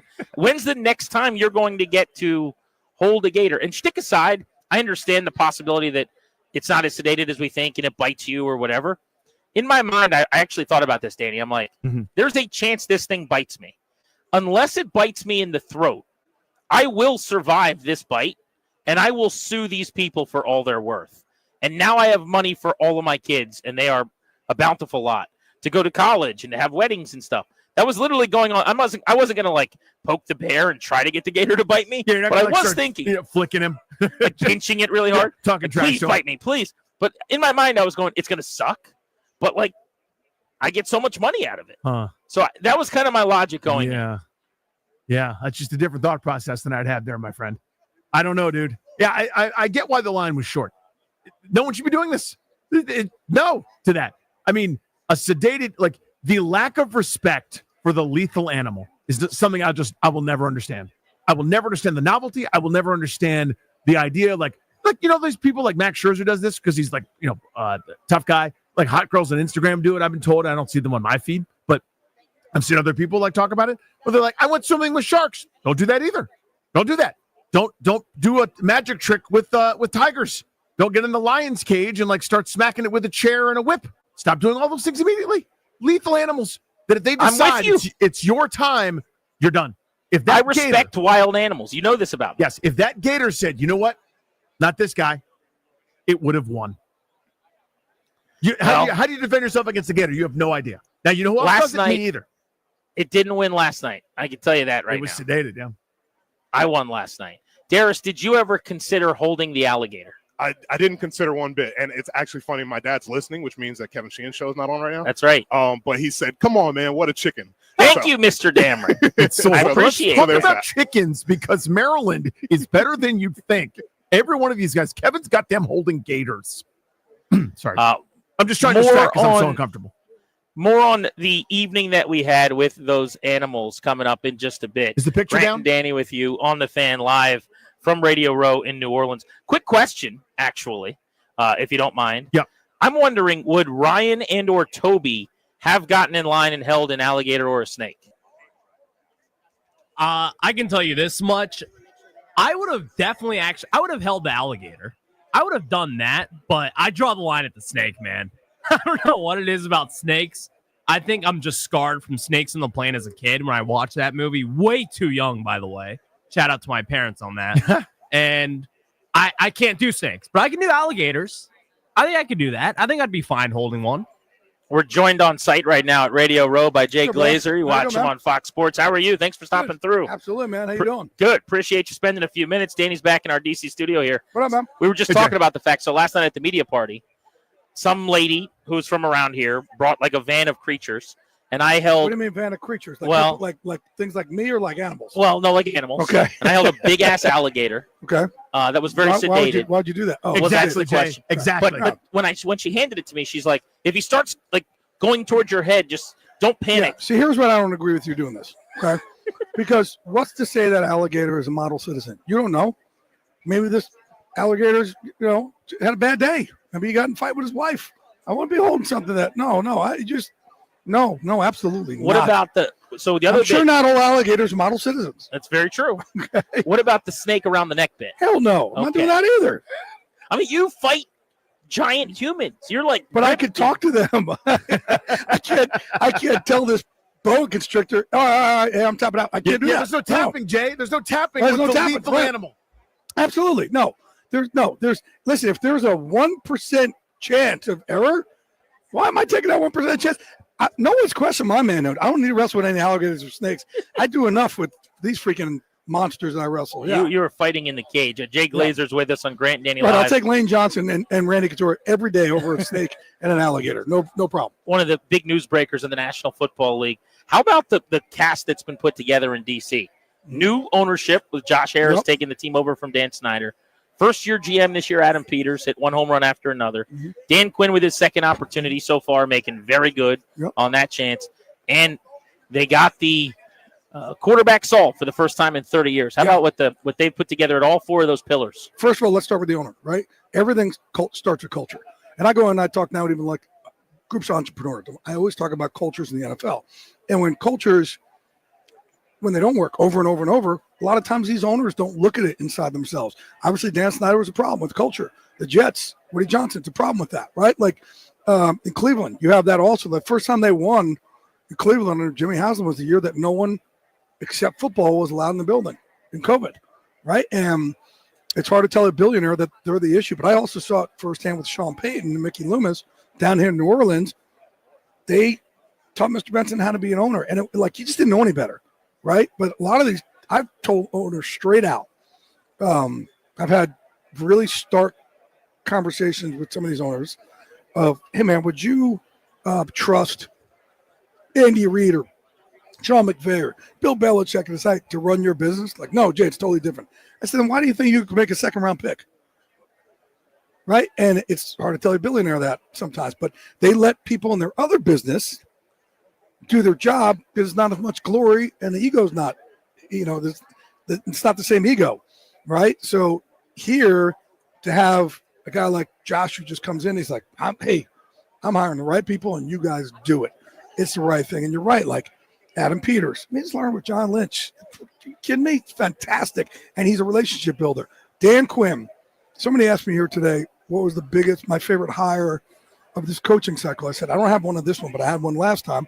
And Dan Quinn, who all Dan does is build cultures and win, by the way. But I think guys like a Dan Quinn, a Dan Campbell, these guys work better now than ever before because in the past you could beat up on players. You can get after them. You rip the hell out of them, do the Belichick thing. But nowadays, when these guys are getting beat up 1,000 times a second on Twitter and on Instagram, on Facebook, and this and that, you can't do that to these guys anymore. There needs to be, and I talk about mental health. You kind of look at it differently and how to help these guys navigate a scarier world than ever. No one does that better in this league than Dan Quinn. Jay, how's this offseason going to go for Washington? So normally first year of a build, you improve slightly, maybe you change the culture, getting rid of some of the old guys that were part of the previous regime, et cetera. Well, they did that, and then they won 12 games and got the NFC title game. Do you think that kind of changes the eye line for this group this offseason? I think you'll have free agents go, man, I want to go play with them. I want to go in with – and here's the thing with Jaden Daniels. I remember talking to them early in the process. And I think it was right after the combine even. DQ and Peter's like, no, Jaden, this is the guy. And the reason why, they said every single person you talk to who's been around him, all they do is talk about how hard he works. And the blueprint for greatness is all the hours you put in when no one's watching. And look, I've trained hundreds and hundreds of pro athletes in the mixed martial arts program that I created in 2007, with our first guy being a long snapper from the Chiefs and a part-time D end named Jared Allen. When I ripped off 15 sacks after we did this whole fight mentality and really opened up his hips and got his hands more violent. And over time, again, we've started to see a change where guys being famous ain't the same as being great. And everyone's famous now. The only way you used to get endorsements to make Pro Bowls, you had to be great, right? And now everybody's famous because it's social media, and it's not the same work ethic. So when you have a guy like Jaden Daniels that you hear all he does is work, you're going to build for a long time with that guy. I'm fascinated to get your perspective on something. Jay Glazer's with us. You see him on Fox Sports. He's one of the great reporters breaking down everything going on in the NFL. The Liam Cohen 24 hours as a reporter, he's not going to Jacksonville. He's coming back to Tampa. Now he's going back to Jacksonville. The teams don't even know what's going on. The reporter can't possibly know what's going on. The head coach knew. According to Liam, the head coach knew what was going on. What do you make of how all that went down? So there's other parts when he said his I don't know if I want to put his business out here because he said his kid was sick, and there was certain things. Yeah. So I don't want to put, that's a personal thing with him. It wasn't an excuse of his dog ate his homework. No. But I just mean the whole process.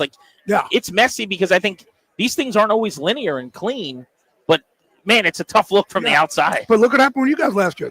They're supposed to be with Ben Johnson. Yeah. Then done that, pulls it, and you guys should be thanking God that happened, because then all of a sudden there's Dan Quinn.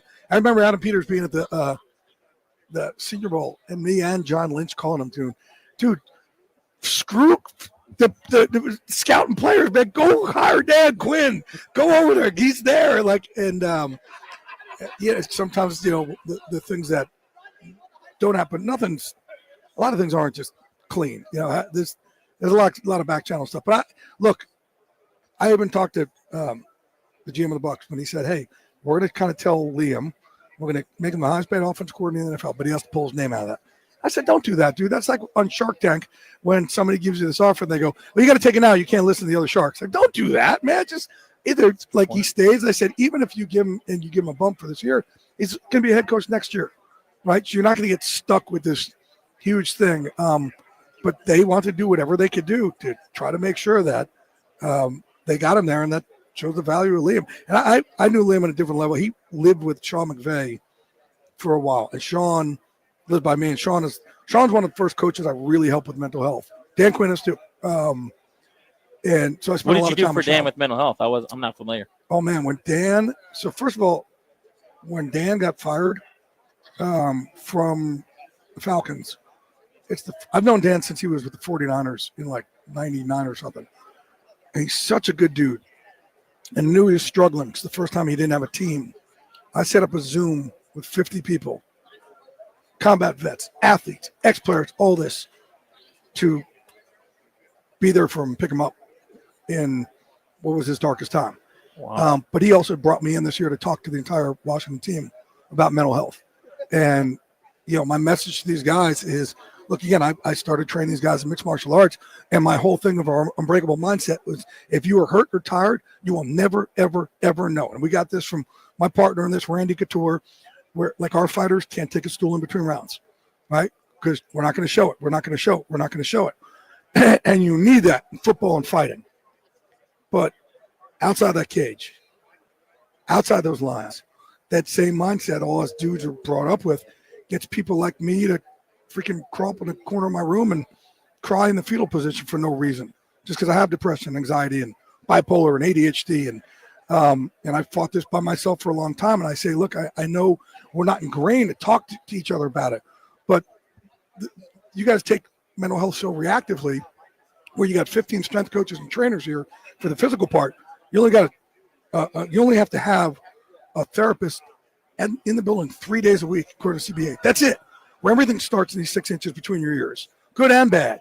So it makes no sense. You guys probably don't think, well, there's enough therapists. There are. You got 53 sitting in this room right next to you. And think how much closer this will make you if you can lean into each other. Think of that brotherhood. That's a fight team. And again, me opening up about mental health, it's turned friends into brothers. Like I would never, and like my best friend's Michael Strahan. This dude drove me back in New York City every single day for 7 years because I had enough money back then. I was making $9,000 a year to go to New York City, Giant Stadium, and back every day. I never said a word to him. When I had my meltdowns, I would pop Vicodin, take Adderall, drink. I'd rather get arrested or get in trouble for having an outburst than have anybody know I had depression, anxiety. Think how backwards that is, right? Yeah. So first time I ever said anything was 4 years ago. And first time ever, 30 years. I said, bro, I can't go out tonight, man. The beast got out of the box. And he's like, you want to talk about it? I was like, whoa.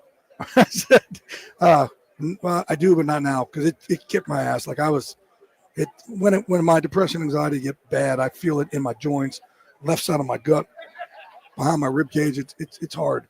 I said, I just want to sleep this one off. And he says, you want me to come over and be there with you? And I was like, again, I didn't expect this. I said, no. And he says, why have you never told me? I said, I don't make the rules up of this thing, this shame, man, but I was ashamed with you. And he said to me, probably the most powerful thing anybody's ever said. He said, you think you're being a bother. You're not. You took away my chance to be your best friend for 30 years by not saying anything to me. Think how powerful that is. So that's why I go and tell these teams. And then I also, I describe it. Like I tell these coaches, and I'm here to talk about ADHD today. Look, I was diagnosed with ADHD in 1989. And when you have ADHD, and I'm sitting in something, and I was told I had a learning disability. I don't have a learning disability. I just don't learn the way you teach. I can't sit in a 3-hour lecture. No matter what you do, no matter how hard you punish me, I am not capable. And it's like you're drowning. And my only way for breath of fresh air is to fidget, is to have an outburst, is to talk, is to whatever, right? And you think I want to get grounded every week? No. And I told Washington coaches, your players, you think they want to get fined for not being able to sit in this? No. But you got to figure out a way to coach these guys and be more understanding of this. And we're talking about it now. So not every square pegs don't fit in round holes. So I'm proud to be able to carry this torch and talk about it. But think how cool this is that I'm in a room with 100 of the baddest cats on the planet. I'm sitting there crying up there. We're talking about, and I've had a lot of players text me since on that team, lean into each other. It's beautiful. Like I said, these friendships have turned into brotherhoods because I've been able to talk about it. And then by me opening up about it, I finally found something that works for my ADHD. This drug called Qelbree, which in the past I was put on stimulants. And with my level of depression, anxiety, and the bipolar, those stimulants for me made me really violent and bad and dark. And I pushed away a lot of good people in my life, unfortunately. And I have a lot of regrets on that. And to have this now, but I'm like, I will, because I talk about it so much, something else comes out, great, I'll try it, I'll do it. I could pull myself out of this, no problem. And Qelbree is the first thing. I actually take it at night, and it calms me and it focuses me, and it gives me relief from something I really never had relief from. Well, it's powerful. Jay, thank you for the insight. Thank you. Appreciate it, brother. Yeah, absolutely. Absolutely. DC, as you know, with Dan Quinn, has got a good thing going right now. Appreciate all of the info and information on his background with DQ as well. Next is we're live in Radio Row in New Orleans. Grant and Danny with you on the Fan. Jaden Daniels is making the rounds today. He's doing some, the big time shows, television shows nationally. He might be the biggest star in this room, Danny, already. I want to talk about that next on the Fan.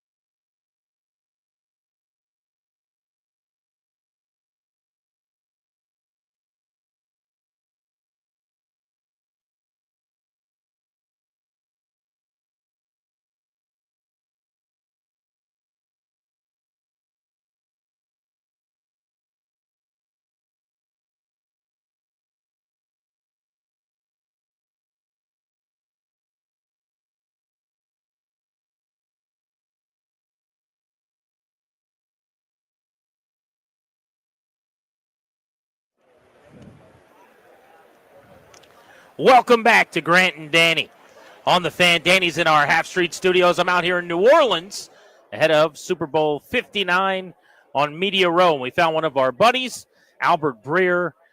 Nobody has, over the years, come on our show after Breaking News More to discuss what Washington's been up to than Albert. And he just sat down and he said, how does it feel to not cover a bad team anymore? It's weird. That's kind of weird. I think it was more colorful than that. I Yes, think it was slightly. like, how does it not how does it feel not to cover a crap show anymore? Right. So, yeah. I did the radio friendly version.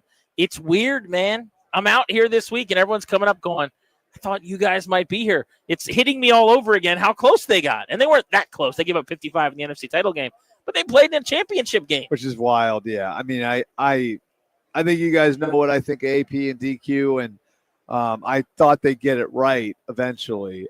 If I'm being honest, I believe I picked them to finish last in the division. I don't think anybody would have argued with that at the time, and I thought they were probably, like, to me, I would have thought a win for them this year would have been like a 5 or 6 win season where they're showing like real promise at the end. Like, that's what I thought it was. And God, I mean, like, they're in the NFC title game. So, yeah, it's pretty crazy how far they came in just a year. So 2 things. One, I'm watching Albert on FS1 right now do a hit. I'm watching him here live on YouTube. So that's not live, because this is live, Danny. He is I here understand right that, now. but it's weird. It's a lot of Albert in my eye line, and I like it. I'm here for it. How does it change kind of the optics going forward, Albert? Though it's kind of the point. Like, if they don't go to the NFC title game next year, they could be good. They could even be better than they were this year, probably on paper, talent-wise, or whatever. But now, how does that sort of affect their process building and kind of their identity? I mean, the best answer I could give you is that it shouldn't. And I know that sounds weird, but like I still think like they're a ways away from where they need to be from a roster standpoint to win a championship. And it might be difficult to get there in another single offseason. I think when they got there, it was a multi-offseason rebuild. They were able to do some things to accelerate it by bringing in a huge number of guys that they had connections with, like Zach Ertz that played for Cliff Kingsbury, Biotish, Doris Armstrong, Dante Fowler were with DQ in Dallas, and Joe Wood as well. Bobby Wagner obviously goes back with DQ all the way to Seattle. Austin Eckler was with Anthony Lynn. Nick Allegretti had a connection. There was a connection there through Shane Tobe, who's Dave Tobe's son. So they're just so much of it was, all right, like, what do we need to do to get ourselves in a position where it can be competitive on a week-to-week basis? And they were able to take it way further than anybody thought they could. I don't know if that doesn't mean that they still have a need at tackle, that they still have a need at edge rusher. I mean, we'll see at corner. I think, Marshawn Lattimore, if he can stay healthy, he's a high-level corner. But as you guys saw, that's always been an open question with him. So when I say it shouldn't affect the way that they conduct themselves, they obviously had a good plan to get things off the ground. And I've seen before where an owner or people involved in the building process can, kind of get that whiff of like getting close to a Lombardi and go hog wild. And I don't know that that's the answer for them right now. I think what they can do is take advantage of having Jaden Daniels on a rookie contract in that window that they're in, where they can start to spend and target certain pieces. Let me jump in because I want to ask you about a piece potentially. Albert Breer, senior NFL reporter for MMQB. You see him on Amazon NFL on Prime. Myles Garrett has been linked to Washington in the sense of if he's traded, they would make sense. Do you think they actually trade him? You're super plugged in with Cleveland. I don't think that's their intention. I don't think that's their intention at all. And I think so. This is just I went out and they said. Well, that's part of the reason why it became public. I mean, it had been, I think, in for over a week, the trade request, and I think Myles Garrett made it public because he was hitting a brick wall with it. And so what do you do in that case? Well, if you make it public, then really there's nothing more that the Browns need to do then, so you're basically doing the Browns work for them, and that, I think more than half the league is probably going to call Andrew Berry, and they're going to see what his market value is. So, I think Myles Garrett handling this the way he did was smart because it's now the Browns are going to get to see exactly what they get from me without shopping me, and maybe they'll be motivated to make a move. I mean, Who would say no about, say, Washington's next 2-1s for Garrett? Is that not enough, or is I that think that would be the starting point. I think more than that? I think the baseline is 2-1s, and I think you need to go beyond that because they don't intend to trade him, and so I looked at like some of the history of this, and Laramie Tunsil and Jamal Adams, and Jalen Ramsey is probably the closest, but he was way younger than Myles Garrett. He was, I believe, it was 2-1s and a 4, maybe. I think that was the trade. So, I think that the baseline has to be 2 first-round picks, and then I think to convince them to actually move him, you're talking about more than that. And where your pick is affects that. Hard to believe the Commanders have a lower pick than the Lions. 29, Amazing, right? I mean, yeah. But I mean, like, if you have to look at it, obviously, when you're talking about a first-round pick, say, I don't know, Atlanta badly needs a pass rusher. So where's Atlanta's pick in the first round? Having a higher pick in this situation is obviously going to mean that you've got to add less in addition to the first-round pick. Albert, give me a 30,000-foot kind of thought here on the Super Bowl. And then out of the Super Bowl, what's the trend that every NFL team is going to try to copy based on the participants?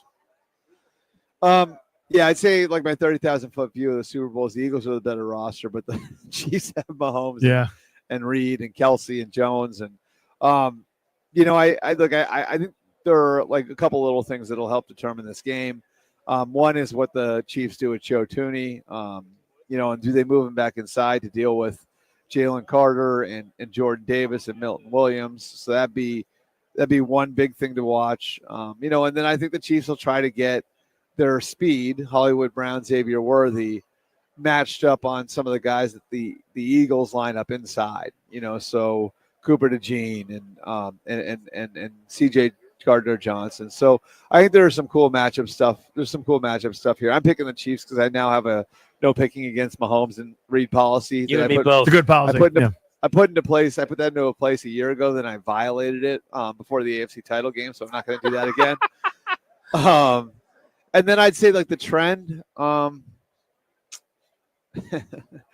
the Chiefs go find a Hall of Fame. They just do that, right? That doesn't really work. I think one thing the Eagles have been so good at, like that's really hard to do, is their asset management is off the charts good. They always have a lot of their development and their investment back into their program and their ability to build depth is outstanding. And I think, if there's something to learn from them, it's how they pull every single lever. I mean, they strike out too, like everybody else. Like they drafted receivers in back-to-back years, J.J. Arcega-Whiteside and Jalen Reagor in the first 2 rounds. They passed on Justin Jefferson to draft Reagor. And that would be devastating for a lot of teams, but they kept chipping away. They drafted Devontae Smith the next year and traded for A.J. Brown the year after that. They struck out on Andre Dillard in the first round of the draft. Well, they drafted Jordan Mailata and developed him. So, and then, to fill in the blanks, they go and get a guy like a Zach Bond. You know what I mean? Like a mid-level free agent. They go and get. Turns into a first-team all-pro. They get somebody else's bust in Mekhi Becton and turn him into a really good guard.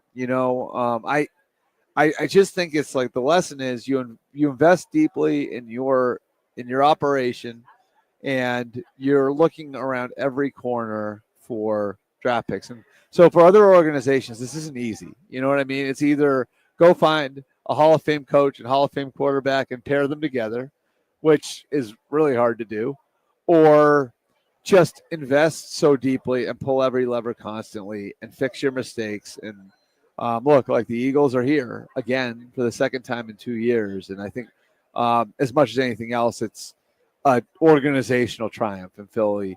And it's just about how well-rounded and how well-funded and how well-established their way of doing things is. It's good to see you, Albert. Absolutely, Appreciate a couple guys. of minutes. Thanks, Albert. Enjoy the week. There is a game at the end of all of this on Sunday, so it's nice to talk to you about it. Jaden Daniels might be the biggest star at Radio Row today in New Orleans. We'll discuss that next on Grant and Danny.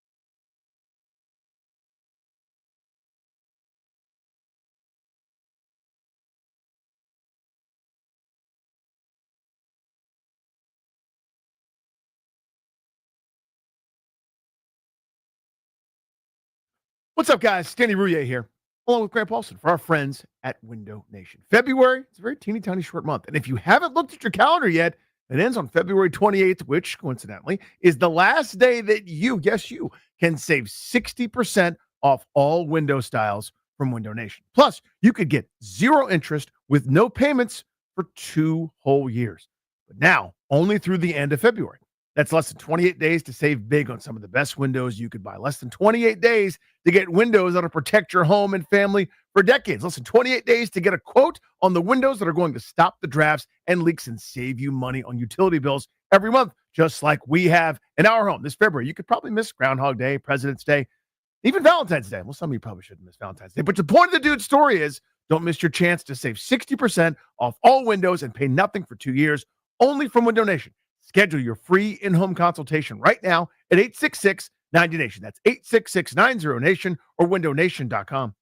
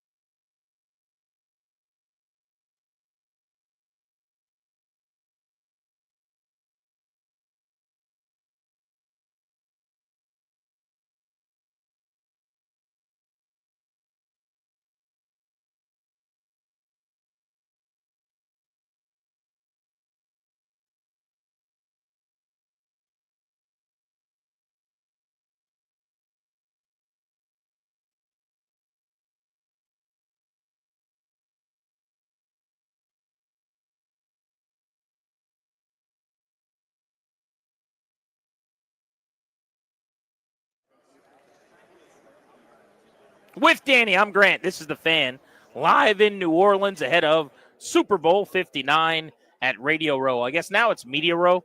Nobody just does radio. There's cameras and lights, and even the radio shows are more than just radio shows. I know, man. But we The world are has changed. out and about on Media Row, Danny. Darius and I were talking about this today. We saw Jaden Daniels walking around. He was the guy, think Shohei Ohtani at the MLB All-Star game, where everyone in the room's head turns and goes, who's that? Because just a crowd of people are following him wherever he goes. It's just a wave of humanity. And he's rolling 10 deep with an entourage, by the way. I saw his mom and a bunch of people were kind of with him as he's going stop to stop today. 10 might be short. Yeah, but there were a lot of people that are following him all over this building. And everyone's like, well, who is that? Where is he going? It's Jaden Daniels. And I legitimately think of everyone that we've seen so far out here in just the athletics fields, not necessarily, actors, actresses, whatever. I saw Bert Kreischer and some celebrities in that regard. Jaden Daniels is the biggest star here so far this week. Think about that. And that's so cool. Washington's rookie quarterback is the most sought-after interview and the most beloved NFL star in New Orleans right now. So there are certain people in life where, let's say you're a space alien or lived in a pod or we're in a coma for the last however many years, and you wake up and you see somebody going, and you see someone in person like that, where you go, this tall, handsome, billion-dollar smile, that's somebody. You know what I'm saying? Like, you could just instinctively tell, and then you add in the fact that the rhetoric isn't just for Instagram. It's not just for the occasional interview. It's all the time. It's 24/7. Oh, and by the way, incredible quarterback play at the most important position in sports. And you've got this combination. It's just so refreshing and so wonderful. And I'm trying not to take it for granted for even a single second. My mind wanders and it strays, and I think about other matters of sport and football and, what we've all got going on. But the gift, the thing that I have begged for since Joe Theismann broke his leg, we got it. Like, it's him. That is the number one rising star in the league. Full stop. Well, here's another way to put it. I've gone on 2 shows as the guest on Radio Row just to talk about Jaden Daniels. Yeah. The last time that would have been possible for anyone in D.C. to have been interesting enough for someone who covers that team to be a guest to talk about a player is Robert Griffin in 2012. Yeah. So you're talking about 12 years back, and that was a season, and then it crashed and burned. But there has been nothing like this back home, and everybody says the same thing. And it's frankly the takeaway that I have, and I'm sure you have, which is how humble he comes off, how well he handled himself as a rookie, and how hard he works. We've been talking about it all season, the 5 a.m. arrivals, the hours he puts in the film room. Now, I don't want to talk ill of the late Dwayne Haskins, but, we kind of heard early on he's not getting there early enough. The work isn't there. Or with Robert Griffin, there are questions about these things. With Jaden Daniels, before he ever stepped foot on the practice field, Danny, they already thought that they had hit a home run because of everything that he controls that has nothing to do with football. You said the word control. All you can do is all you can do. Like your day, this is for anybody. Your day-to-day, everything that you can control, right? You can't control how quickly you fall asleep, but you can control when your head hits the pillow. You know what I mean? Like, you do everything possible to be great and take your chances. And he does. Checks all the boxes. And it's so awesome. And yeah, as you said, I would have loved to have been able to see it, right? Just everybody's head turned and like there's a buzz in the room when he walks in. That's so refreshing. That's so neat. He's Danny Rie. I'm Grant Paulson. You are locked into the Fan and G&D today. We've got tickets to see the weekend at Northwest Stadium. It's still weird to say, by the way. Yeah. That's at 4 o'clock, a little over an hour from right now on the Fan. Ed McCaffrey, Luke and Christian's papa, is stopping by in the 4 o'clock hour. Moose Johnston, who runs the United Football League, is with us at 5 o'clock. The voice of the Kansas City Chiefs, Mitch Holt, is today, all from Radio Row as well. I see Pac-Man Jones in the area. He's going to be stopping through. And I want to launch, based on our conversation with Pac-Man, who's always very opinionated on cornerback play, into a discussion with you, Danny, next hour on how Washington fixes its cornerback problem. Other than just Marshawn Lattimore improving, what else do they need to do in a division with some tremendous receivers to get better at that position? We'll do that next as we continue on Grant and Danny. You're listening to The Fan.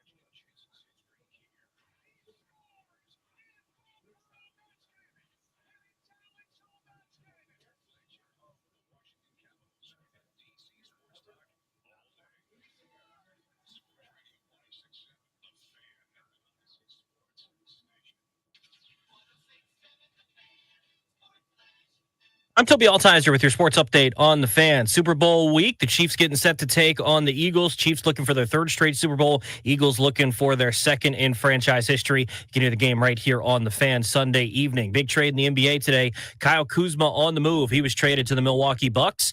He goes with Patrick Baldwin Jr. and a second-round pick to the Bucks. Washington gets back Chris Middleton, A.J. Johnson, who was a 23rd pick in this year's draft, and the first-round pick swap for the Bucks and the Wizards. Tonight, the Wiz in action taking on the Nets in Brooklyn, 7:30 tip-off on the Team 980. College hoops tonight. Virginia Tech at home at Castle Coliseum, taking on SMU, 9 p.m. tip-off right here on the Fan. In hockey last night, the Capitals were able to snap their two-game losing streak as they beat the Panthers 6-3 at home. Alex Ovechkin beating the Horn to give the Capitals their sixth goal, his 878th goal. He's now 17 away from passing the great one. Capitals have the day off today before they take on the Flyers in Philly tomorrow night at 7 o'clock.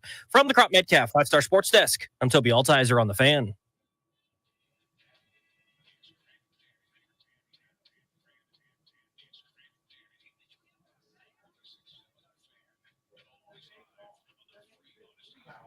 know what I mean, Russell. I hope you guys are all having fun. Yeah, this is how you build a basketball.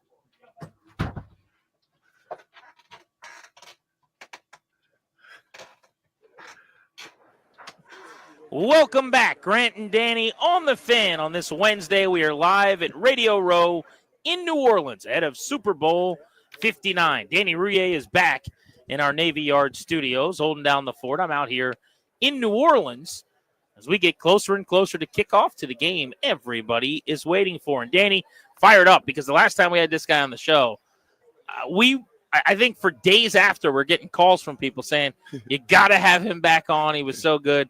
Pac-Man Jones, longtime NFL defensive back, is with us. Thank you for a couple of minutes. We appreciate you. No problem, man. How my boys doing? Everybody's good in Good, DC. buddy. Yeah. Last time you were on with us, Danny, do you remember what player it was that we were talking about?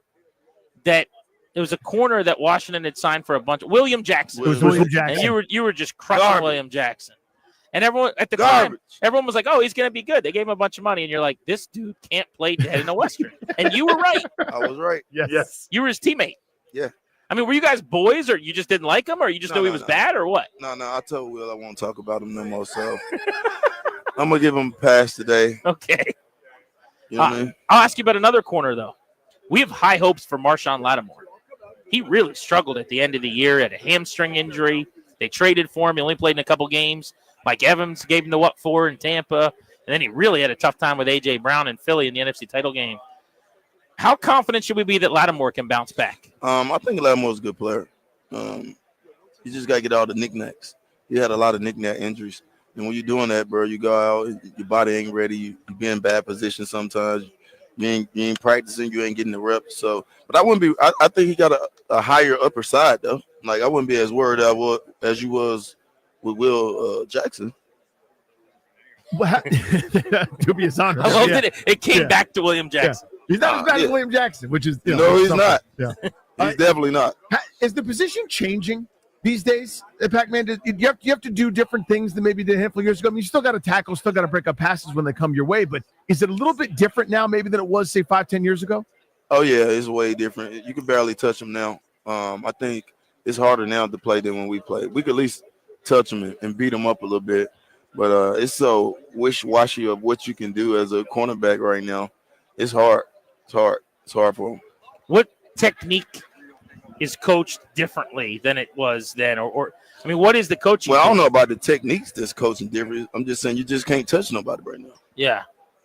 Is that going to – you think there's a trend where it's going to continue that way, or will it circle back to, all right, we're going to play a little more physically on the outside? Because I don't know, man. Everybody like points. You know what I mean? NFL want to see a lot, big numbers. People want to see touchdowns. So I don't think it will go back to where you could really just beat up people because everybody wants to see people score. Everybody wants to see points on the board. Well, it's also that teams are now playing. They just don't want to be on the Sports Center highlight. They don't want to get beat deep. So everybody's playing shells. Everyone's backing off, making you matriculate. You know, you can take your 4- and 5-yard passes here and there, making teams do that, knowing that you might self-destruct or sabotage. I think that's one of the biggest changes too, is that everybody's sort of backing off and keeping everything in front now. I agree. There's no disguising either. Yeah. I think the disguising is a big thing of confusing a quarterback.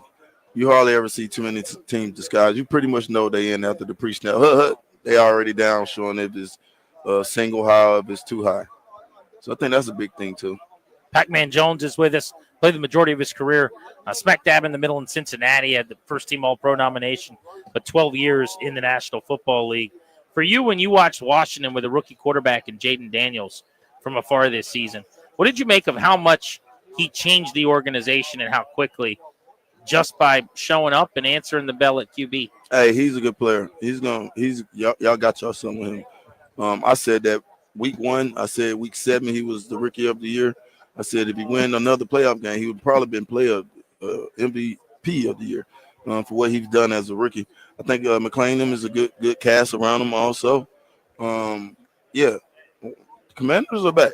Commanders got high hopes over there with Commanders. And they told us they're keeping the name too. Yeah. Back home, people aren't too fond of the name Commanders. Yeah. Most people didn't want them to change it from Redskins, but even if you're going to change it, right. Commanders, they don't really like it. But yesterday, 2 days ago, the owner came out and said, they're rolling with Commanders. I don't see why not. It's done now. You know what I mean? Mm-hmm. But y'all got a good team. It's been a long time since y'all been good. And I think y'all are in a good situation right now. Over the course of your career, 12 plus years, did you come across a rookie that sort of just walked in and could do it right away? With that, seeming like it was impervious to all the things that usually make it hard for people? Yeah, AJ Green. Mm-hmm. AJ Green was first day, you know it. Based on how he carried himself or the physical tools? Everything. Yeah. Yeah. And you're going up against him in practice going, he's a dude. Yeah, I'm like, yeah, he's a dude. He's a dude. I wonder how quickly in the locker room they knew about Jaden then. They know. Like they know. Before the first game? Hell yeah. We've been together all since April. You know it. Yeah, you know. Just based on carrying himself. And you get to see him. Yeah. You get to see him. There's a lot of bullets in practice. It's just you ain't hitting nobody, but everything else is a lie. Mm-hmm. You're doing some of your own media now. You got your own show. Pac-Man Jones show. Shout out to my team at betonline.ag. Me, my co-host is Evan. It's good, man. Just talking about sports, culture, and I do it in my way. You know what I mean? Say it how I want to say it, and enjoy talking about different things that's going on. So, yeah, you can find it on every platform, the Pac-Man Jones show. Sponsored by betonline.ag, baby. We appreciate you, good sir. Good to see you. Good to see you, Pac-Man. Enjoy your week. There's Pac-Man Jones with us on Grant and Danny live from Radio Row in New Orleans, 12-year NFL cornerback who always tells it like it is about Washington's corner personnel. Wanted to steal a few minutes from him. Last time he was on, that William Jackson content literally went all over the country. Everywhere, he just went in on William Jackson. In a way, you just don't see players talk about other former teammates. I mean, we were sort of sitting there listening to it. And I'm blanking. Who was the receiver he was with? Brandon Marshall. Brandon Marshall, thank you. I don't know why I couldn't pull it. When they came in together, and they were great. It was such a fun, back and forth. It was basically like you and me were passengers all of a sudden on our show. Yeah, where we it's were like, just sitting there like, all right, you guys host the show. Are chopping it up, and you put a couple things on a tee for him. But I remember as he's making those comments, we're both looking at each other going, oh my God, this is going to be everywhere. Like you can tell right away. And as you said, he is unfiltered, man. Lattimore is the key to the corner room improving in 2025. You heard Jones say it. Mm-hmm. He fully anticipates that there's going to be a bounce back coming because he thinks Lattimore will get healthy. That's what Washington has claimed. That's what Adam Peters has said all the way up at the highest level as general manager. That's what Dan Quinn said in his post-season press conference as the head coach. But they've got more to do than that, Danny. If they're just planning on kind of running back some of the same cast of characters and Lattimore being a shutdown number one because he's healthy, that's not good enough. Now, I don't think that's their plan because they got too many free agents, right? Noah Igbenogany, as an example, could walk out the door. Benjamin St. Juste is a free agent, could walk out the door. We know that Lattimore's under contract and will start on one side. Sanders still going into year two, the Michigan rookie who was outstanding in his first season, was drafted to be inside in the nickel, played left corner this season. I'd imagine Mikey will go into the nickel if they can get an outside starter, but that would be my priority. Lattimore is my corner one. Sign or draft somebody early to start outside on the boundary. Have Sanders still in on the nickel. That's how I'm fixing this. Then I'll re-up with Igbenogany, who wants to play for Dan Quinn and Joe Witt. It's why he followed them from Dallas to Washington. He's my fourth guy. I like Benjamin St. Juste more than most, but I think it's time for him to get a fresh start. So then I'll go find a fifth, a sixth corner for camp competition, probably outside the building. But Michael Davis, thanks for the time. It's been real. And then St. Juste probably goes somewhere else and tries to start over. So we talked about this a bunch when it comes to whether it was Myles Garrett as the lens for the conversation or upgrading the offensive line or otherwise. This is one of those premium positions where the best in the league now are making in the 20s. I mean, that's kind of the barrier. Quarterback's its own marketplace. Those guys are making 50, 60, 70 to come, et cetera. But if you're great at something else, you crack 30 at one of the marquee spots, whether it's receiver, tackle, pass rusher, and corners kind of getting there. So the corner market in free agency, it depends on where you want to go and how you want to do it. But you can go big game shopping there. Travarius Ward is a free agent. There are a couple other guys at maybe the top of the list, household names that have been very good. Whether they've still got mileage left, tread on the tires, et cetera, I don't know. That's obviously the folks who are doing the scouting.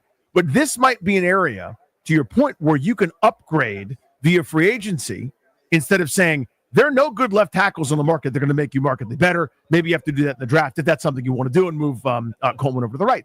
So it's just a way of saying the corner market is a place where I think they could go shopping and do better, frankly, than was there over this previous year without having to go crazy, without having to go spend a whole bunch of, 25, 28, 30 million bucks to go win the bidding war for the best available guy. I think you can do better than you did this year without breaking the bank.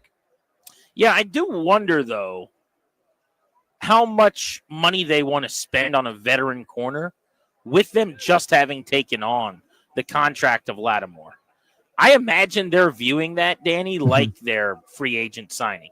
Because, again, yeah, you trade for him in season last year. You want the stretch run, and that backfired in a big way just in terms of how he played down the stretch. But basically, you sign him to a 2-year contract as soon as the season ended.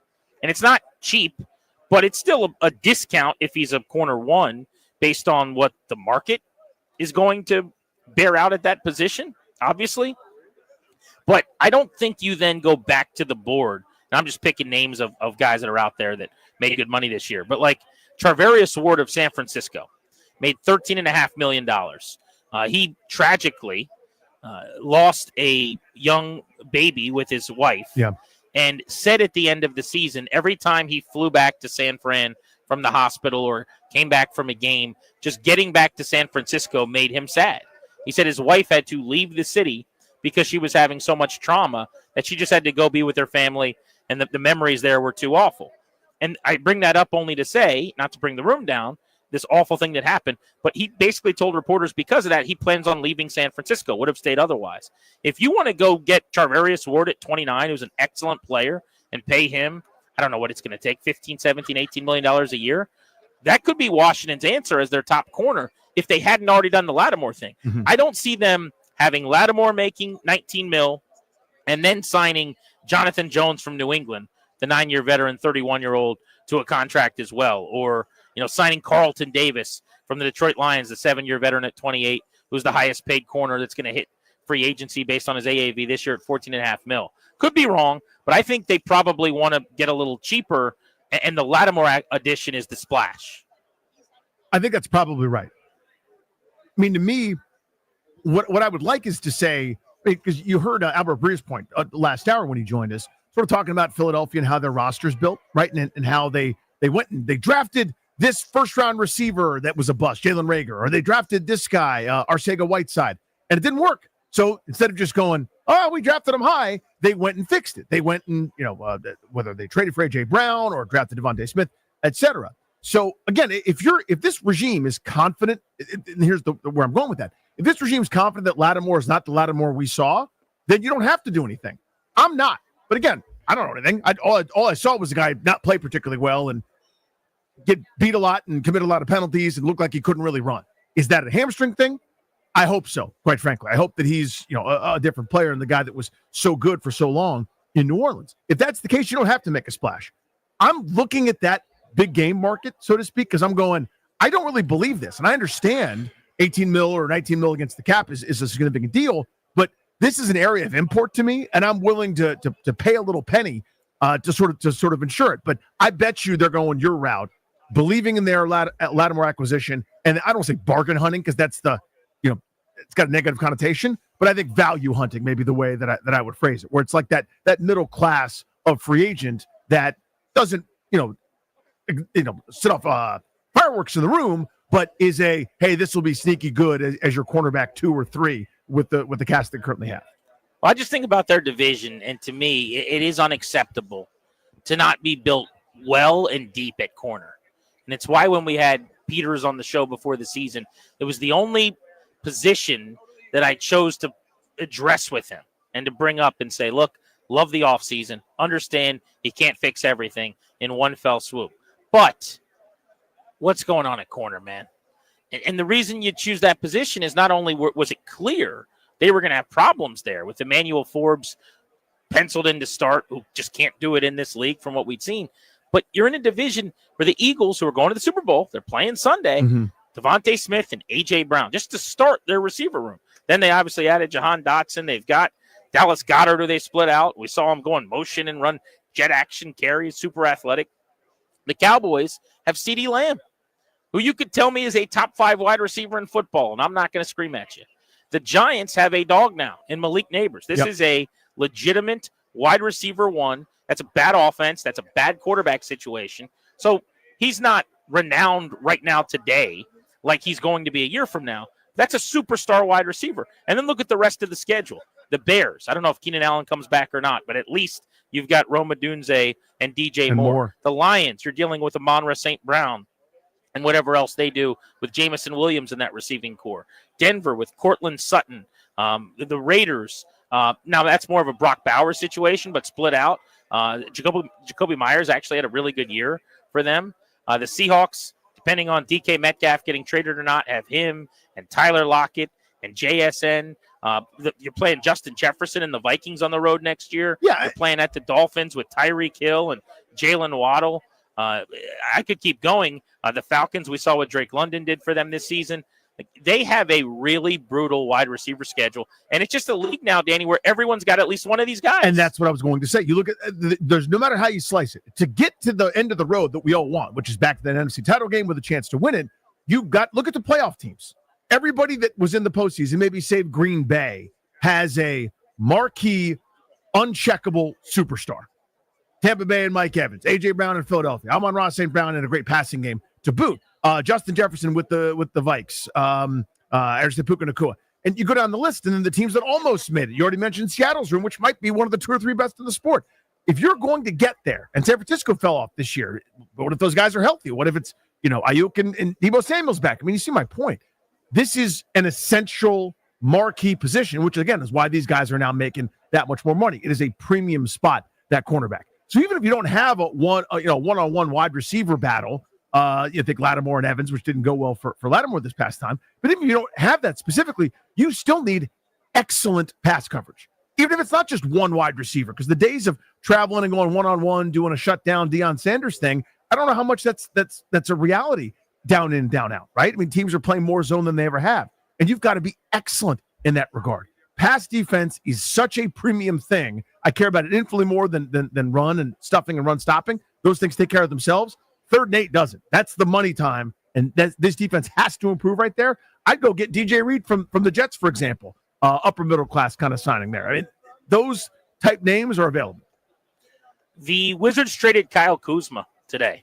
We're going to give you our thoughts on that move and what it means for the continuation of the tank job in Washington as far as the NBA team is concerned. They're crushing it. They're doing great. They're doing exactly what they want and what we want.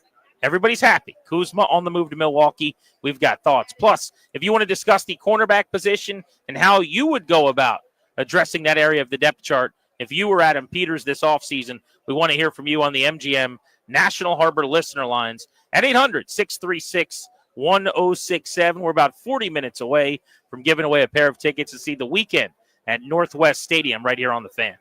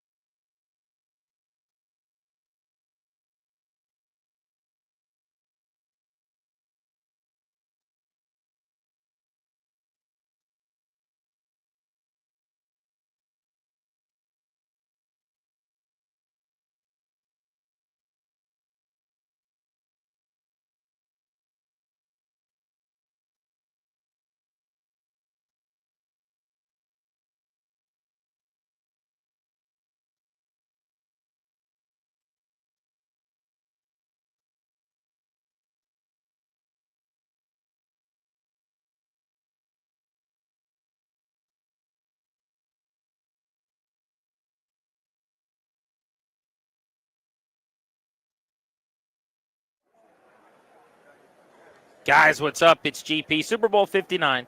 1 game, 2 teams, endless possibilities. There's no better way to make every play more exciting than with the FanDuel Sportsbook. Doesn't matter if you're predicting the first touchdown, who's going to take home the MVP trophy. Maybe you're betting on the coin toss. FanDuel makes it easy to place your bets Feel the thrill of every single moment. Live betting all game long. That is the best way, I think, to bet this Super Bowl. After it starts, as the game goes on, based on what you're seeing. Jump in on the action, adjust your bets, ride the wave of excitement, whatever you want to do from kickoff to the final whistle. Plus, make the Super Bowl even sweeter. New customers can score $200 when you make your first bet. Go to FanDuel.com/GP. That's FanDuel.com/GP. Must be 21 present in Virginia. First online. Real money wager only. $5 deposit required. Bonus issued. Non-withdrawable bonus bet expires 7 days after receipt. Restrictions apply. See terms. Sportsbook.FanDuel.com. Gambling problem.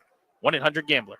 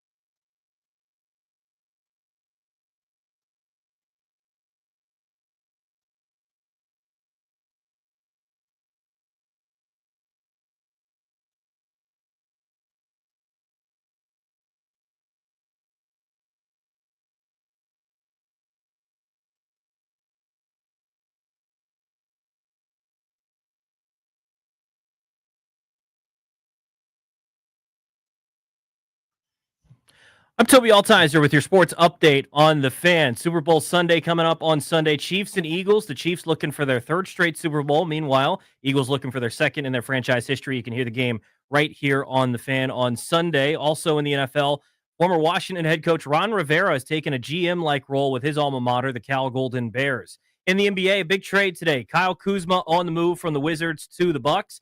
He goes alongside Patrick Baldwin Jr. and a second-round pick. Washington gets back Chris Middleton, the 23rd pick in this year's draft, A.J. Johnson, and a first-round pick swap. The Wizards in action tonight, looking for their third straight win, the hottest team in the NBA, 2-0 in February. They take on the Nets in Brooklyn tonight, 7:30 tip-off on the Team 980. College hoops, Virginia Tech at home taking on SMU. 9 p.m. tip-off right here on the Fan. In hockey, the Capitals snapped a 2-game losing streak, and they beat the Panthers last night 6-3. Alex Ovechkin scoring with 0.1 seconds left for goal number 878, now just 17 away from the record. From the Crop Metcalf 5-Star Sports Desk, I'm Toby Altizer on the Fan.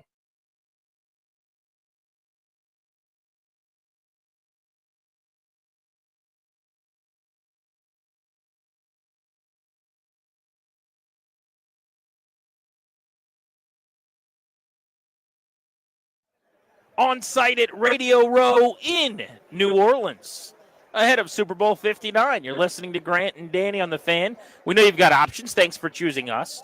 It means a lot. Danny, we found out today that we are the 11th best afternoon drive radio show in America. Yeah. Here we go, buddy. You know the old Ricky Bobby saying, if you're not first, you're 11th or something like that? I think that's what happened. I love, by the way, the best turn is in that movie when his dad goes, what? No, that doesn't make any sense at all. There's all sorts of different places you could be. But yeah, that's really neat, man. That was really cool. So I always appreciate kind words and kudos and nice things. So thanks to Barrett Sports Media, who apparently listens to a lot of radio, man, to be able to discern between who's 1 and who's 7 and who's 19. But yeah, it's an honor to be nominated. Yes, it is. We are flattered to have been just a part of the rankings that they did of all the afternoon drive shows in the different markets around the country. They used a picture, by the way. They used a great picture. Our ranking of us being 11th. It's of you and me and the boys on a plane. Yes. Where were we going for that trip? We're going to New Orleans. Oh, and well, we're connecting and we're delayed, and it was already a bingus, right? Miles Garrett walking by on Radio Row. I wonder if anybody's interested in talking to Miles Garrett, by the way. Yes. That would be probably a popular commodity today after he demanded a trade less than 24 hours ago. That takes some stones, by the way. You're the biggest story in football yesterday, and you just show up to do some interviews. Just saunter around like McMahon. I love it. Sit down. And anything you guys want to talk to me about? But yes, so that was our first of 2 trips to New Orleans in short order here back in the middle of December. But I bring this up because I took a selfie, and I look so goofy. It's just on a plane. I'm like half laughing. Yeah. Danny's making a weird face. Yeah, Ryan and sourpuss Darris face, yeah. We're all in the photo, right? They used that picture. Like, we have all these official So good. pictures on our website. I thought that was hilarious. I love that. Yeah, because it's like at that point, that's an encapsulation to a degree of the show. And that's why I love that. Like anyone could do like the pose media shot where like one guy, the irreverent guy's got his arms crossed, and then the one guy's like kind of half laughing, or there's like a point. It's like a staged goofy thing. That was a very candid moment. I'm livid and you're laughing at me. That's us. Danny straight-faced and angry, and pissed me off, just chuckling. Very, very funny. A couple of news items related to DC sport today that we've got to hit. Ron Rivera is headed back to college. He's going back to school Billy Madison style. He is apparently going to be named the general manager of California football. So this is a new thing, but with college football becoming professional, essentially, with players all getting paid to play now in NIL, instead of just having an athletic director and a head coach, teams are actually building front offices. Bill Belichick, as an example, when he took the job at UNC, brought his former GM in the NFL at one point in time, Michael Lombardi, with him to be the GM at the University of North Carolina with the Tar Heels. So Rivera texted a bunch of folks in the media today, including Adam Schefter, who said, Coach Belichick has made going back to school cool. Rivera texted reporters today, stay tuned. I am coming home. Cal Athletics, Cal Berkeley. So it sounds like the reports that he's going to take a GM job at the college level are true. He got an interview with the Jets this offseason. I thought that was just kind of you got an agent who's got relationships. I mean, the Jets were interviewing anyone. I think if you would have called them, Danny, you might have gotten an interview. It would have been Mike nice, Loxley interviewed with the Jets, for God's sake. I mean, they were just talking to anyone and everyone that was willing to sit down with them for an hour on Zoom. But Rivera back to college, back to Cal, where he went and played. I think actually this is the perfect role for him. We beat up on him a lot. I know I do specifically, but this is exactly where he should be. Like, the strengths of Ron Rivera to me are not being an actual, normal football general manager. He was not qualified to do that. But the behind the scenes, keep order and keep young men accountable part of things, Like, think about how great he was in 2020 as the world is melting, right? Like, everything going on socially, everything going on with pandemic and things like that. He was exactly what this franchise needed, that stable hand. Well, it's not like that all the time, of course, in college, but you're dealing with adolescent kids that have, wild schedules and irresponsibility and things and try to get them all on the same page. Like, that's what he should be doing. He should be working with young people, shaping them into quality young men. Actually, and don't forget, for all of our cynicism and all the shtick we do, and look, he did a really bad job. Let's just call it what it is. Specifically as a general manager, less so as a coach. But it just didn't go well. He's a good human being. He's a person that you want around your organization because of his decency, I would say, and his relationship building prowess.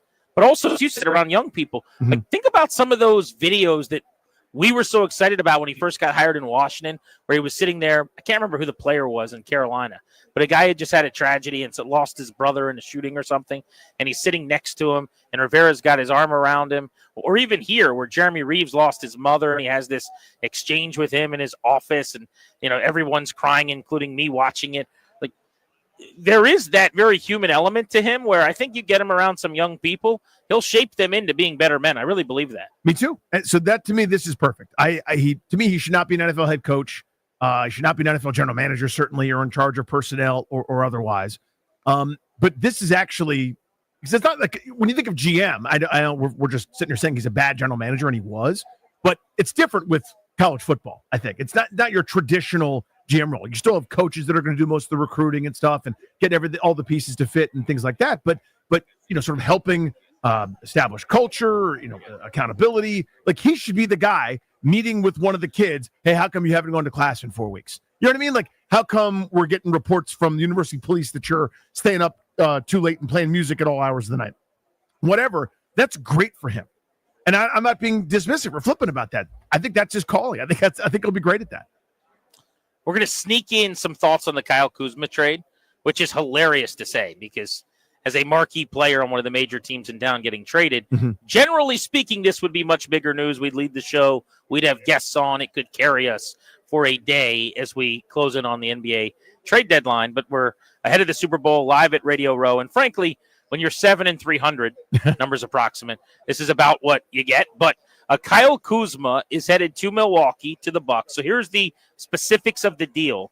The Bucks are sending Chris Middleton, rookie guard A.J. Johnson coming off a career high in points this week, 2028 first-round pick swap, all to Washington, the three assets that they get back. Kuzma, Patrick Baldwin Jr., who's little used, second-round pick, back to Milwaukee in this deal. Middleton comes over. Don't get too excited. A three-time All-Star. You remember him winning a championship back in 2021. He was an integral part of that Bucks team. He's been there for 11 years. He's 33. He had off-season surgery on both ankles. He's only averaging about 12.5 points per game, his lowest total since 2014.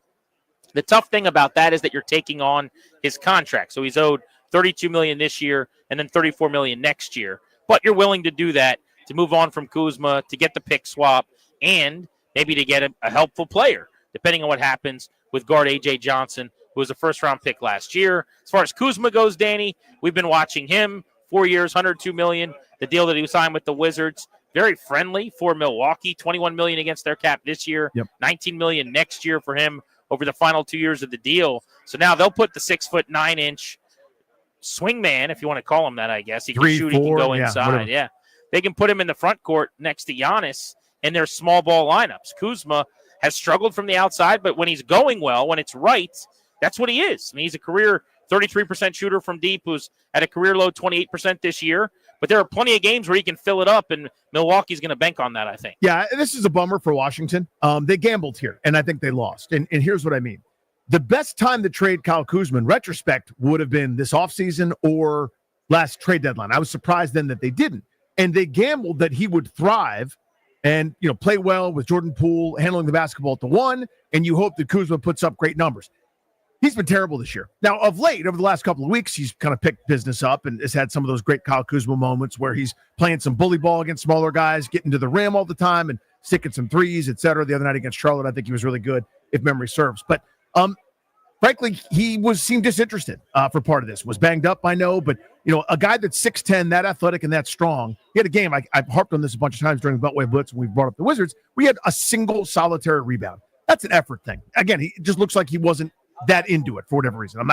I don't know to question effort or otherwise. I'm just saying it looks like it wasn't his best. So his value went down. It has not been lower in a long, long, long time. So this is what you could get for him. It's not very much. They're basically paying a $13 million salary cap tax for a future pick swap with the Milwaukee Bucks. That's not much. You're never going to get the De'Aaron Fox deal or a huge amount. But, they didn't sell at peak value.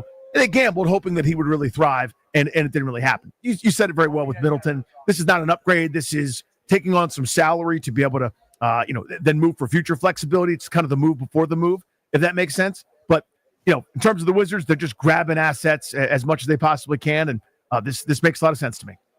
Yeah, and Danny, for the record, 8-41, so 4 wins fewer than anyone else in the conference. They're doing it right. 4 games up, as far as I'm concerned. 4 games in first place at this point. 3 fewer wins than even the Jazz at 11-37 out west. So they are +3 in the win column on the rest of the association. And if nothing else, moving on from Kuzma, you risk him getting hot, him helping carry you to a couple extra wins. You don't have to worry about that now. That is correct. Yeah, they're doing what they should do. I'm hoping more moves to come here. We will be talking more quickly about the Wizards and the Kuzma deal and the Beltway Blitz today when we also cover the Commanders and the NFL. That's coming up at the top of the hour. We'll also crowbar in some thoughts on Alex Ovechkin, an empty net goal last night, 1 goal closer to history, and Wayne Gretzky. He is just 17 goals off the pace. Our double play is next. Danny, I'm going to tell you that for the double play, something happened today that I found completely outrageous. Oh. One of the most egregious things that I've ever heard in my life. And somehow I'm the only person that thought that this is one of the dumbest things I've ever heard in my entire life. Everyone else that I've asked, there's only been 3 people in fairness. Sure. But the other 3 people that I've asked were like, I don't think that's that weird. So maybe we should play Is It Weird? But something happened today with our staff in this building at the convention center, and Danny Rouillet will weigh in on if I'm the one on crazy pills. We'll play that game. Am I on crazy pills? Did we have a sound Grant for and that? Danny on the Fan.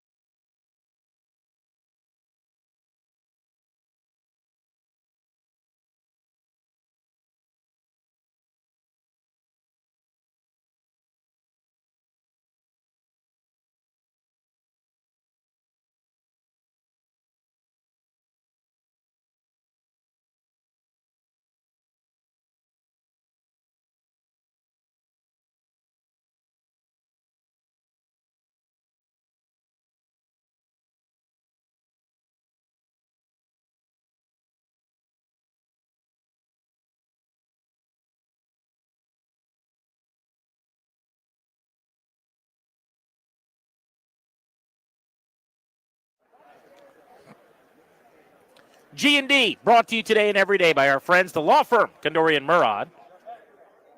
They're going to guide you when you need it the most, whether you're seeking guardianship or an elderly family member navigating through the probate process of a loved one who recently passed away, or you're trying to set up estate planning documents for your child's future. The attorney at Condori and Murad is going to help you. Schedule a free consultation with their team. Visit kmlawyers.com.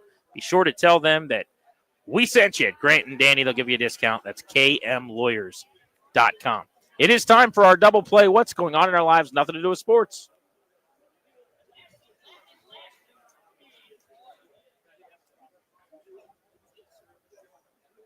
Driven to you by your local Washington area Honda dealers. Stop in for a great deal on the rugged and capable Honda Pilot. Contact your local Washington area Honda dealers today. All right, Danny, you ready for this? I think I am. I mean, I have no idea what it is, by the way. I've received no intel on it whatsoever. If it's you holding an alligator, I've seen that photo. No, I have held an alligator in the last 24 hours, and I have had a snake wrapped around my neck that was the size of, I don't know, like a small train. I mean, that thing was like 40 feet. That was a big snake. Ryan just put the pictures on stream again. And Ryan just put it back up. So now I can't look at you until it's gone. By the way, Okay, has anyone seen any of the hilarious pictures people made of me as like Crocodile Dundee? I saw one. I tweeted one of them out at Grant H. Paulson. If you want to go check it out, I look silly. All right. So anyway, that's not important. I'm sorry. I got distracted. Denton Day is with us. He is one of the producers back in our D.C. headquarters. He works over at the other station. The Deuce. But you hear him occasionally, not on the Deuce, but here on 106.7 The Fan. Denton was going – well, let me just say this. You get a call from Denton today, Darius. Yes. Okay. Did you answer the call? So I missed the original call. Okay. Felt my phone vibrating in my pocket. I was like, oh, this is weird. Why would somebody call me? I'm not that important. So we're at Radio Row. We're sitting at our table. We're getting ready. We're putting together our rundown. We're recording interviews. Denton's been nowhere to be found for like 27 minutes. We don't know where he is, okay? It's a long time. Yeah. So then, Darius, you call him back or you text him? I called him back because I figured if Denton's calling me, it must be important. Okay. So I called him back. And what happens? Denton proceeds to say, hey, where are you? And I was like, oh, we're about to head upstairs with Grant. We're going to go do our show meeting in the media room. He says, I've got an emergency situation. And I said, Which, by the way, when Darius originally told me about this, Danny, he goes, we have an emergency right now. I said, what? What? That's literally what he said. We have an emergency. I said, what do you mean? He's like, Denton's having an emergency situation. I'm thinking Denton just had a heart attack or is dying. It's stroking or got hit out by or a something? Like, what's car. happening? Yeah, or he's sick. He's doubled over a toilet or something. What is going on? Well, it did involve a toilet. So Darius goes to tell me? Denton is stuck in a bathroom stall without toilet tissue. It was a stall that had no toilet tissue. By the way, that's also called toilet paper. Toilet paper. For everyone else in America listening. Toilet right paper, now. toilet tissue, same thing. It's tissue. I've just never heard anyone call it toilet tissue, Danny. I've heard that. Yeah, thank you, Danny. What do you call it, Danny? It's toilet paper. But I've heard thanks. toilet Don't tissue. make me the bad guy here. No, you're not. It's No one's the bad guy. I'm just saying I've heard it. Okay. I would So- never call it that, but I've heard it. Here's where I need to jump in. Denton is a grown-ass adult, right? How old are you, Denton? Why'd you say ass? Well, emphasis on ass for this story. Yeah. How old are you? 29. 29. He's a good man. I've hung out with him for a He's few a good nights. grown-up, yeah. He's a really good man. I like Denton. He's 29 years old. Mhm. He's in a stall, and there's no toilet paper. Or tissue. He calls Darius, who's at work. We are working here. And he says to Darius, who's busy flagging down guests, setting up interviews, talking to celebrities, doing all the stuff that we're doing. Sweating profusely. By the way, all Darius has done all week is sweat. I've never seen anyone sweat more. Like two people today referenced how sweaty he was right when he got here. And he's like, I'm going to go get a paper towel. I was like, no problem. Go You get mean a a paper tissue? towel. But he's working very hard. It's our job. We're here. And Denton calls him and goes, can you come to the bathroom, not knowing which stall I'm in, get toilet paper, and hand it to me either under or over? How are we doing that? Either one would have been fine. Spare or square, basically. Yeah. I think this is the most insane thing I've ever heard, Danny, that he would ask this. This ask is outrageous. Everyone's like, well, what else would you do? What's wrong with it? Pull up your pants, take 5 steps over to the other stall, It's an absolute L. plop back down, and Emphasis now on plop. clean up whatever you have to clean up. What if we weren't here? He's just going to sit there until the 911 comes? I would have called. So, well, see, if Darius wasn't there, I would have done that. What if Or you didn't called- know anyone here? What Yeah, Just never leaving the bathroom? I would have been in trouble. I would have got up if I didn't know anyone here. But you got to go to your friends first. So I was going to say, that you think this is asinine is crazy. To me. Denton, how far down the list would you have had to go before you called our boss? CK would have been. I wasn't going to call Beamish or Finley. They weren't. There's no chance you would have called CK. I would have called CK. So let's say Darius no sells you, doesn't answer. I would have called CK and asked him to find a janitor to situate the issue. Because there are janitors here, and they are doing a very bad job. But do you understand how inappropriate that would be? You know we work in radio, right? What is appropriate and inappropriate in radio? You'd call your boss. Yes. Who's at work. Yes. And you'd say, can you come bring me I'd call him toilet if paper? he was at home. I'd call him if he was in Northern Virginia. Hey, can you make a call to the convention center? Daddy needs to wipe. Danny, please. I feel like I'm crazy. So Darius is here's what's at play here. I don't think it's unreasonable. I came over here to be Mitch and Finley. Now, I will say Brian agreed with me. He's like, that's the dumbest thing I've ever heard. JP was like, what's wrong with that? Why wouldn't he ask Darius to come bring him toilet paper? I feel like I'm insane. I think that's one of the most outrageous requests in the history of the world. There's a lot at play here, and I'm going to have to unpack it. Here we go. I've got a shovel. Number one, you are somebody, I'm talking to you, my dear friend Grant Paulson, who won't let people know that you're actually doing that. So that's where you come to this situation as a person that has never once admitted that he too has gone potty. You claim that you're number one for 7 minutes at a time, and no one can ask any follow-up questions. So it's kind of, I understand how taken aback you are. That's point number one. Point number two, again, emphasis on point number two, is Denton has to know the situation, and not in the way that you're thinking about it. If he's got the kind of situation, we have to be very careful here with the old FCC leaning over our shoulders. If he's got the kind of situation where he cannot stand up, I think a lot of us have been there over the course of those times. If it's a standard issue, as you're talking about, GP, then yeah, you do a loose repant, you waddle to the stall next to you, you wait for a low traffic time, and you just make it happen. If if I stand up, it's all over, including having to burn these pantaloons and the undergarments that are closest between me and certain chaos, I get it. It's not something you want to do. You don't want to major in this. This is hopefully the time that it happens. But the only time, hopefully. I think what Denton's trying to get across here is that this was an emergency, and I get it. It's not. I wouldn't be proud of it, but I understand. Not proud of it. It's important to point out, Danny. We had a great dinner last night. It's unbelievable. Appetizer, gumbo. Yeah. Main course, jambalaya pasta. You know how often I eat those two things? Not very It's frequently. warring factions in your digestive system right now. I get it, man. I've been there. Yeah. I just can't believe that Danny's only takeaway wasn't, I can't believe Denton did that. Well, I didn't realize that you are so close to the vest about never admitting that you have taken a number 2 in your life. Well, that is a thing, and no, it's private. No one should know about it. No one should know. That is a huge reason as to why you feel the way that you do. That's why you're recoiling the way that you are, Grant. Because you're talking to men that are confident in their bowel movements. I mean this seriously. I could be wrong. It could be a psychological thing back in my head. I really don't think they're related at all. This is such a you got to fix this issue situation. What multiple people can't help you get clean. You know what I'm saying? I didn't ask him to wipe. I asked him to provide. That's a me different with the phone call, by the way. Yeah, that's a very different phone call. I like Darius a lot. I'm not asking him that. I'm just saying, hey, I have a situation. You can fix the situation without getting your hands dirty, literally and figuratively. Can you do it? I do think that if there was no toilet tissue in the entire bathroom, I still wouldn't do what you did. But it would be a little more reasonable than having to wait. What would you have done if there was nothing? Found another bathroom. So you're gonna pull your pants up after having gumbo. Yes, we don't need to go through all the details. And go walk and find another bathroom. Yeah, because I'm a grown up and this is a me problem.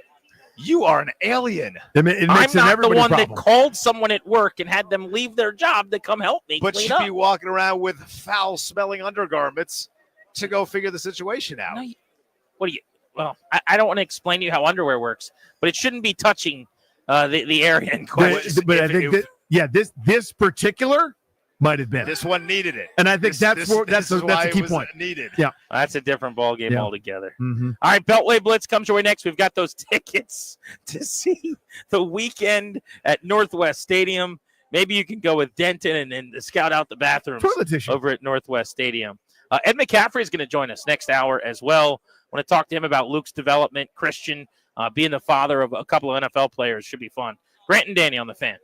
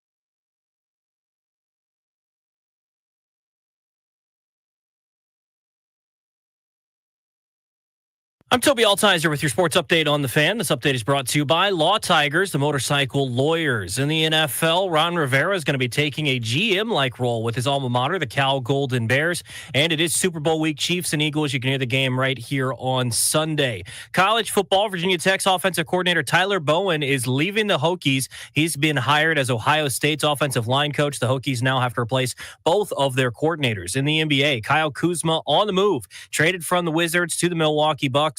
Alongside Patrick Baldwin Jr. and a second-round pick, the Wizards get back Chris Middleton, the 23rd pick in this year's draft, A.J. Johnson, and a first-round pick swap. The Wizards tonight in action against the Nets, the hottest team in February, 2-0. They'll look to keep it going. Their third straight win tonight in Brooklyn as they take on the Nets at 7:30. You can hear that game over on the Team 980. College hoops, the Hokies in action tonight at home against SMU. 9 p.m. tip-off. You can hear that game right here on the Fan.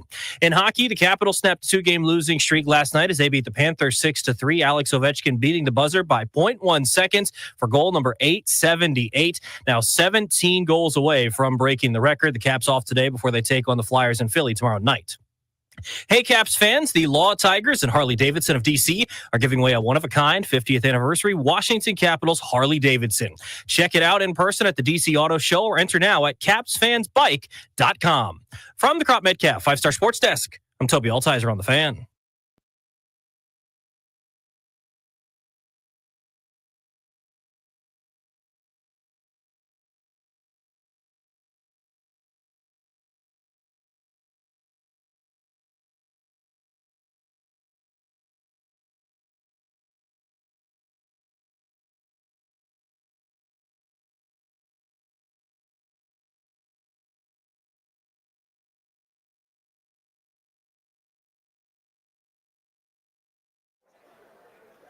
The 10th caller at 800-636-1067. Congrats, you're winning a pair of tickets to see The Weeknd. It's the After Hours Tour, Saturday, August 2nd at Northwest Stadium with Playboy Cardi and Mike Dean. Tickets are on sale Friday, February 7th. That is coming up later this week at 10 a.m. For tickets and more event information, go to thefandc.com. We're Grant and Danny. You are locked into the Fan. We're taking you up to 6:30 live and local this evening. We've got Ed McCaffrey joining us in just about 10 minutes. That's Luke's papa, former Super Bowl champion wideout with the Denver Broncos. Of course, he's also the dad of Christian McCaffrey. I've heard so many great stories, Danny, about him as a football dad growing up and some of the things he had Luke's do. So I just want to talk to him about some of those, so that should be a good time. Pulling kids out of school to get IVs, no jeans on game days because it makes sure it's heavy on your legs. Just stuff like that is awesome. The best. Cynthia Freeland, who does a lot of analytics for NFL media, going to be good to talk to her about the fourth down decisions of Dan Quinn and Washington kind of joining the teams that actually care about analytics this year. Not coincidentally when they decided to be good finally, which was quite a development. And then we'll talk to Mitch Holtis, the voice of the Kansas City Chiefs, all coming up in short order here live from Radio Row in New Orleans. But it is time for our Beltway Blitz. So let's kick things off with some of the teams you care the most about in town. And we got to start with the Wiz today because they pulled off a big trade. Kyle Kuzma's on the move to the Milwaukee Bucks. Greg Finberg joins us now. Bullets Forever is where you can see some of his work. Greg, why don't you tell us what you thought about the trade and what Washington is getting back? Yeah, so this is a typical Will Dawkins, Michael Winger rebuild type of trade, sending out Kyle Kuzma for a bad salary and an older player in Chris Middleton, but in exchange taking on a first-round pick swap and a young player in A.J. Johnson. Essentially, Kuzma's time in D.C. was done. After his comments made after he dropped 30 in Phoenix, he kind of made it seem like he was done playing for the development of others and wanted to move. The reports that he asked out behind the scenes.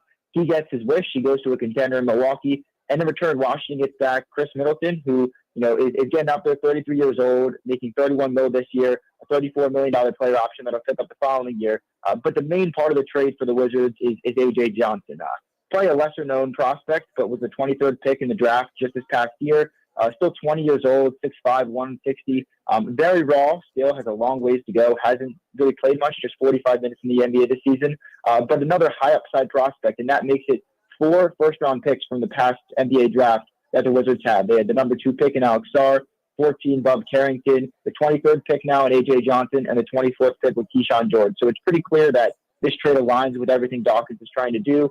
shipping out a older player like Kuzma, and in return getting a 20-year-old in Johnson, and trying to stockpile as many pick swaps, as many young players as he possibly can. Greg, here's my view, and I want you to weigh in. I think they gamble, talking about the Wizards, that Kuzma would thrive this year and his value would be higher than it would have been this past offseason or even last year at the trade deadline. I was actually surprised they didn't trade him last year at the deadline. And at times, frankly, to me, he looked disinterested. At times, whether he was not healthy or otherwise, wasn't until only recently that kind of business picked up for him and he started putting the ball in the basket and kind of playing hard at both ends. I actually thought he was playing a lot better, but most of the season just kind of looked like he didn't really feel like it. I mean, again, I'm not questioning effort. I have no idea what was going on, but it didn't look real good. And I think he hurt his value. So the Wizards kind of maybe didn't get what they could have had they done this previously. A gamble I understand, but it may not have been the haul that they could have gotten potentially at earlier times. Your thoughts?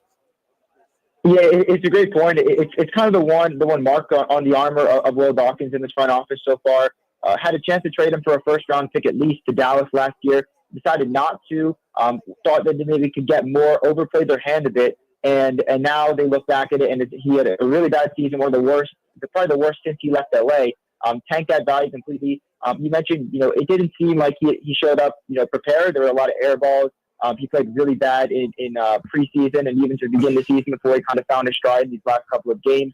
But at the same time, his time in DC was coming towards its end. Even when he re-signed after they had traded Bradley Beal and Porzingis, he had maintained that he wanted to stay in DC and kind of build this throughout. But most fans kind of called that bluff because he's 28 years old. Most of the players on this team worth keeping are around 20 to 21, 22. So it did seem like his time was up, but the Wizards should have traded him a while ago. They didn't. But I do think at a certain point you got to just accept your mistakes and kind of move on and get what you can get. And it seems like the Wizards did that here, knowing that they should have gotten something more last year at the deadline. But they got probably the best offer they could have. Maybe could have gotten more draft compensation instead of AJ Johnson, but it makes it pretty clear that since they were holding out for Johnson, Will Dawkins clearly takes a liking to him and thinks that he has a lot more upside than maybe another couple second-round picks could have gone the Wizards. Greg, thanks, buddy. Thank you. Thanks, Greg. Good insight. Greg Finberg on the Wizards. Kyle Kuzma today traded to the Milwaukee Bucks. Let's talk football. Fitting as we are on Radio Row in New Orleans, getting ready for Super Bowl 59. Benjamin Brown joins us.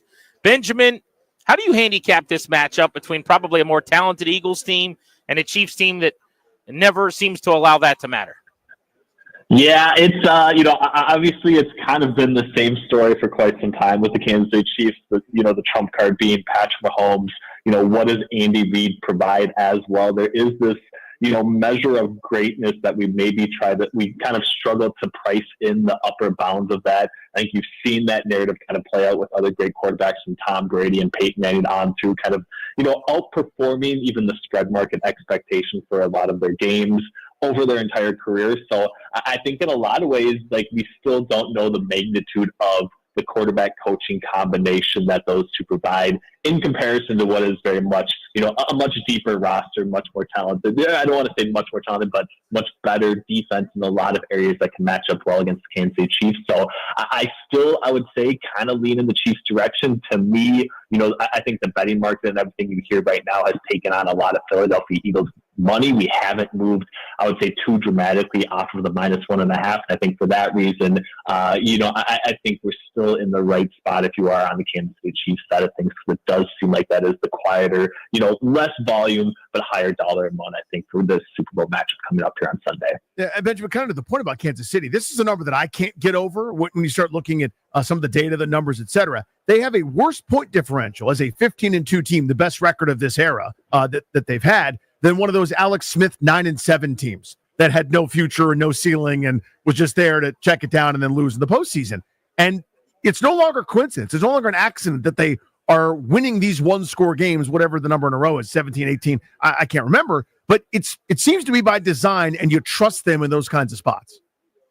Yeah, very, very much so. I think obviously in comparing the raw numbers based on point differential and those sort of things, there are going to be gaps in the system. And I do think for what we at least have known and learned about the Kansas City Chiefs over the past especially 2 seasons after moving out from Tyreek Hill, this has been a situation where they're kind of trying to win by shortening the game, right? And I think that having long, sustained drives, keeping their offense on the field, but really trying to minimize the amount of possessions that the other teams have, and then are kind of capable of just winning it at the end. And it has been, whether their defense can get a stop or offensively with, Patrick Mahomes driving the football, they haven't really ever felt the need to keep their foot on the gas pedal. I think in a lot of ways also, it might be overblown at this point in time, but even the ways in which Andy Reid approaches from a play calling standpoint does seem to dictate the fashion in which they are not necessarily separating from a lot of these other teams, but they are still consistently winning. And I think for that reason, we continue to kind of see these tight spreads, but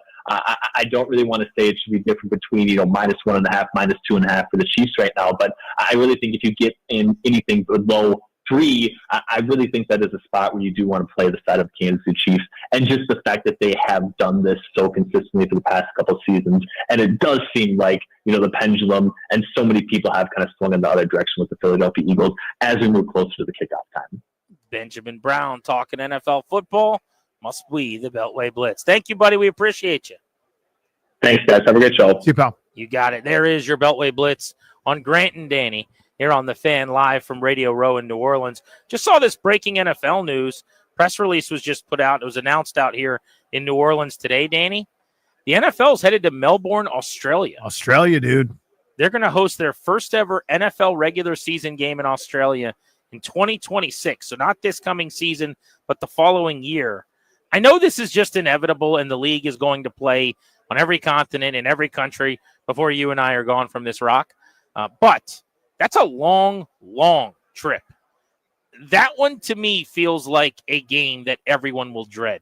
We already know that the Rams are in. I'm assuming there's some kind of Kroenke thing where he volunteered or wanted his team there. Yeah, it's their territory, quote unquote. It's their marketing territory. They're given that one because I guess of the proximity. I put that in quotes. Yeah.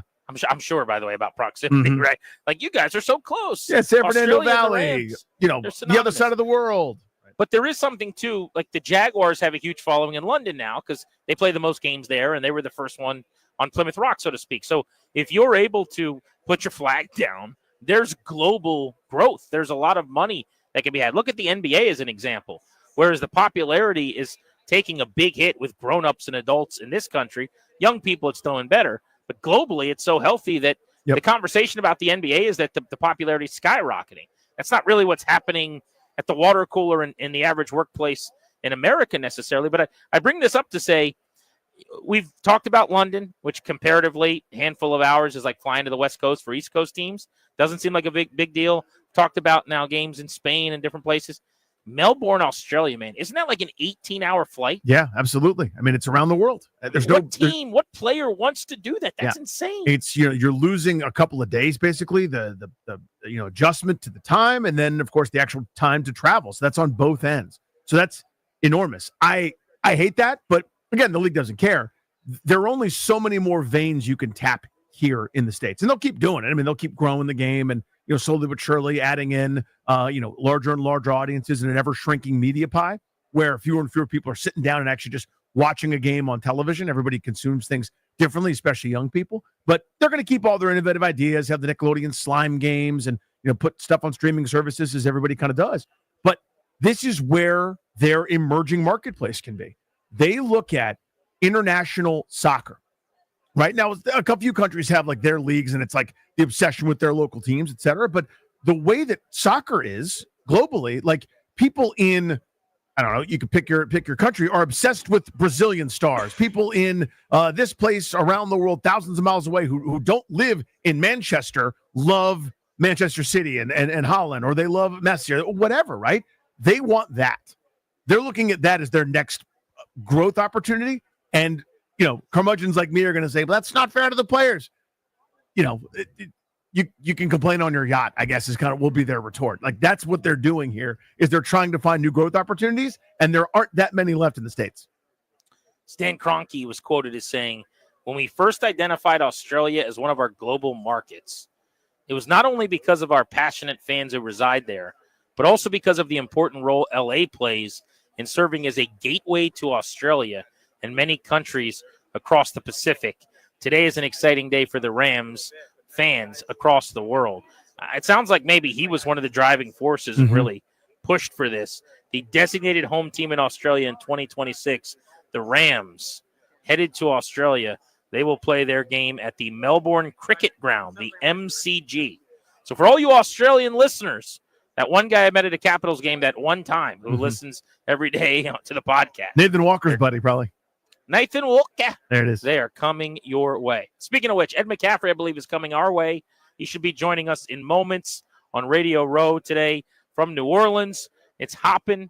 There are football stars all around us. I can see 6-7 Pro Bowlers from my view just right now. It's very, very cool to be a part of this football bash. Grant and Danny with you, coming back with Ed McCaffrey on the Fan.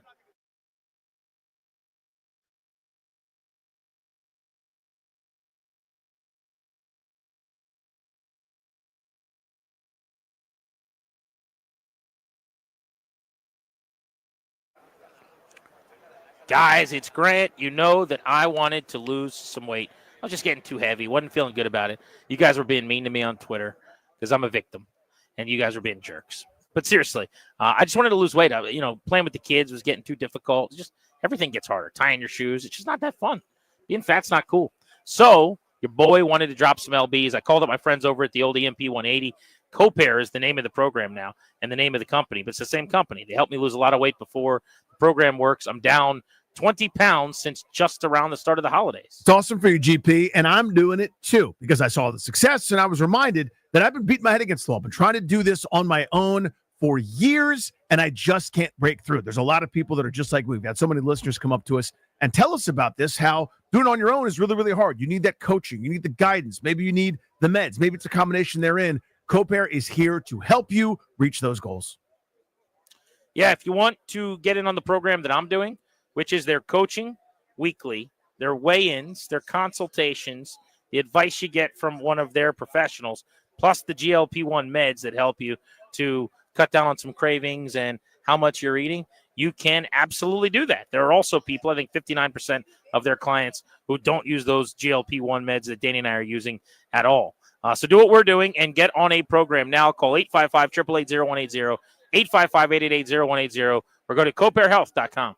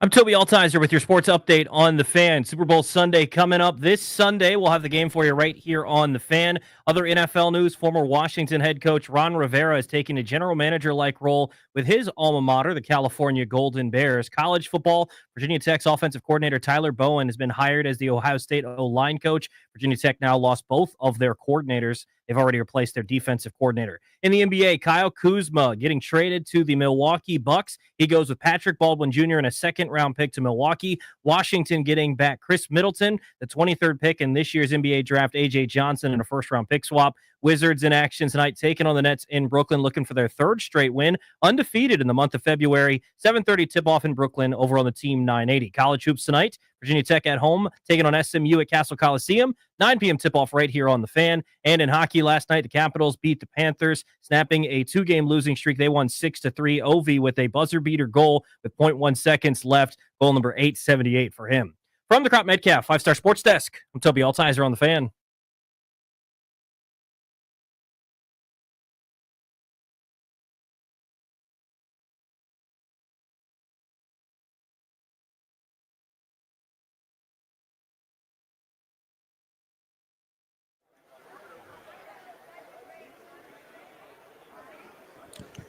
Back in New Orleans at Radio Row ahead of Super Bowl 59. Grant and Danny with you on The Fan. Danny's holding down the fort back in D.C. It's part of our broadcast from our Half Street studios. I'm out here live, joined now by a former 3-time Super Bowl champion and Pro Bowler who I remember. Now, I always feel like people are like, you're making me feel old. One of my first favorite wide receivers in the league, I will say, as a young guy growing up. Ed McCaffrey, who's now got Christian McCaffrey, his son, who's tearing it up with the 49ers, and a second son in D.C. with us, so we have on the show pretty frequently, Luke McCaffrey. So the family is doing pretty well, I would say, second generation. Yeah, I was excited to root for the Commanders. Got to go to every single home game, went to a couple of the away games down in Tampa Bay. I went to Detroit, and it was a whole lot of fun. I'm so excited that the fan base is picking back up for the Commanders, and what a just magical season. Dan Quinn came in, did a phenomenal job. Jaden Daniels was more than you could even have advertised. Luke got to come in and play with him in his rookie year, and loves his teammates, love the culture, love what they're doing there. They came so close. It's such a phenomenal season. It came so close to get into this game. But I think everybody's pretty optimistic and feels good about the future. How do you think Luke's going to grow in this offense kind of going forward? It's all about reps. Look, it's hard as a rookie to break in with on a football team, especially a team that had a lot of veterans. Luke loved the receiver room. The guys in the room are awesome. Obviously headlined by Terry McLaurin. A lot of good veterans on the team. Ben Sinnott was good at tight end as well. Tough to earn your stripes and get on the field as a rookie, but I think it was such a wonderful experience for him. He was confident. He was ready to make a play. He was ready, so he didn't have to get ready if they called upon him. But the team had a lot of success doing a lot of different things, and there was a lot of talented, skilled guys with more experience on the field. So he's hungry. He's hungry this year to be the best player that he can be so he can contribute, get on the field, and make plays for his team. So this is a really important offseason for him. Like every rookie coming out of college, you go right to training for the combine, training for pro day, then all of a sudden you're in mini camp. It's the longest year of your life. Didn't feel like a long season to him. He was ready to keep playing. But in terms of not having that full offseason to grow and develop and to focus only on football, not on running a 40-yard dash, not on the 5-10-5, but only on football, he's going to get to do that. So I expect him to really improve leaps and bounds from his first year to his second. 3-time Super Bowl champion, former All-Pro Ed McCaffrey is with us on Radio Row in New Orleans, talking about his son Luke, who's going in and now year 2 in Washington at wide receiver with the Commanders. You mentioned something that's interesting. I think for a lot of guys, that idea of how hard that first year is to get those reps and opportunities, and he did a lot with a little early. I think he caught the first 12 passes thrown to him this year without any kind of issues. And then as the year went on, his role seemed to, at least late, turn into almost exclusively kick returning. He's been around the game so long with you, with Christian. He might understand that better than a young guy, but did you have to kind of counsel him a little bit and say, hey, man, it's okay. This is part of it. It's going to happen this way? Or did those conversations not need to happen? No, he wants to play. He wants to be on the field. He wants to have passes thrown his way, just like every receiver. I was talking to A.J. Brown the other day. for the Eagles. And he's a Pro Bowl caliber guy, right? And he's going to play in the Super Bowl. But the Eagles are one of the teams that have the fewest pass attempts on the season. He's a guy that's hungry. They got him reading books on the right? sideline. He's reading a book but it speaks to the mental strength you have to be a pro athlete, but especially to be a receiver, right? You don't call the play. You're not the quarterback. You can't throw yourself the ball. You have to stay ready for when you get that opportunity. I was proud of Luke for doing that all year long because it is hard to go a quarter, 2 quarters, a game, 2 games without a catch, and then all of a sudden a ball's getting thrown your way. But that's the challenge of every receiver. But Luke, just like everyone else, when you play that position, you want the football. So what you got to do is you got to keep working hard. You got to keep earning it in practice. And when you get those opportunities, you got to make the most of them. And McCaffrey with us here on Grant and Danny. And let us not forget that Luke was a quarterback like an hour and a half ago, and he's doing this in the NFL as a rook. Were you ever on a team like this one here in Washington, Ed, where pundits, pudgy idiots like me are saying, yeah, maybe 7 wins, we'll say, and you just keep punching above your weight class and talent doesn't really seem to matter and you find yourself on a magical ride? Did you ever have an experience like this? No, mine was a lot different. I played with Hall of Famers and guys that were already established. So I was drafted by the New York Football Giants. They just won the Super Bowl. So I joined the team right after they beat the Bills. 91 rookie year. Yeah, and so we're talking Lawrence Taylor. They were the oldest team in the NFL. Lawrence Taylor, Phil Simms, Carl Banks. We had O.J. Anderson at running back, right? I mean, we had all kinds of great players. Bill Belichick was the defensive coordinator. Bill Parcells, the head coach. They set a record for time of possession in the game. They were cover 2 defense, ground and pound. Running attack, the leading wide receiver. Here's some trivia. Who do you think, which wide receiver led the team in receiving and how many catches did they have? Let's see if with the Giants. New York Football Giants, 1990 Super Bowl champions. They won the Super Bowl 91. I wouldn't know who it would have been, but I'll say 85 catches. Whoa, what a great guess. No, you're a little high. 50-something, I think. Steven Touchdown Maker Baker led the team as a wide receiver with 5 touchdowns. And Mark Ingram, senior, also tied for the most catches by a wide receiver with 26. Oh, my God. On the season. Did you think that was one game? That was on the season, right? So that's the type of team I joined. But they were the oldest team in the league. They had Hall of Famers on the team. They had Pro Bowlers, and they had just won a Super Bowl. Most of those guys were on 2 Super Bowl championship teams in the past few years. How did it work? Before I joined the team. But then I go to San Francisco. Yeah, for 1 year, though. Year. What happened? I was there 1 year 7 deal? months, picked up a ring, my first Super Bowl ring. But that was the Steve Did you sign Young a 1 year era. deal? Or Yeah, I had a 1 year deal. But I was intentional. I asked to try out for the 49ers because I wanted to play on a team that had a chance to win the Super Bowl. I was cut by the Giants, and of the teams that I had to try out for, I wanted to go for it, believe in myself, and try out for the 49ers. And thank goodness I did. It was not easy. It was very tough competition. I was able to make the team, learned a lot backing up Jerry Rice. Steve Young was hungry. He had just replaced Joe Montana a year or 2 before. He hadn't won a Super Bowl yet, and he was hungry. That was a team that had 14 Pro Bowlers on the team. We had the Offensive Player of the Year in Steve Young, the Defensive Player of the Year in Deion Sanders, and I was able to be on a team, made lifelong friends on that team. But it wasn't a new team, wasn't a rookie quarterback, wasn't a new head coach. These guys were established. Parcells had been there, won a couple Super Bowls. George Seifert, that was his 2nd Super Bowl that he won as head coach. A lot of the players were on the team. Then I go to the Denver Broncos. Guess who I had a quarterback for the Denver Broncos? That's Elway. John Elway. Some Elway guy? He was already a Hall of Famer when I joined the team. I played for his dad, Jack, at Stanford and thought the world of him and was blessed to get a chance to play with him. Mike Shanahan was the OC in San Francisco, saw something in me, working hard in practice, brought me to Denver, gave me a chance to compete for a starting position. Luckily, I became a starter, and we went on to win 2 Super Bowls in Denver. So 3 Super Bowls in 5 years, but they were all with experienced veteran players. Now, we had some young guys. Terrell Davis was young, right? He ended up being the MVP and a 2,000-yard rusher and a Hall of Famer. Shannon Sharp was on the team. But I never, to answer your question, I was never on like a team with a brand new head coach and a rookie quarterback and a lot of young players where you had to change the culture, right? For me, the culture was there, and hopefully I was added to the mix to help the team. And I loved all the teams that I played for, but it was a totally different experience than what we saw in Washington. A new head coach. Now, he'd been a head coach before. Dan Quinn's an experienced head coach. I vetted him. I was asking all kinds of players that played for him on other teams. They love him. And all the players, offense and defense that I talked to after the Commanders game, had nothing but great things to say about their head coach. But they did have a lot of young players, starting with their quarterback. You got to get that position right. You got to get the quarterback position right. It starts with ownership. Got to give credit to Washington's ownership, right? They hired the right head coach. They brought in the right players. They bought into the culture. They got it right at the quarterback position.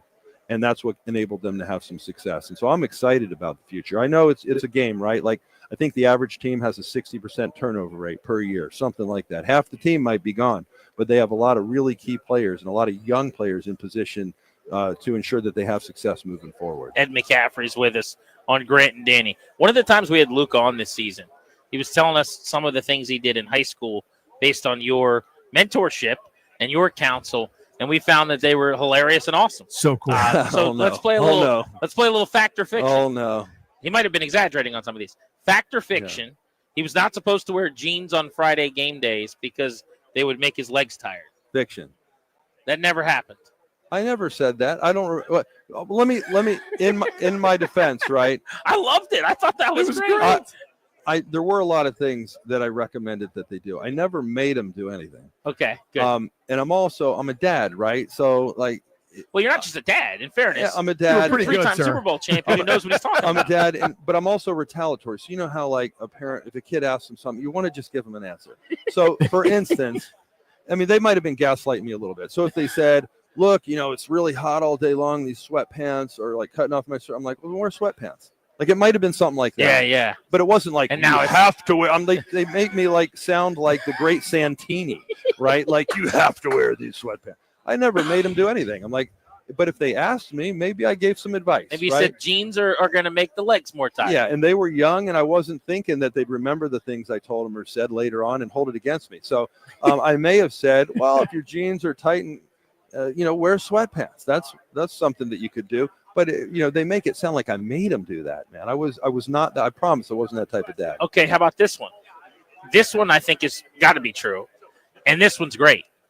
He would get out of school on game days to do some IVs. Luke didn't do a whole lot of that, but okay. he probably did it a couple times during when they had night games. Christian did more of it because he was playing offense, defense, special teams, didn't leave the field. And one time Christian had cramped during a night game because he really didn't leave the field. He was playing every play.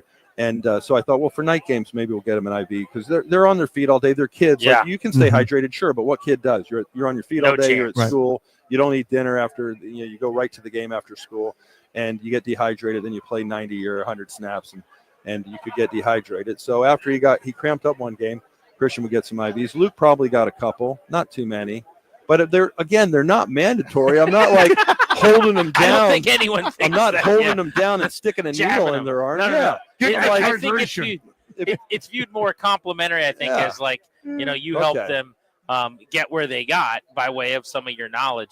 If they were to play head-to-head, so it would be San Francisco, Washington, or whatever, how do you guys handle that, you and the wife? I mean, is it like jerseys that are sewn in half, or how would you do it? Yeah, well, we obviously root for both of our kids. I gave up hoping and praying for wins a long time ago. My hope for them is that when they leave the field, they can look their teammates and coaches in the eye and get the respect from the guys that matter to them, knowing they did everything they could to help their team win. So regardless of winning or losing, that's what we hope for. And I don't know. We've had our teams play before. I believe, doesn't Washington play the Dolphins? My oldest son coaches for the Dolphins. I think they're on our schedule next year. That's true. I didn't even think about it. Right. And so now we got a coach and a player, so it's a little different. I'm thankful that they were all offensive players. It would be harder, I think, if they had to physically go against each other, like a receiver DB or an O lineman D line. Oh, that'd be tough. Yeah. That would be tough. So luckily, they're all offensive players, so they're not on the field at the same time. And I root for them and I root for the teams, but we're not hoping and praying for anybody to win. Just really, if you feel great about your effort and your teammates and coaches feel great about your contribution, that's the most you can ask for. And that's really, when I played, that was the ultimate compliment. Win, lose, or draw, we're in this together. We're in it for our team. You're not my brother on game day. Like, for about 3.5 hours, we're competing against each other. But afterwards, we love each other, hug each other up, and are always rooting for each other. And let me sneak this one in about the receiver spot that you know so well. There have been great ones throughout, obviously, throughout history. I mean, in your era, Jerry Rice, Tim Brown, James Lofton, millions of others. I feel like right now, though, maybe it's recency bias, I feel like we're in the golden age of receiver. Every team has a badass that's like unstoppable, number one on the scouting report. Does it feel that way to you? I think a lot of teams have more than one badass. And, you can talk about the evolution of the game. When I played, 21 personnel was pretty basic. Like that was a pro formation, pro personnel grouping. You had 21 personnel, 12 personnel. Nowadays, there's way more up-tempo teams. Like look at Washington, right? Up-tempo. No huddle, Yeah, play 3 and 4 receivers a lot. Although we did play a ton of 11, 12, and even 13 personnel, which was surprising. I was impressed with how they handled those bigger personnel groupings. But, kids grow up at 6 years old playing flag football now. And so there's different offenses, right? There's the pro-style offense, and then there's the up-tempo spread offense. Sometimes in the spread offense, a really good receiver can get lost because you're run into space, and it's up to the quarterback to throw to the open receiver based on what the defense is doing. One of the things I thought Cliff Kingsbury did a great job of this year was, because early on, you remember Terry McLaurin wasn't getting that many targets the first couple games. Oh, we remember well. And what he did was he started moving them around. He put him in the slot. He moved him from the left where he was stuck over to the right a couple of different times. And he combined his offense, which is an up-tempo spread offense, with creating matchups for Terry McLaurin. And I think that's what great coaches have to do. It's like, hey, you have your scheme, but you also, in the NFL, at the highest level, have to take advantage of matchups when you can. I thought he did a really good job of that as the year went on. And thank you so much. This has been a treat, and you should be very proud. I will tell you, I've thoroughly enjoyed getting to know Luke, but he's such a good kid and good guy. And, in that locker room, they love him. But just my interactions with him, just a pro already. So you should be very, very proud. As a dad, that's good to hear. So yeah, thank 100%. you. I don't know unless somebody tells me, so I appreciate it. We have really, really enjoyed it. I think I'll keep them. You should. Absolutely. And you should get him those IVs. No, I'm just kidding. Ed McCaffrey. And I will tell you again, because it's funny. You were like, I didn't make him do that. I don't think anyone thought you were like forcing them not to wear jeans. Some people think that. Do they? Some people think you made them get up. I'm like, I didn't make anybody do anything. Dragged him out of school in a half Nelson. You're like they asked me for advice. And by the way, I don't, even to this day, like I watch every play that every one of my kids plays, every play that they're coaching. And but I don't volunteer information. It's really tough. I coached all my kids at one point, and I had to learn when to take the coaching cap off and when to be a dad and not to be a coach. You wait for them to come to you. If they ask me for advice, I'm ready with it. Like there's things I'm thinking about. Yeah. But I will not say it unless they ask me for the advice. And it's tough to be a father that played the game that they play, to be a father and coach at times. And so for me, Luke is very inquisitive. Christian's very inquisitive. They're asking questions all the time. But as a dad, I wait for them to ask. Well, we love having him in DC, and I can't wait for next year, hopefully, for the breakout. Thank you for the time. Thank you. Really appreciate it. You got it. Ed McCaffrey on Grant and Danny on the Fan. I talked earlier today with Kyle Rudolph about Zach Ertz and his renaissance this season at the tight end position, why the tight end is so helpful to the young quarterback around the league. We will talk about that next right here on the Fan.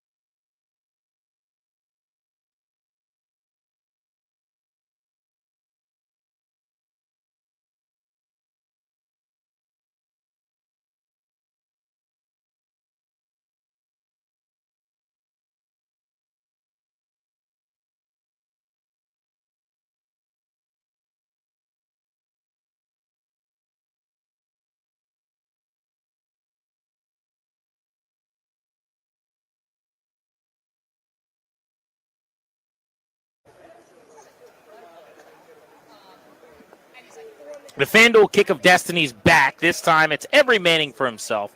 The Super Bowl, two legends are going to take the field in sudden death. Field goal showdown. Peyton against Eli, live from New Orleans.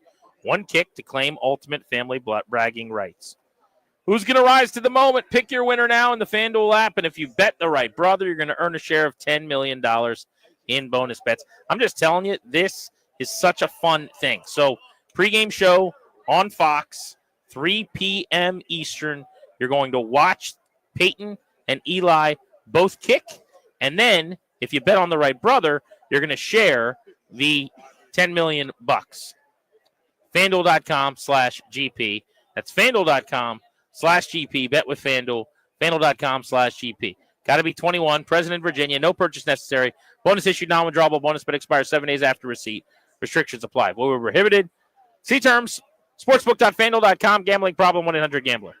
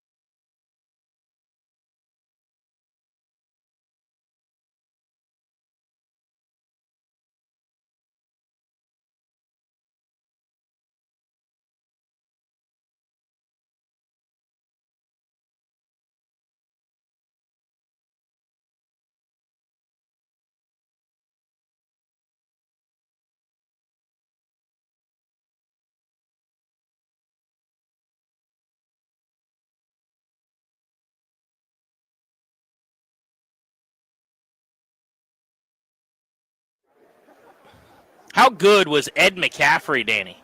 Awesome.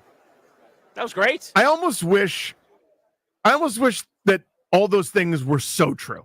Do you know what I mean? I almost wish he was like, yeah, don't wear jeans on Friday, bro. Or like, yeah, if you're playing a night game, you got to get your IV. I'm signing you right out of history class, you know? Well, to me, it sounded like there was truth to those things. He just didn't like the idea that people are acting like he was like Michael Jackson's dad about it. Crazy stage dad making his kids do it or something. Yeah. But he definitely acknowledged his kids left school to get IVs. He definitely acknowledged if they asked him, he told them probably you shouldn't wear jeans. Like I think there's a lot of truth in that Venn diagram, it would appear. Zach Ertz had a great season. We, at the beginning of the year, both thought it was a lock he was going to miss a bunch of time, that he was a risk to be injured. You had a lot of issues early on with his lack of play-making ability after the catch. But as the year went on, I think he won people over 100%. little by little in town Had a because great of what finish, he did. right? Yeah, it was huge. but also what he did in the locker room, how he was as a leader. Mm-hmm. But yes, you look at a 6-catch, 72-yard, 2-touchdown game against the Falcons with the game winner walk-off in overtime, the touchdown against the Cowboys that they needed, the touchdown against the Lions in a 5-catch playoff game. He had a 3rd and 4th down conversion against Tampa Bay. He had 11 catches for 100 yards in the NFC title game. Just monstrous red zone presence. Wanted to kind of get some insight on him this deep into his career. And I saw Kyle Rudolph walking around today. Rudolph, who came into the league at a similar time, former Notre Dame star. Kyle Rudolph, who, of course, cut his teeth with the Minnesota Vikings. And I had a nice conversation with him about Zach Ertz's breakout, but also the tight end position in the NFL and where it's headed. It seems like that is the spot that teams care the most about figuring out quickly when they're going to a young quarterback on offense. This was Kyle Rudolph on Zach Ertz. Well, Zach's a guy that's just really has been consistent throughout his whole career. Obviously, numbers were significantly higher early in his career in Philly, bounced around in Arizona, then Detroit briefly last year. And those are the type of guys that just show up at work every day. They do what they're supposed to. They're in the right place at the right time. And when the opportunities come to them, they're going to take advantage. And that's exactly what he did this year. He got with a phenomenal young quarterback that knew his tight end was going to be in the right place at the right time, and he could count on him. And then ultimately, that's when you see the production. I don't think there's anything that changed in Zach as a player. Still the same guy that he was the last handful of years. It's so much of this is about opportunities, and Zach made the most of his opportunities this year. What do you think the state of the union is at the tight end position right now? We're seeing one of the greatest ever, Kelsey, playing this title. But just seeing what Ertz did for Daniels this year, I just feel like it's one of those ultimate safety valves for a young QB kind of spots. Absolutely. I mean, they always say like the tight end is the quarterback's best friend, and you think about the position of the tight end, the routes they're running, the ability as a quarterback. You can just kind of throw it anywhere. You don't have to make a perfect throw. Tight ends usually bigger body guys. You can kind of throw the ball away from defenders, so they're safer throws. But it's the tight end position is one that's a ton of fun to follow. There's so many guys playing at a high level. We get to see two of them. You guys saw Dallas Goedert in the division, incredible tight end. And then obviously Travis is one of the best to ever do it. So we'll see two good ones on Sunday. All right, last one on the tight ends from you.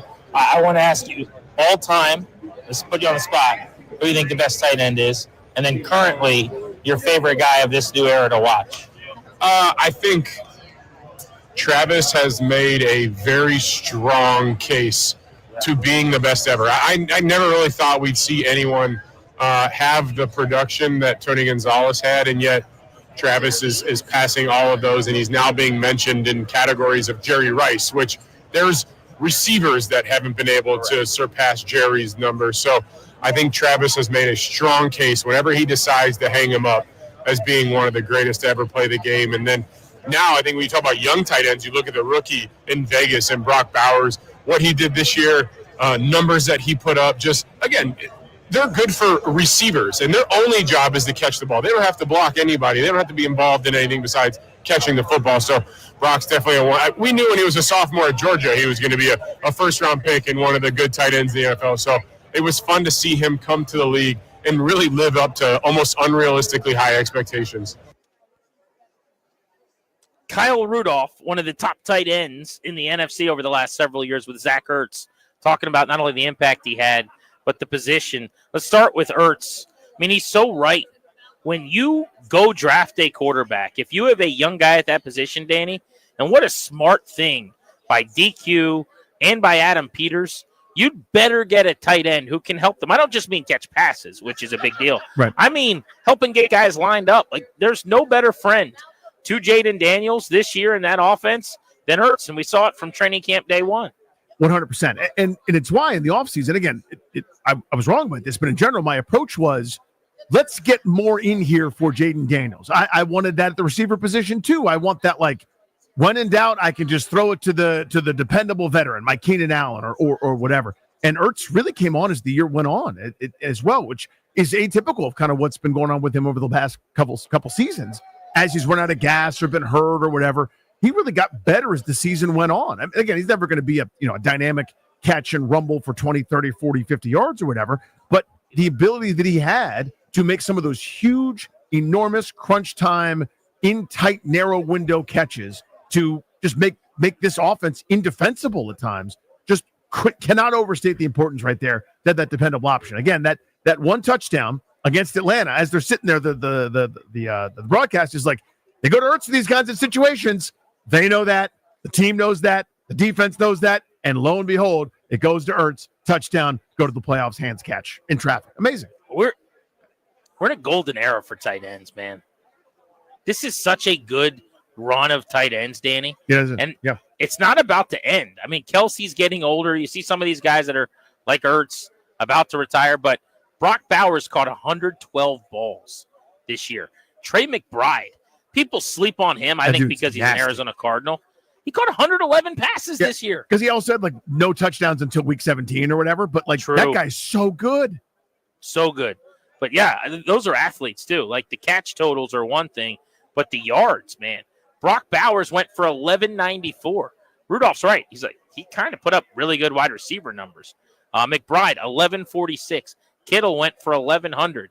Kelsey, 800 plus. Jonnu Smith, 800 dude. plus. I didn't realize he had that good a year in Miami. Yeah. Like, as you said, everybody's got one. Everybody's got an athletic freak or, super productive tight end, like kind of in the Zach Ertz mold, right? The box out, get mine. As Kelsey wasn't anywhere near as dynamic as he's been in the past in terms of yardage totals and the like, but everybody, it seems like a David Njoku a handful of years ago would have been a superstar. Now he's like option 11 over a Cleveland team that can't get right, but like they don't make people like that. He's so big, so strong, so fast, etc. But yeah, it is a great time for tight ends. Moose Johnston helps run the United Football League. Of course, calls games on Fox as well. He's going to join us next. We're live at Radio Row ahead of Super Bowl 59 on Grant and Danny.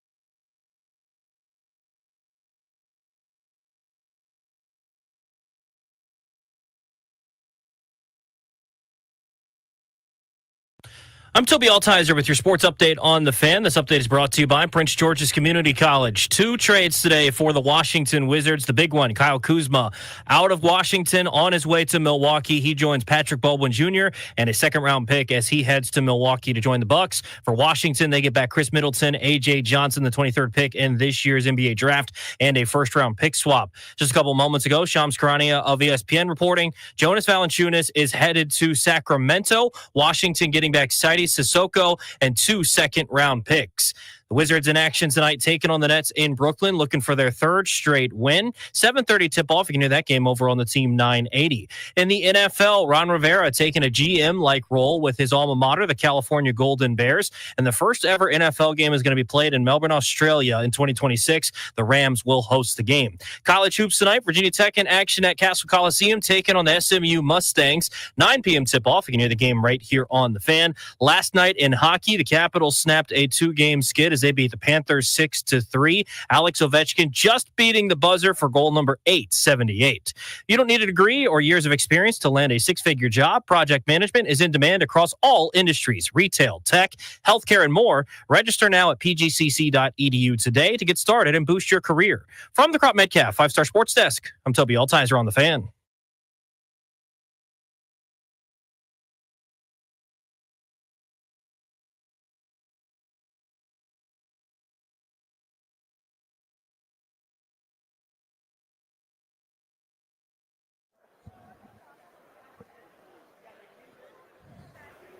Welcome back to Radio Row in New Orleans, ahead of Super Bowl 59. Grant and Danny with you on The Fan. Danny is back in our Half Street studios. I'm out here in the wildness that is Radio Row. It's now Media Row, I guess. There's no such thing as Radio Row.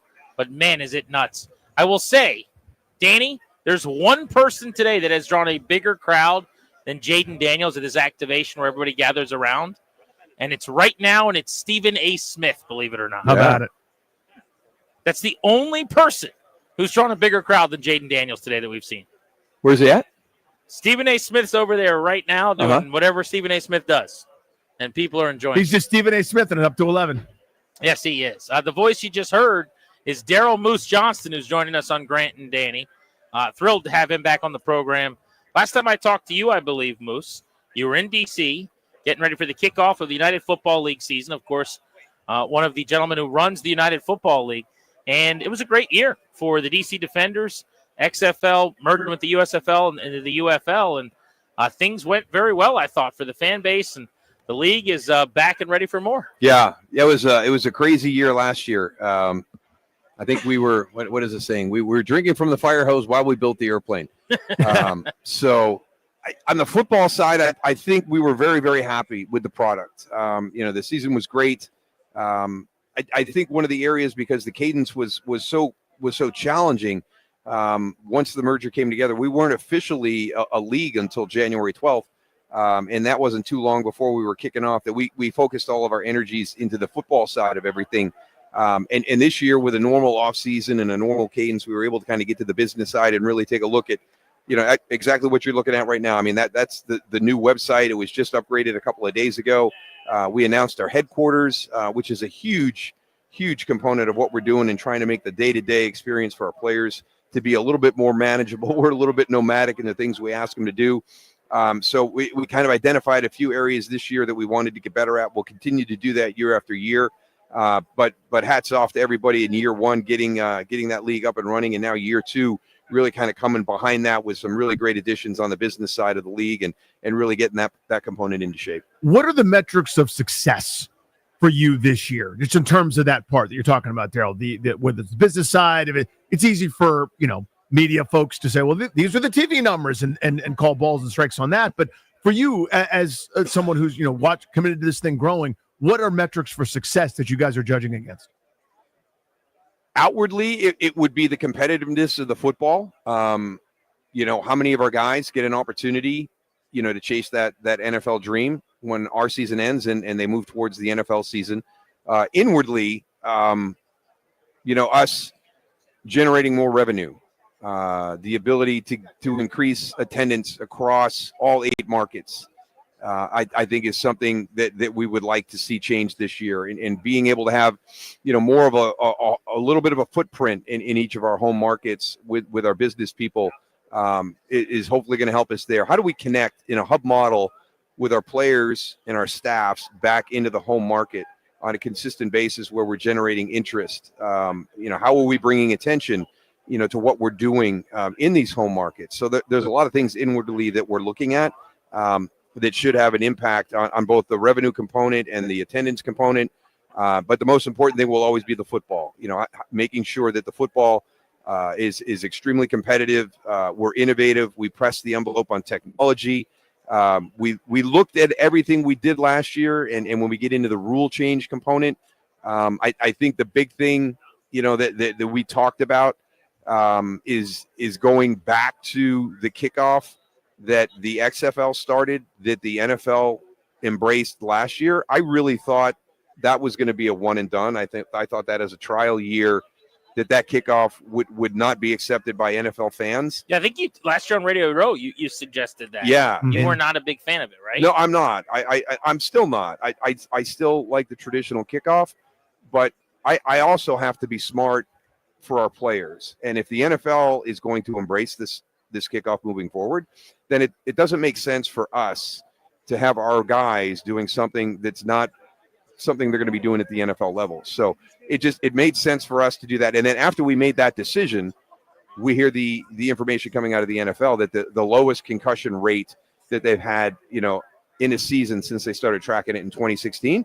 And with the big change being the kickoff, you would think that played a huge role in that. So it makes sense from a health and safety standpoint. It makes sense in a transitional standpoint for our players. So, the one thing that you'll see this year is going to be, our kickoff going back to what it was in the UFL and very similar to what they're doing in the NFL. But we've left that up. That's kind of the structure. Now we got to do the, finalize all the details with that. So we've asked, Mike Pereira and Dean Blandino, put your spin on this, so we keep the return rate where we were last year. That's the one thing we do want to make sure we do is, okay, if we're going to go this direction, the one thing that we do want to make sure we do is continue to have that return rate that we've had, in the league using the traditional kickoffs. Daryl Johnston is with us. The UFL getting ready to come back later this year, I believe, right? It's end of March. End of March 28th, Friday night. Yeah. So can you take us inside, whatever you can tell us about the scheduling? And at one point in time, I think you guys started right after the XFL before you were together, which was still February. End of March now is almost kind of even with baseball kicking off. What's the logic on the schedule? Or is it about venues, or I have no idea what I don't know? Gosh, it's one of those things, right? Until you get into the managerial side, you don't really know the logistics of getting a team to travel or getting a league to travel, setting up all the practices during the course of the week. And then the other thing with scheduling is the venue component. And it's very challenging. We've got a couple of venues that are tied into MLS and in some of the soccer Audi is one of them in DC. Yeah, Audi is one of them in DC. Now you've got, the World Cup coming to North America next year, and that's going to have an impact on some of the venues there. The Alamo Dome in San Antonio has a traditional cadence with events that you're always trying to work around, and they get the NCAA Final Four this year. So to watch our people work through the scheduling component with all the different venues across the league and come up with our schedule is one of the more challenging things that you get to watch. So yeah, when people get a little bit frustrated with the schedule, we do want to separate ourselves a little bit from the NFL in that post Super Bowl. If we talk about more football in the spring and we miss football, well, let's give them an opportunity to miss football. So we've got to create a gap. And then the question is, what is the best gap? And I think, we want to get to a point where we are traditional. And it was kind of frustrating for me. The NFL used to kick off Labor Day weekend, right? It was always Labor Day weekend that there was an NFL game, kind of leading into that end of August, beginning of September.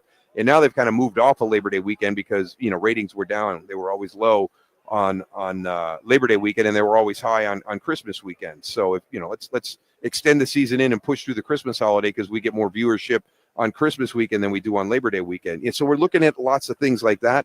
What is the best slot for us to be in based on what the landscape is out there with other sporting options, and then also how does that match against our venue availability to try and create a consistent kickoff date.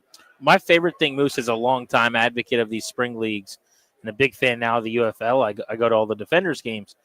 When I'm watching any of these games at home, the transparency during reviews, we've talked about this in the past. I don't think the NFL will ever get where you guys are or is allowed to or would want to.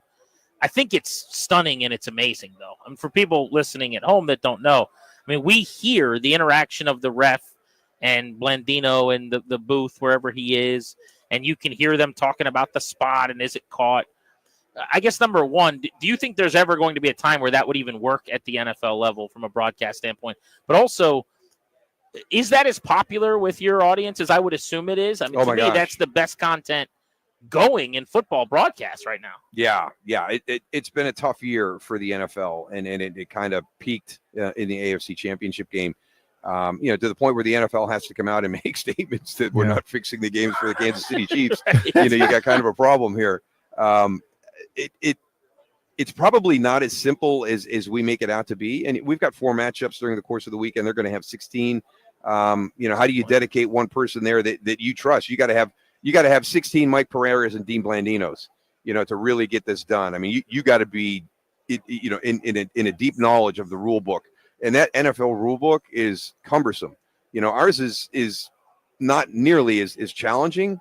We try to keep it as simple as we can, which allows us, to be able to do that. But I agree with you. And I hear it from a lot of fans too, because they just want to know the why. I may not agree with it, but if I hear the why, I'm like, I still don't agree with it, but at least I know what they were thinking. I mean, this one kind of comes out and it's like, you see things, and if you don't have somebody tell you that, here's why that doesn't work. Is it a shot down the line that's not truly down the round? There's a little bit of an angle that gives you that, even if you were doing something like that. But I think the NFL could benefit from it. Why don't they take video on the sideline? That's another one. Our guys are watching video on the sideline. The NCAA took it to their bowl games last year. I don't know what they did this year. I don't know if they implemented it all the way across. I would doubt they did it across the entire NCAA landscape. To clarify, you're talking about like watching the iPad. We're watching iPads on the sideline. Why isn't that a thing? Still watching. They've got something on the Microsoft tablet, the Surface, that they say is similar. And I've seen them where they're kind of splicing the cut-ups, just like you would be handed stills and you would have to put them together. I think they're still coming across as stills, right? And you're trying to piece it together. Just let me see where the safety came from. I just want to see where he started and where he ended up. And our quarterbacks are the ones that really talk about it. They're like, listen, I'm watching it on the sideline the whole time. So then when I watch it together with the coach on Monday for the first time, I'm already way down the road on what I remember from the game. So then it's, I feel like I'm way ahead during the course of the prep week. So I think that's another area where the NFL just allow the video to come down onto the sideline. Gerald Moose Johnston with us here on G&D. Speaking of the NFL, big one this weekend, the Super Bowl matchup. Three-peat Kansas City or, kind of this rebuilt on the fly Philadelphia Eagles team. They were in this and won it a handful of years ago. It's almost a totally different roster since then now. They were here a couple seasons ago, toe-to-toe with the same Kansas City team. How do you see it going? I'm not very good at predicting games, but I think this is probably selfish. I have a strong feeling for Philadelphia by 10. And it's probably because I don't want Patrick Mahomes to have the ball in his hand at the end of the game to beat the Eagles and win 3 Super Bowls in a row, which kind of takes away from our 3 and 4 years. So there's a lot of selfishness in my prediction. I think it's going to be hard for Kansas City to stop Saquon. They haven't had a running back rush for over 100 yards against them all season. Lamar went for 122 in week 1, but that's a quarterback. The highest number for a running back was 88 by Joe Mixon in the divisional round. So they haven't really, they stopped Derrick Henry, but Lamar Jackson hurt him. If they try to stop Saquon that way, can Jalen hurt them? And it'll be interesting to see. But, I think that's going to be one of the key points to watch is that Philadelphia offensive line versus the Kansas City defensive front. I don't think Steve Spagnuolo gets enough credit. Mm-hmm. Here's a guy that over the last 2 years has the number 1 scoring defense in the NFL. It's not about Patrick Mahomes and explosive plays down the field anymore. It's about Patrick Mahomes minimizing his mistakes, allowing the defense to control and dictate to the opponent, and then being very advantageous when the situations present themselves. And he's learned to function. I think it's one of the cool things comparing him to Tom Brady. Tom Brady won with a number of different style rosters, And Patrick Mahomes has done that career at an early age, and that's a credit to him. I think one of the biggest things in this game is going to be both of these teams they're 1-2 in 10-plus play possessions. So 10-plus plays without points, 10-plus play scoring drives. Philadelphia is number 2 in both of those categories. Kansas City is number 1 in both of those categories. So there's going to be a premium on the possession. And how do you adjust your coaching style knowing that going into the game? I mean, we go back to Sean Payton, right? I got to steal a possession against the Colts, so he does the onside kick. Do we see some different things from Nick Sirianni or Andy Reid because they understand this could be a game where I only get 7 possessions the entire game, and how do I make sure I maximize those possessions? I'm looking, you guys back to back, and then had a chance to go back to back to back. The closest team prior to the Chiefs, frankly, in terms of getting to the NFC Championship game against San Francisco, and you outscored them over the final 3 quarters. Slow start, or else who knows? 21-0 after 6 minutes. Was it really 6 minutes? Oh, 6 minutes. Gosh. So it was one of those things where it was like brutal start, doomed you, but the rest of the game, you played your game. Yeah, we could never get inside 10 points. We could never get into a single-digit lead. We got close. If you remember, there was a very suspect no pass interference call on Deion Sanders inside the 10-yard line that would have got it to 7, I think, and the ref didn't call it. So not that you remember that. Not that I remember Yes, that. exactly. Somebody reminded me of that earlier today. Before I let you go here, you've been gracious with your time. We appreciate you. Be remiss if we didn't ask you about Washington is back. It feels Oh, my like, gosh. in a big way. That rivalry with the Cowboys has just kind of been dead and dormant. And now feels like there's a little something cooking between Washington and Philly after they played in the NFC title game. But my question is, do you think it's possible with player movement the way that it exists now? And I don't know, it's not Redskins, Cowboys, right? Can that rivalry ever be special again, or is that time past? It'll always be a rivalry. It's just, how much of a rivalry is it? For it to truly be a rivalry, there has to be high stakes in the games that are played. It can't just be divisional games during the course of the season. The Cowboy-Redskin rivalry was generated by meaningful games, playing in NFC championship games, playing in playoff games. Those are the meaningful games. That's why when we played, a lot of us will consider Philadelphia our rival, more so than Washington, because we had a ton of meaningful games against Philadelphia. We never played Washington in the playoffs, but we played Philadelphia multiple times in the playoffs. So that they became meaningful games. They were the last team we beat in the NFC East as we started to emerge. So we already had a little bit of angst against Philadelphia. Then it just takes one time playing at the vet, and then you become a forged anti-Philadelphia Right. Eagle player. We know about that. So You can hit the ground on that turf once. I'm so excited for the NFC East. I miss the days.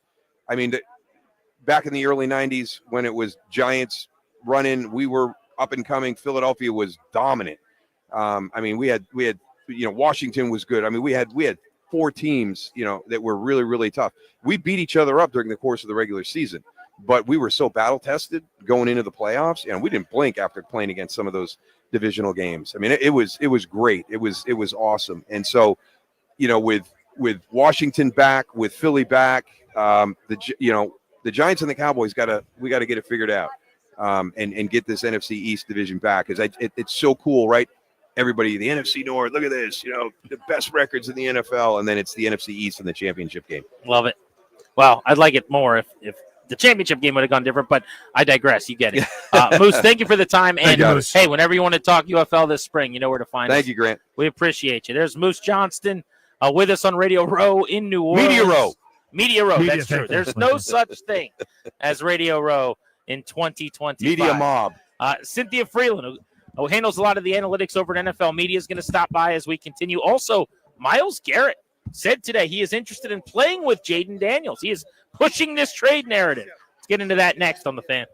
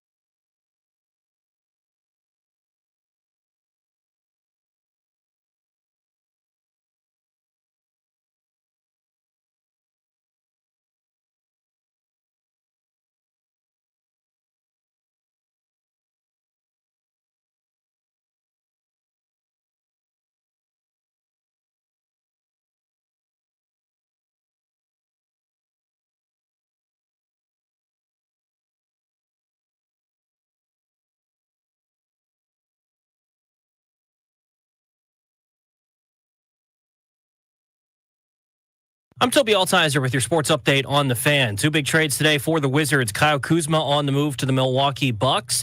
He joins Patrick Baldwin Jr. in a second-round pick as they head to Milwaukee. Chris Middleton, the 23rd pick in this year's draft. A.J. Johnson and a first-round pick swap come back to D.C.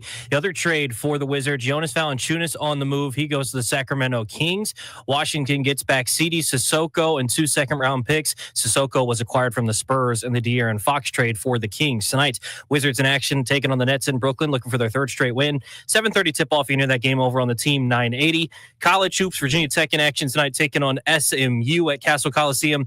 9 p.m. tip-off. You can hear that game right here on the Fan. In the NFL, Ron Rivera, he's going to be taking a GM-like role with his alma mater, the California Golden Bears. And the NFL announced today that they're going to play their first ever game in Melbourne, Australia in 2026. The Rams will host that game. From the Crop Metcalf 5-Star Sports Desk, I'm Toby Altizer on the Fan.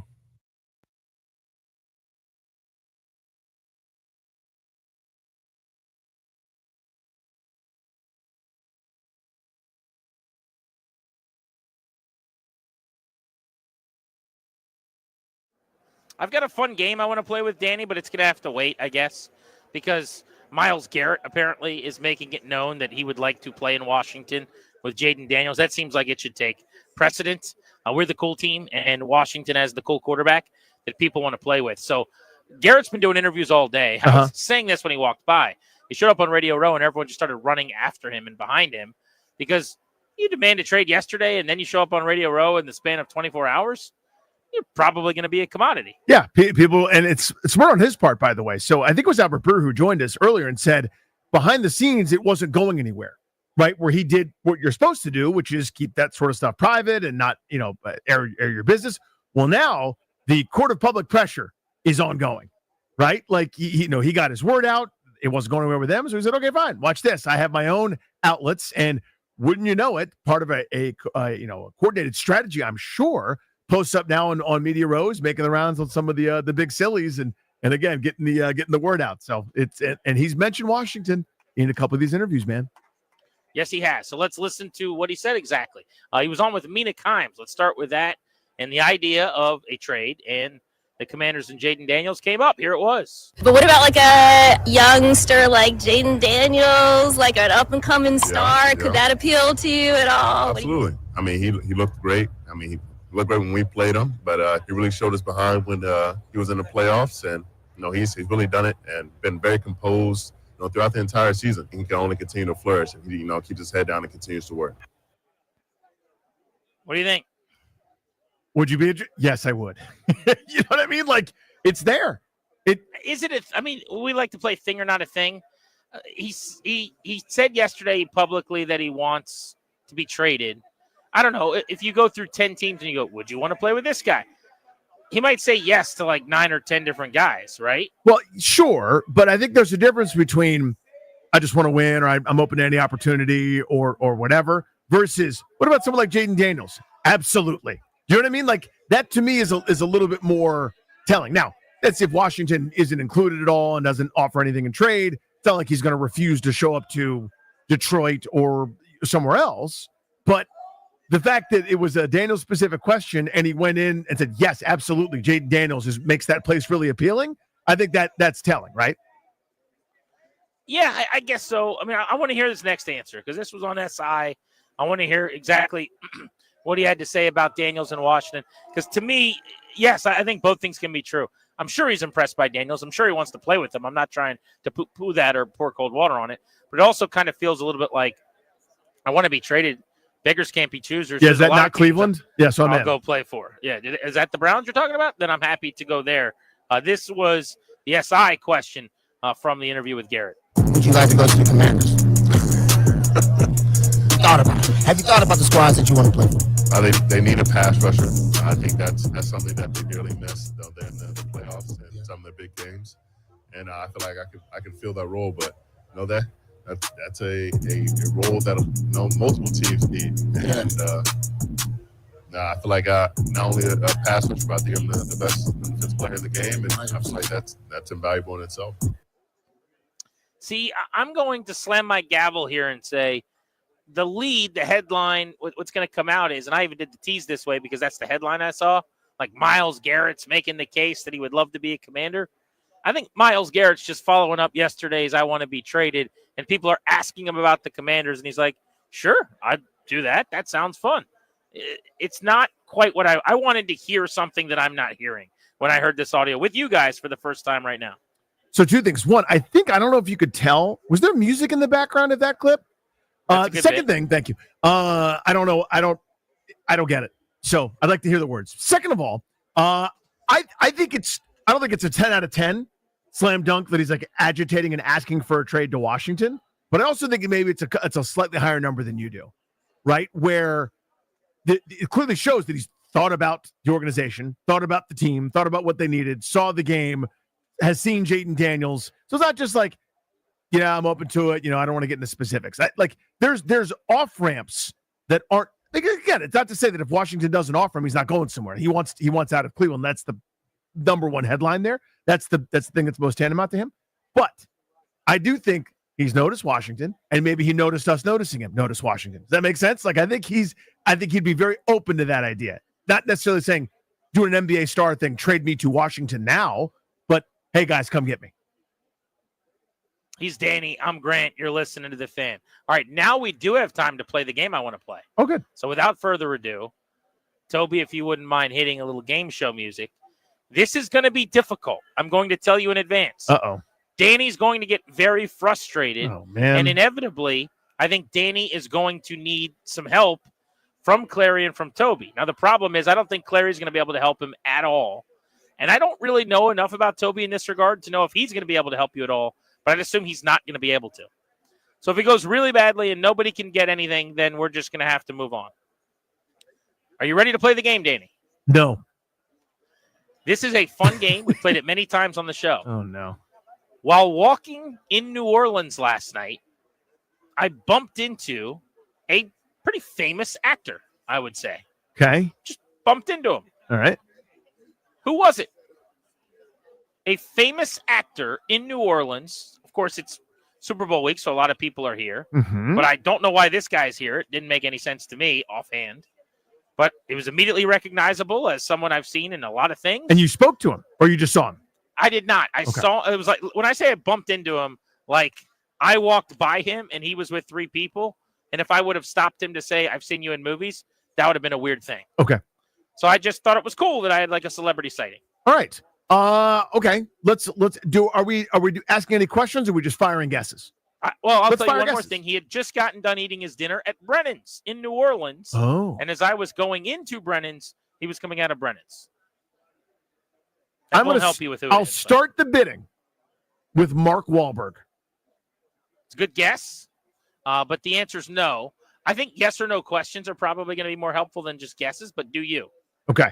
I'm gonna go with a couple more guesses, then I'll start narrowing it down a little bit, just Okay. to see if I can If do you this get with it, that'd wild be stuff. hilarious. Tom Hanks. No.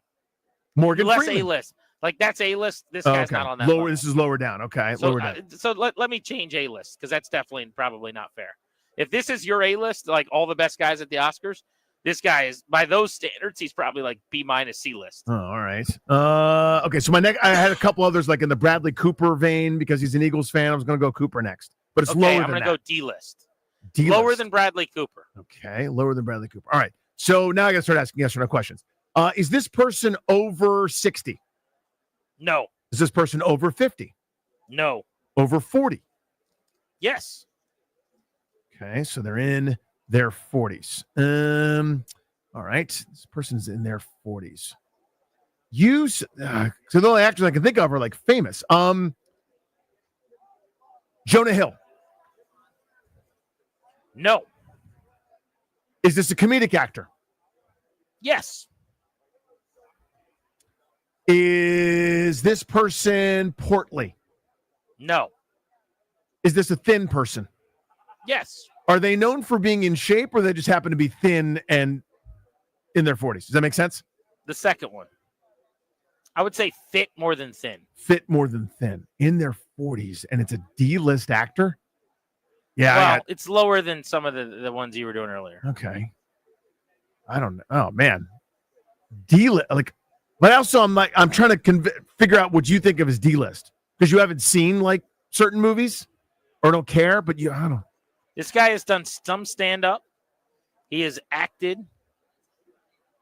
You saw T.J. Miller, No. Bigger than him over the last several years. Jay Baruchel. No, I would say bigger than him. Bigger than that guy. All right. In shape in their 40s. This guy has been a lead in a movie, in a comedy movie in the theaters in the last 10 years. There haven't been any comedy movies in the theaters last 10 Starred years. with Zac Efron in this movie. The Rock? No. Started with Zac Efron. Seth Rogen. No. It was this guy, Efron, Aubrey Plaza, and Anna Kendrick were the stars of the movie. Oh, it was the something get wedding dates. That was the movie you're talking about. Now, who starred opposite Zac Efron in Pete and Stacy and Jim and Joey Need Wedding Dates, or whatever the hell the thing's called? Mike and Dave Need Wedding Dates. That's the one. Dave Franco. No, guy. James Franco. Wrong. No. I don't know who started. I thought you loved this guy. Does Now Ryan I'm know starting it? to No, Ryan, I can't do this. I hate these things so much. It's not fun. I can't imagine this is enjoyable for anybody. I've actually been told that I look like this guy. He's got like a kind of a high-pitched voice a little bit, and I'm going to be quite honest. This is just me. A little bit of an annoying actor. I think he's a little overrated. Oh. That's just me. I can't think of him right now. I can't think of the name, but I can tell you it's like kind of spiky hair, brown You know, hair. Ryan raised his hand to do this. You know that? He like waved at me like, I got it. I don't know who it is. I don't know I his can name. picture the face. I know exactly what you are talking about, Grant. I know exactly what he has, like spiky brunette hair. He's a little pale, kind of fit-ish. I know who you're talking about, but I can't think of the name. Oh, is this dude also in Pitch Perfect? He is. Yes. Adam Devine. See, Adam I knew it. Devine Adam is Devine. correct. By the way, some people got it on the 106.7 The Fan YouTube Oh, chat good job, before guys. you guys did. Adam Devine is the answer. Bumped into him last night. My celebrity sighting, late night in New Orleans last evening. He's married to, because I was like looking him up last night. I was like, let's get some Adam Devine. Get some Adam Devine intel. He's married to a woman named Chloe Bridges. I don't know if you're familiar with her work. Nope. Awesome actress. Really, really good actress. Huh. Yeah. Chloe Bridges. Very good actress. Bridges. You want to look up her work. Look up her acting. Yes. She is good at Oh, acting. she's acted in. Oh, look at these pictures of her acting. They look really She's good. a good actress. Yep. What she does How about is that? act. I've never seen this person before in my life. That is fascinating. Grant and Danny on the Fan. What about Bobby Wagner coming back in 2025? What kind of priority should that be for Washington? We'll get into that next on the Fan.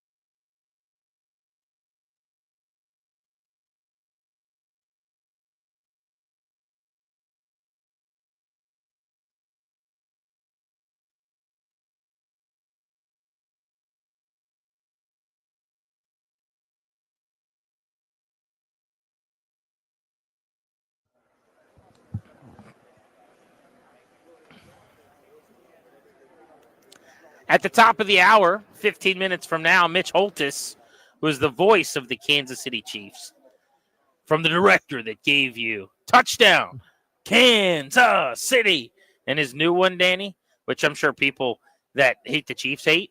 I love this, though. I just think it's so good. He's like, you don't have to like the Chiefs.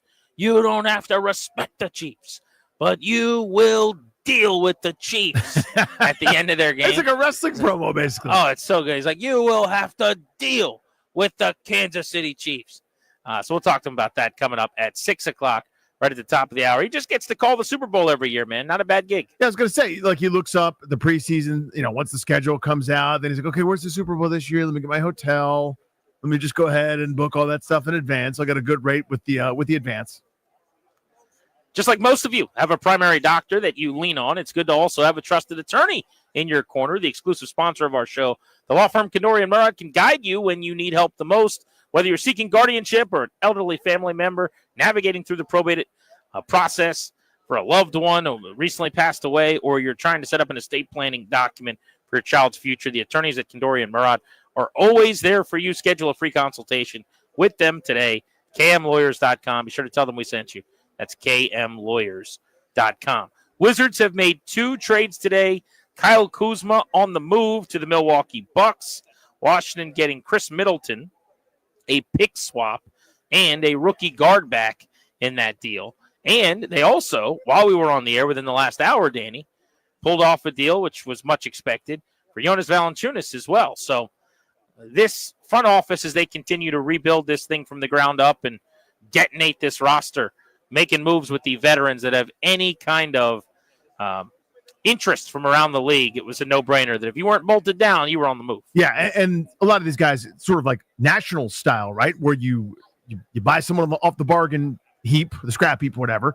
You give them some minutes or some playing time, as the case may be, and you hope to spin them for future assets. They did that with Valanciunas right there. So there are a couple other guys that I'm watching. I'll be fascinated to see what they do with Jordan Poole. I've heard no buzz about him moving, but to me, that's the guy that could fetch them the most potentially to a contender, is someone to come off the bench, kind of a modern day Lou Williams, good 6-man, good score with second units, can handle the ball a little bit, and place in some small ball lineups to get you some offense. So it'll be fascinating to see what they do there. But Valanciunas was basically signed to be traded. So future assets, that's the name of the game.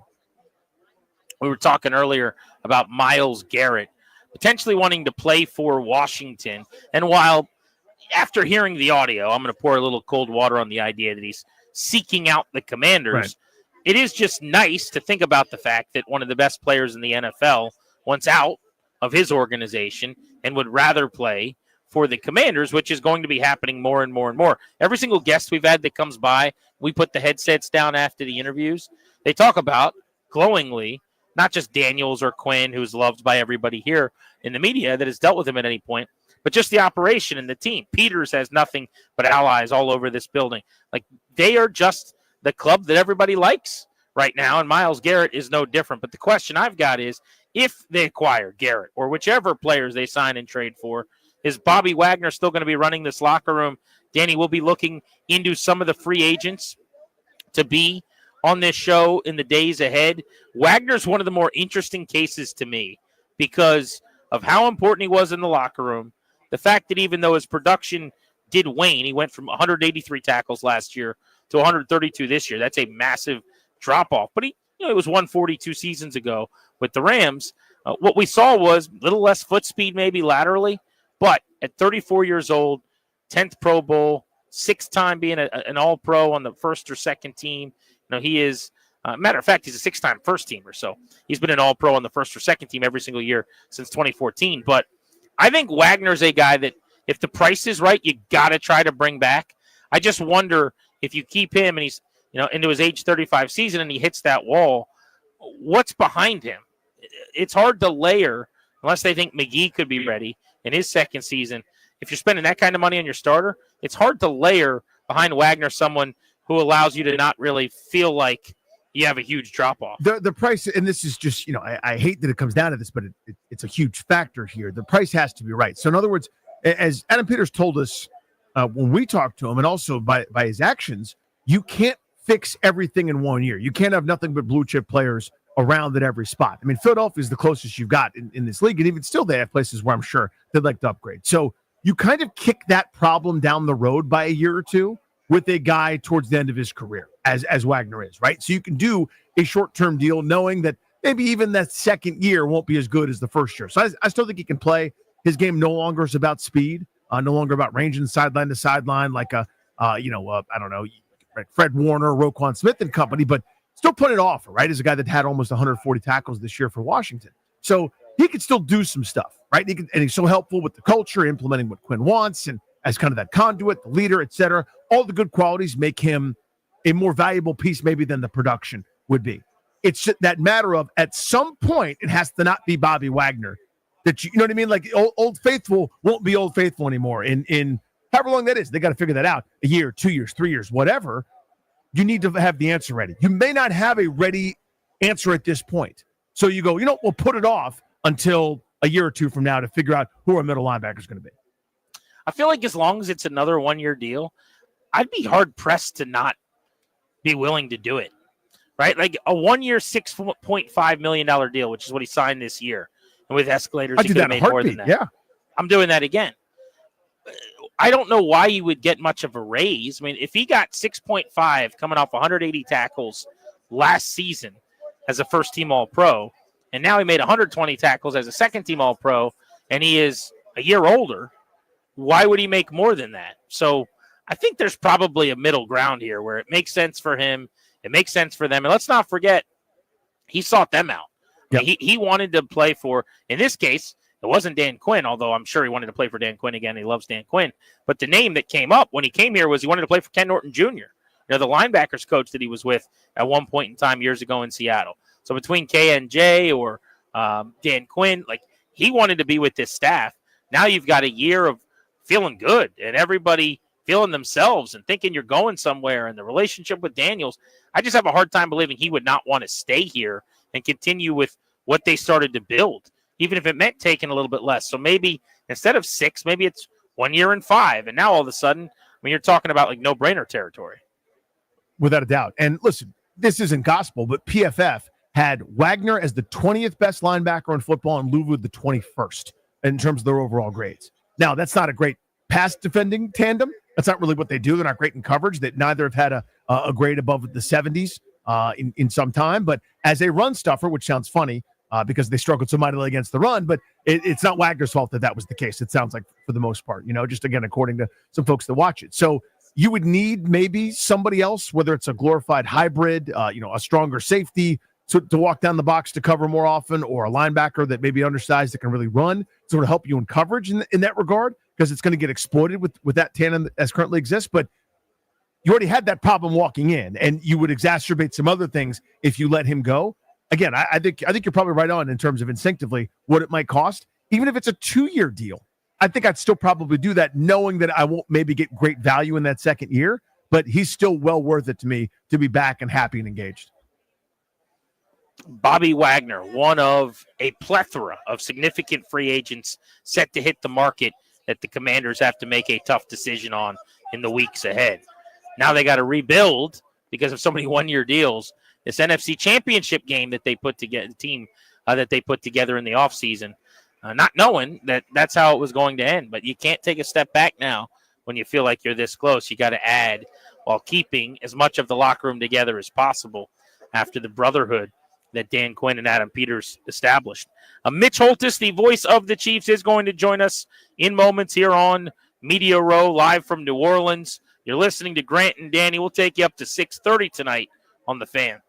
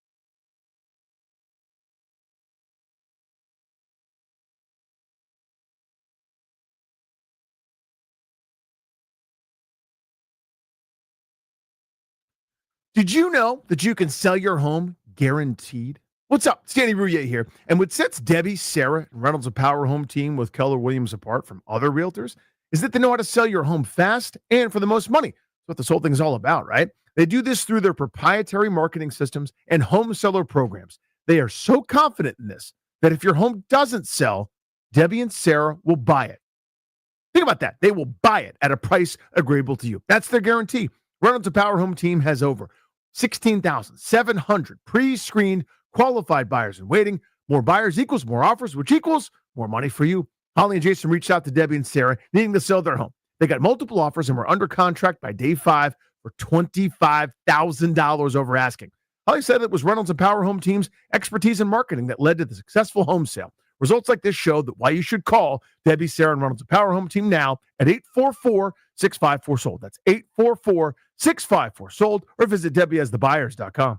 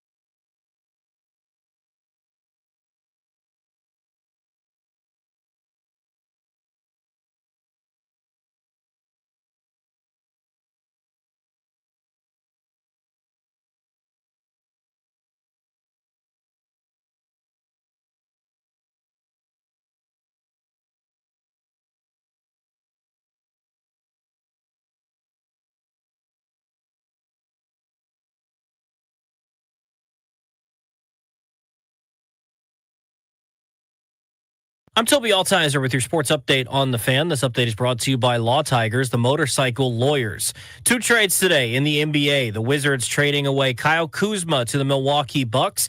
Kuzma goes with Patrick Baldwin Jr. and a second-round pick to Milwaukee. Washington getting back Chris Middleton, the 23rd pick in this year's draft, A.J. Johnson, and a first-round pick swap. Their other trade, Jonas Valanciunas heads to Sacramento. Washington getting back 2 second-round picks as well as Sidi Sissoko. Sissoko was acquired from the Spurs in the De'Aaron Fox trade for the Kings. Tonight, Wizards looking to stay undefeated in the month of February in their 3rd straight win as they'll take on the Nets in Brooklyn tonight. 7:30 tip-off. You can hear that game over on the Team 980. College hoops tonight. Virginia Tech at home taking on SMU. That'll tip off at 9 o'clock. You can hear the game right here on the Fan. In the NFL, Ron Rivera is taking a GM-like role with his alma mater, the Cal Golden Bears. The first NFL game in Melbourne, Australia will be in 2026. The Rams will play host in that one.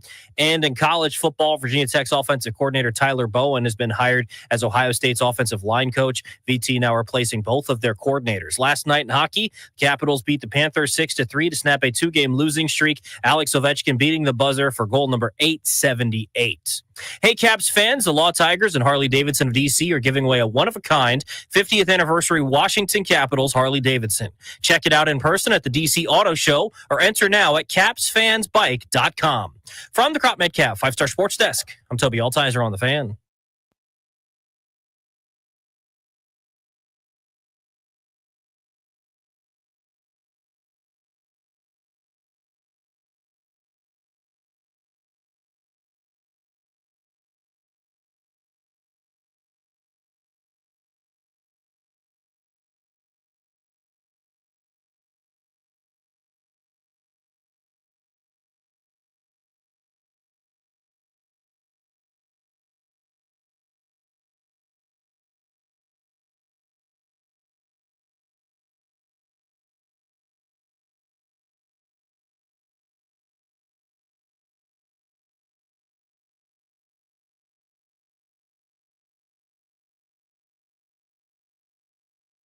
An excellent Radio Row show continues from New Orleans as we welcome you back live on Grant and Danny on the Fan. Danny's in D.C. I'm out here at Media Row in Louisiana ahead of Super Bowl 59 in the Big Easy. We'll hit the headlines and look ahead to the night that will be in D.C. sports before we get out of here. But right now joining us is the voice of the Kansas City Chiefs, Mitch Holtis, who gets to call the Super Bowl every single year at this point. It's the Chiefs Invitational. Basically, the question is, Mitch, which NFC team are you guys going to play in early February each season? Well, first of all, I went 21 years without a playoff win. So, you know, when people say, hey, God's opposed to the proud but gives grace to the humble, I go, I've had some humility here. I've been on the other side of the rock. But it's been terrific. There's so many storylines to this team that nobody's talking about because they're all caught up in some other crap. But this really is a remarkable story in how they built it, how they sustain it in a tough division, in a tough AFC, and yet to win on a consistently high basis is really remarkable. And there's a lot to it.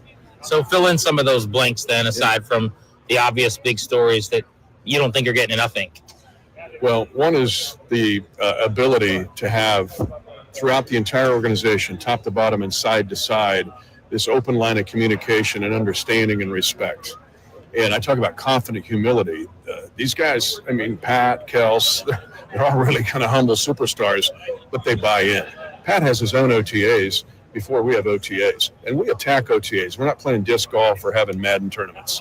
Right? OTAs are serious. Every day matters. Because when you hit those, then you hit mandatory mini camps serious. We had long drive drill during mandatory mini camp. So when we hit camp hard.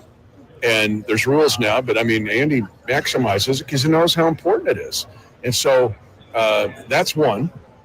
Then two, the fact that Brett Veach has been able to, even picking last in the drafts, been able to piece together drafts. The class of 2022, nobody talks about those guys. Now, this is the Trent McDuffie, Karlaftis, right down the line. You realize every one of those guys is still on our team? Usually get 3 or 4 in a draft class. Every one. You would hire every one of those guys, and you'd work for every one of them. And so they have been lug nuts to the wheel in getting this done and to win consistently. And so then the 21 class with what they did with Creed Humphrey and Trey Smith and Nick Bolton, and then they keep adding to it. And then this year to add the free agency guys, which has changed this team. But so Veach doesn't get enough credit for it. But organizationally right now, for all professional teams, they become a case study.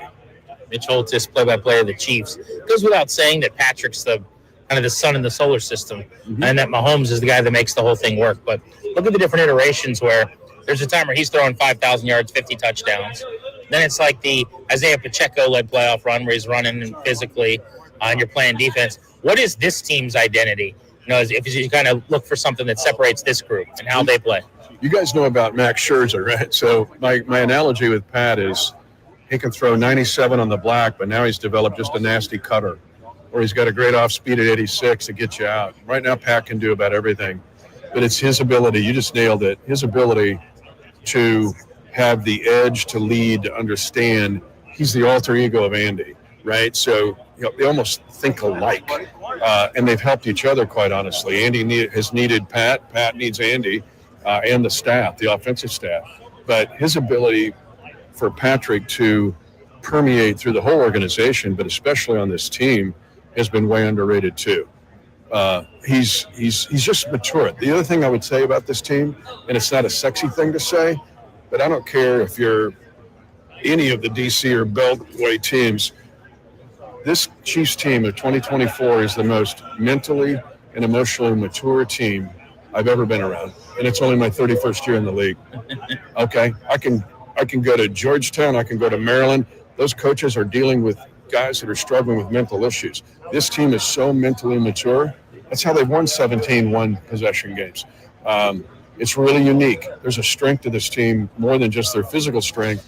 This is a really strong emotional and mental team to handle all this. Who gets credit for that? Is that Reed in coaching? Is that character and Veach kind of drafting the right personalities? It's when I took my SAT and ACT, they said, why don't you just oval in all of the above? Yeah. That you'll do okay. And that didn't work. I had like a 5.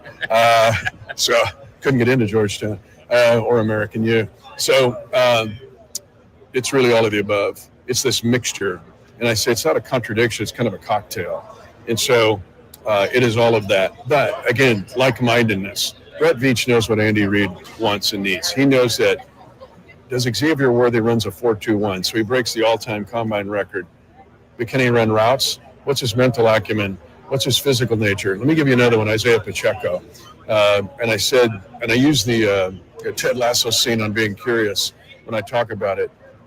Pacheco is at Rutgers. Why does he stay at Rutgers? Why didn't he take $300,000 and go to Penn State? And he stayed at Rutgers because he had his brother and his sister murdered in 2 separate instances, 15 months apart. And Pacheco said, I have to stay here. I'm going to stay at Rutgers and stay with my family. So is Pacheco the biggest guy, fastest guy? No. But is there enough that when he gets thrown an iPad of 800 plays, how's he going to handle that? Because we're north of 800 plays on the iPad. Ask Allegretti. Get Allegretti sometime. Pin him over in the side of the locker room and ask him about it. He'll tell you all about this. But the fact that it's all of that together. Veach knows what Andy wants. Andy knows how Veach can do this. They're going to communicate. What do you think, Pat? And so, and again, Pat has his own OTAs. Like, that's the way Pat knows what it takes where every day matters. That's why they're here. That's why they've been here. That's why they've won the AFC West for 9 straight years. Think about that division. That's crazy, right? So, there's a reason for it, and it's not a coincidence. Mitch Holtis is the play-by-play broadcaster for the Kansas City Chiefs, joining us here in D.C. on Grant and Danny. When did you start touchdown, Kansas City, and where did it come from, or was it natural? It happened organically, but it kind of about the turn of the millennium. Really. So had you been doing it for a long time before you started that? Yeah, I've been doing it since maybe 02, 03. It kind of started with Dante Hall's kick returns. Yes. And think about it. It's hard consonant sounds, right? It's like a staccato. It's like going to the symphony in D.C., at the Kennedy Center, and hearing the percussion go bang, bang, bang. So you get the hard consonants, and it's so I go, yeah, this fits, but it's turned into a deal, right? What I love now is I hear little kids. I'll see little kids playing. They don't know I'm around, and I go, my job's done here, because they'll say it when they score.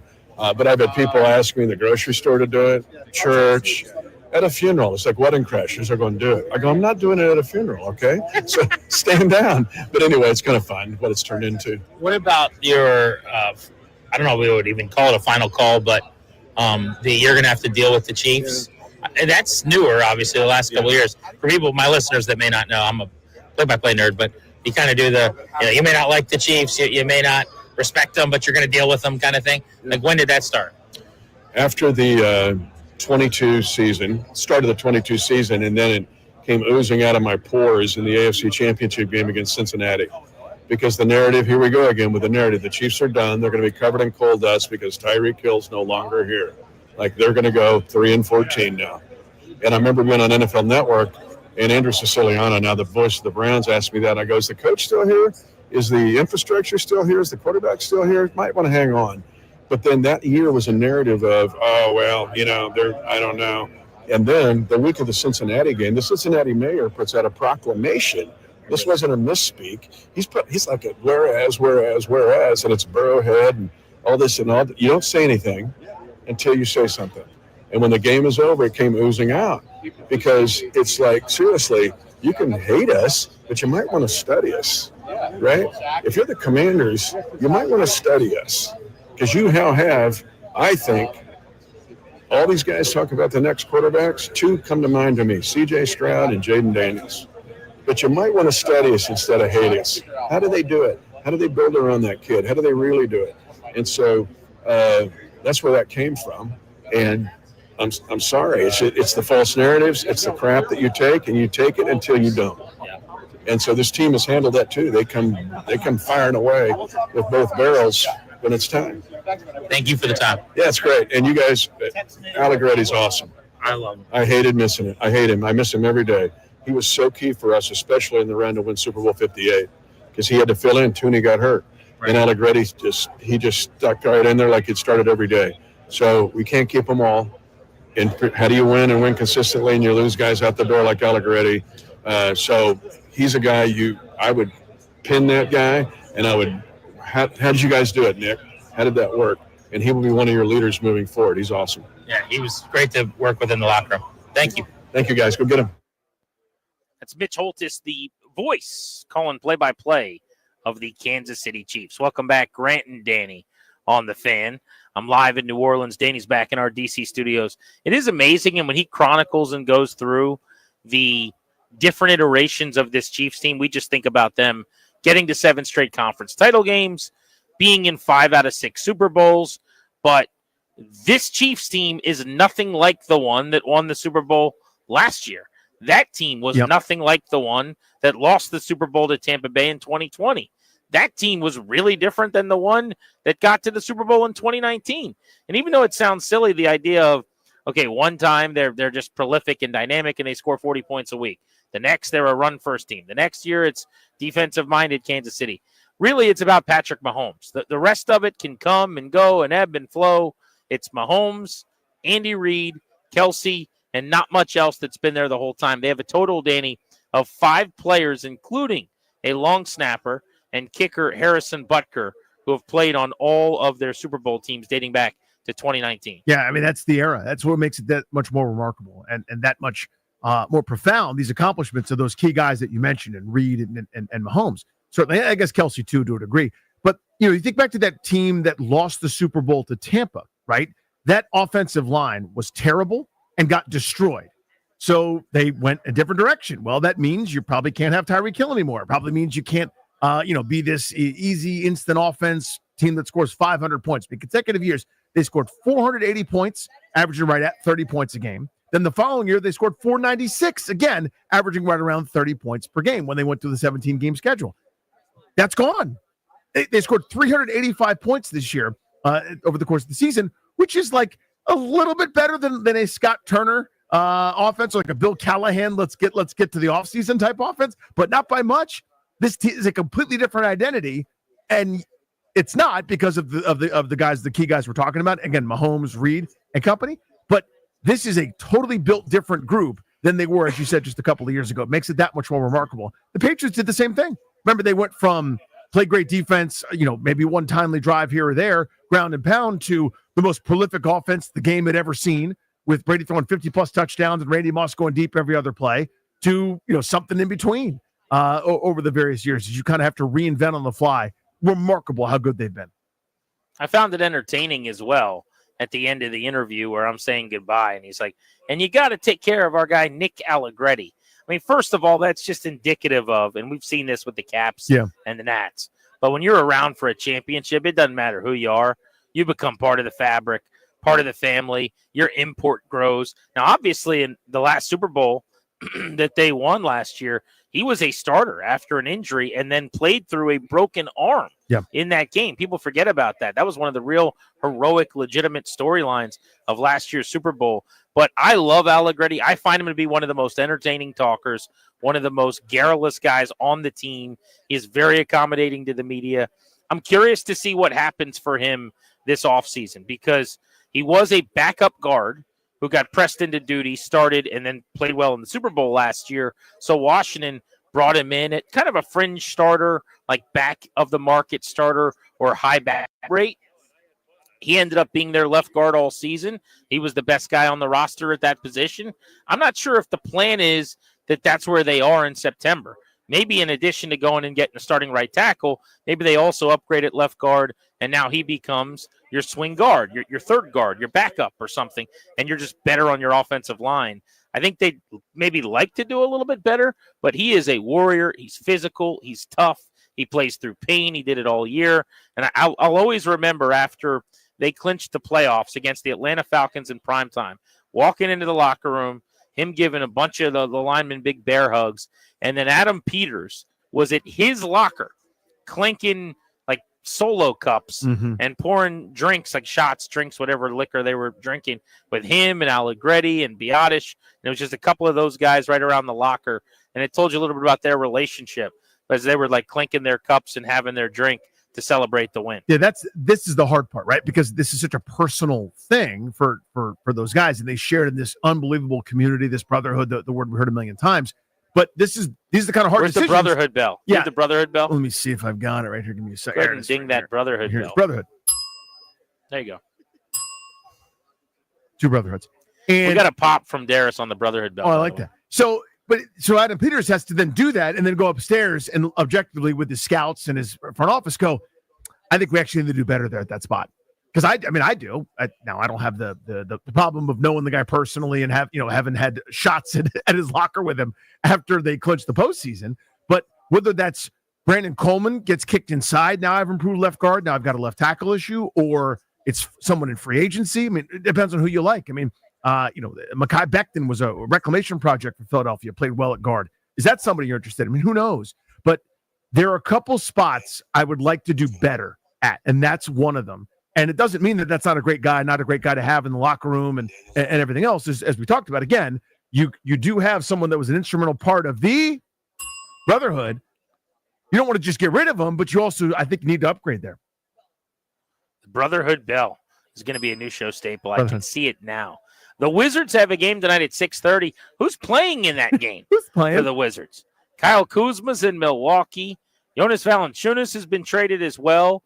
The 8-41 Washington Wizards strapping it up with the kids tonight against the 17-33 Brooklyn Nets on the road as we close in on the NBA trade deadline. A productive day for Operation Capture the Flag. Indeed, right? I mean, just get in that top 3 or bottom 3, as the case may be, and let the ping pong balls decide your fate. It's terrifying, but yeah, I mean that's where they're at. And again, it's about the kids. If you end up messing around and Alex Sarr plays great and you win a game, I'm not mad at that. That's the thing that the people that hate tanking don't understand. I want to see improvement from Bilal Coulibaly, from Alex Sarr, from Bub Carrington, from all these guys. And when they play better, sometimes that might result in a win or two. That's fine. Big picture, long term, though, it ain't about this group. It's about a group yet to be assembled. Danny, you'll be happy to know this. I botched something. Oh. Sometimes I can be a little careless in my remembering everything just without writing it down. So it was my understanding that I was staying in my hotel that I'm currently at through tonight into tomorrow. It turns out I was apparently supposed to check out from my hotel today. Oh. So when housekeeping, when they got to my room, they said, where is this guy and why is his clothes strewn about and why hasn't he packed up?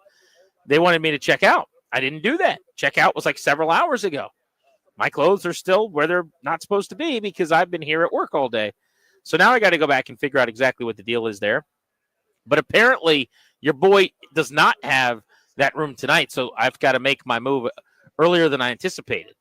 But have you ever done that before where you just didn't check out when you were supposed to? And then they're like, what did they do with my stuff? Did they pack my stuff and move it somewhere, or do they just charge me for the day? Like, what are we doing? Well, I've never done it where I then left to do a radio show.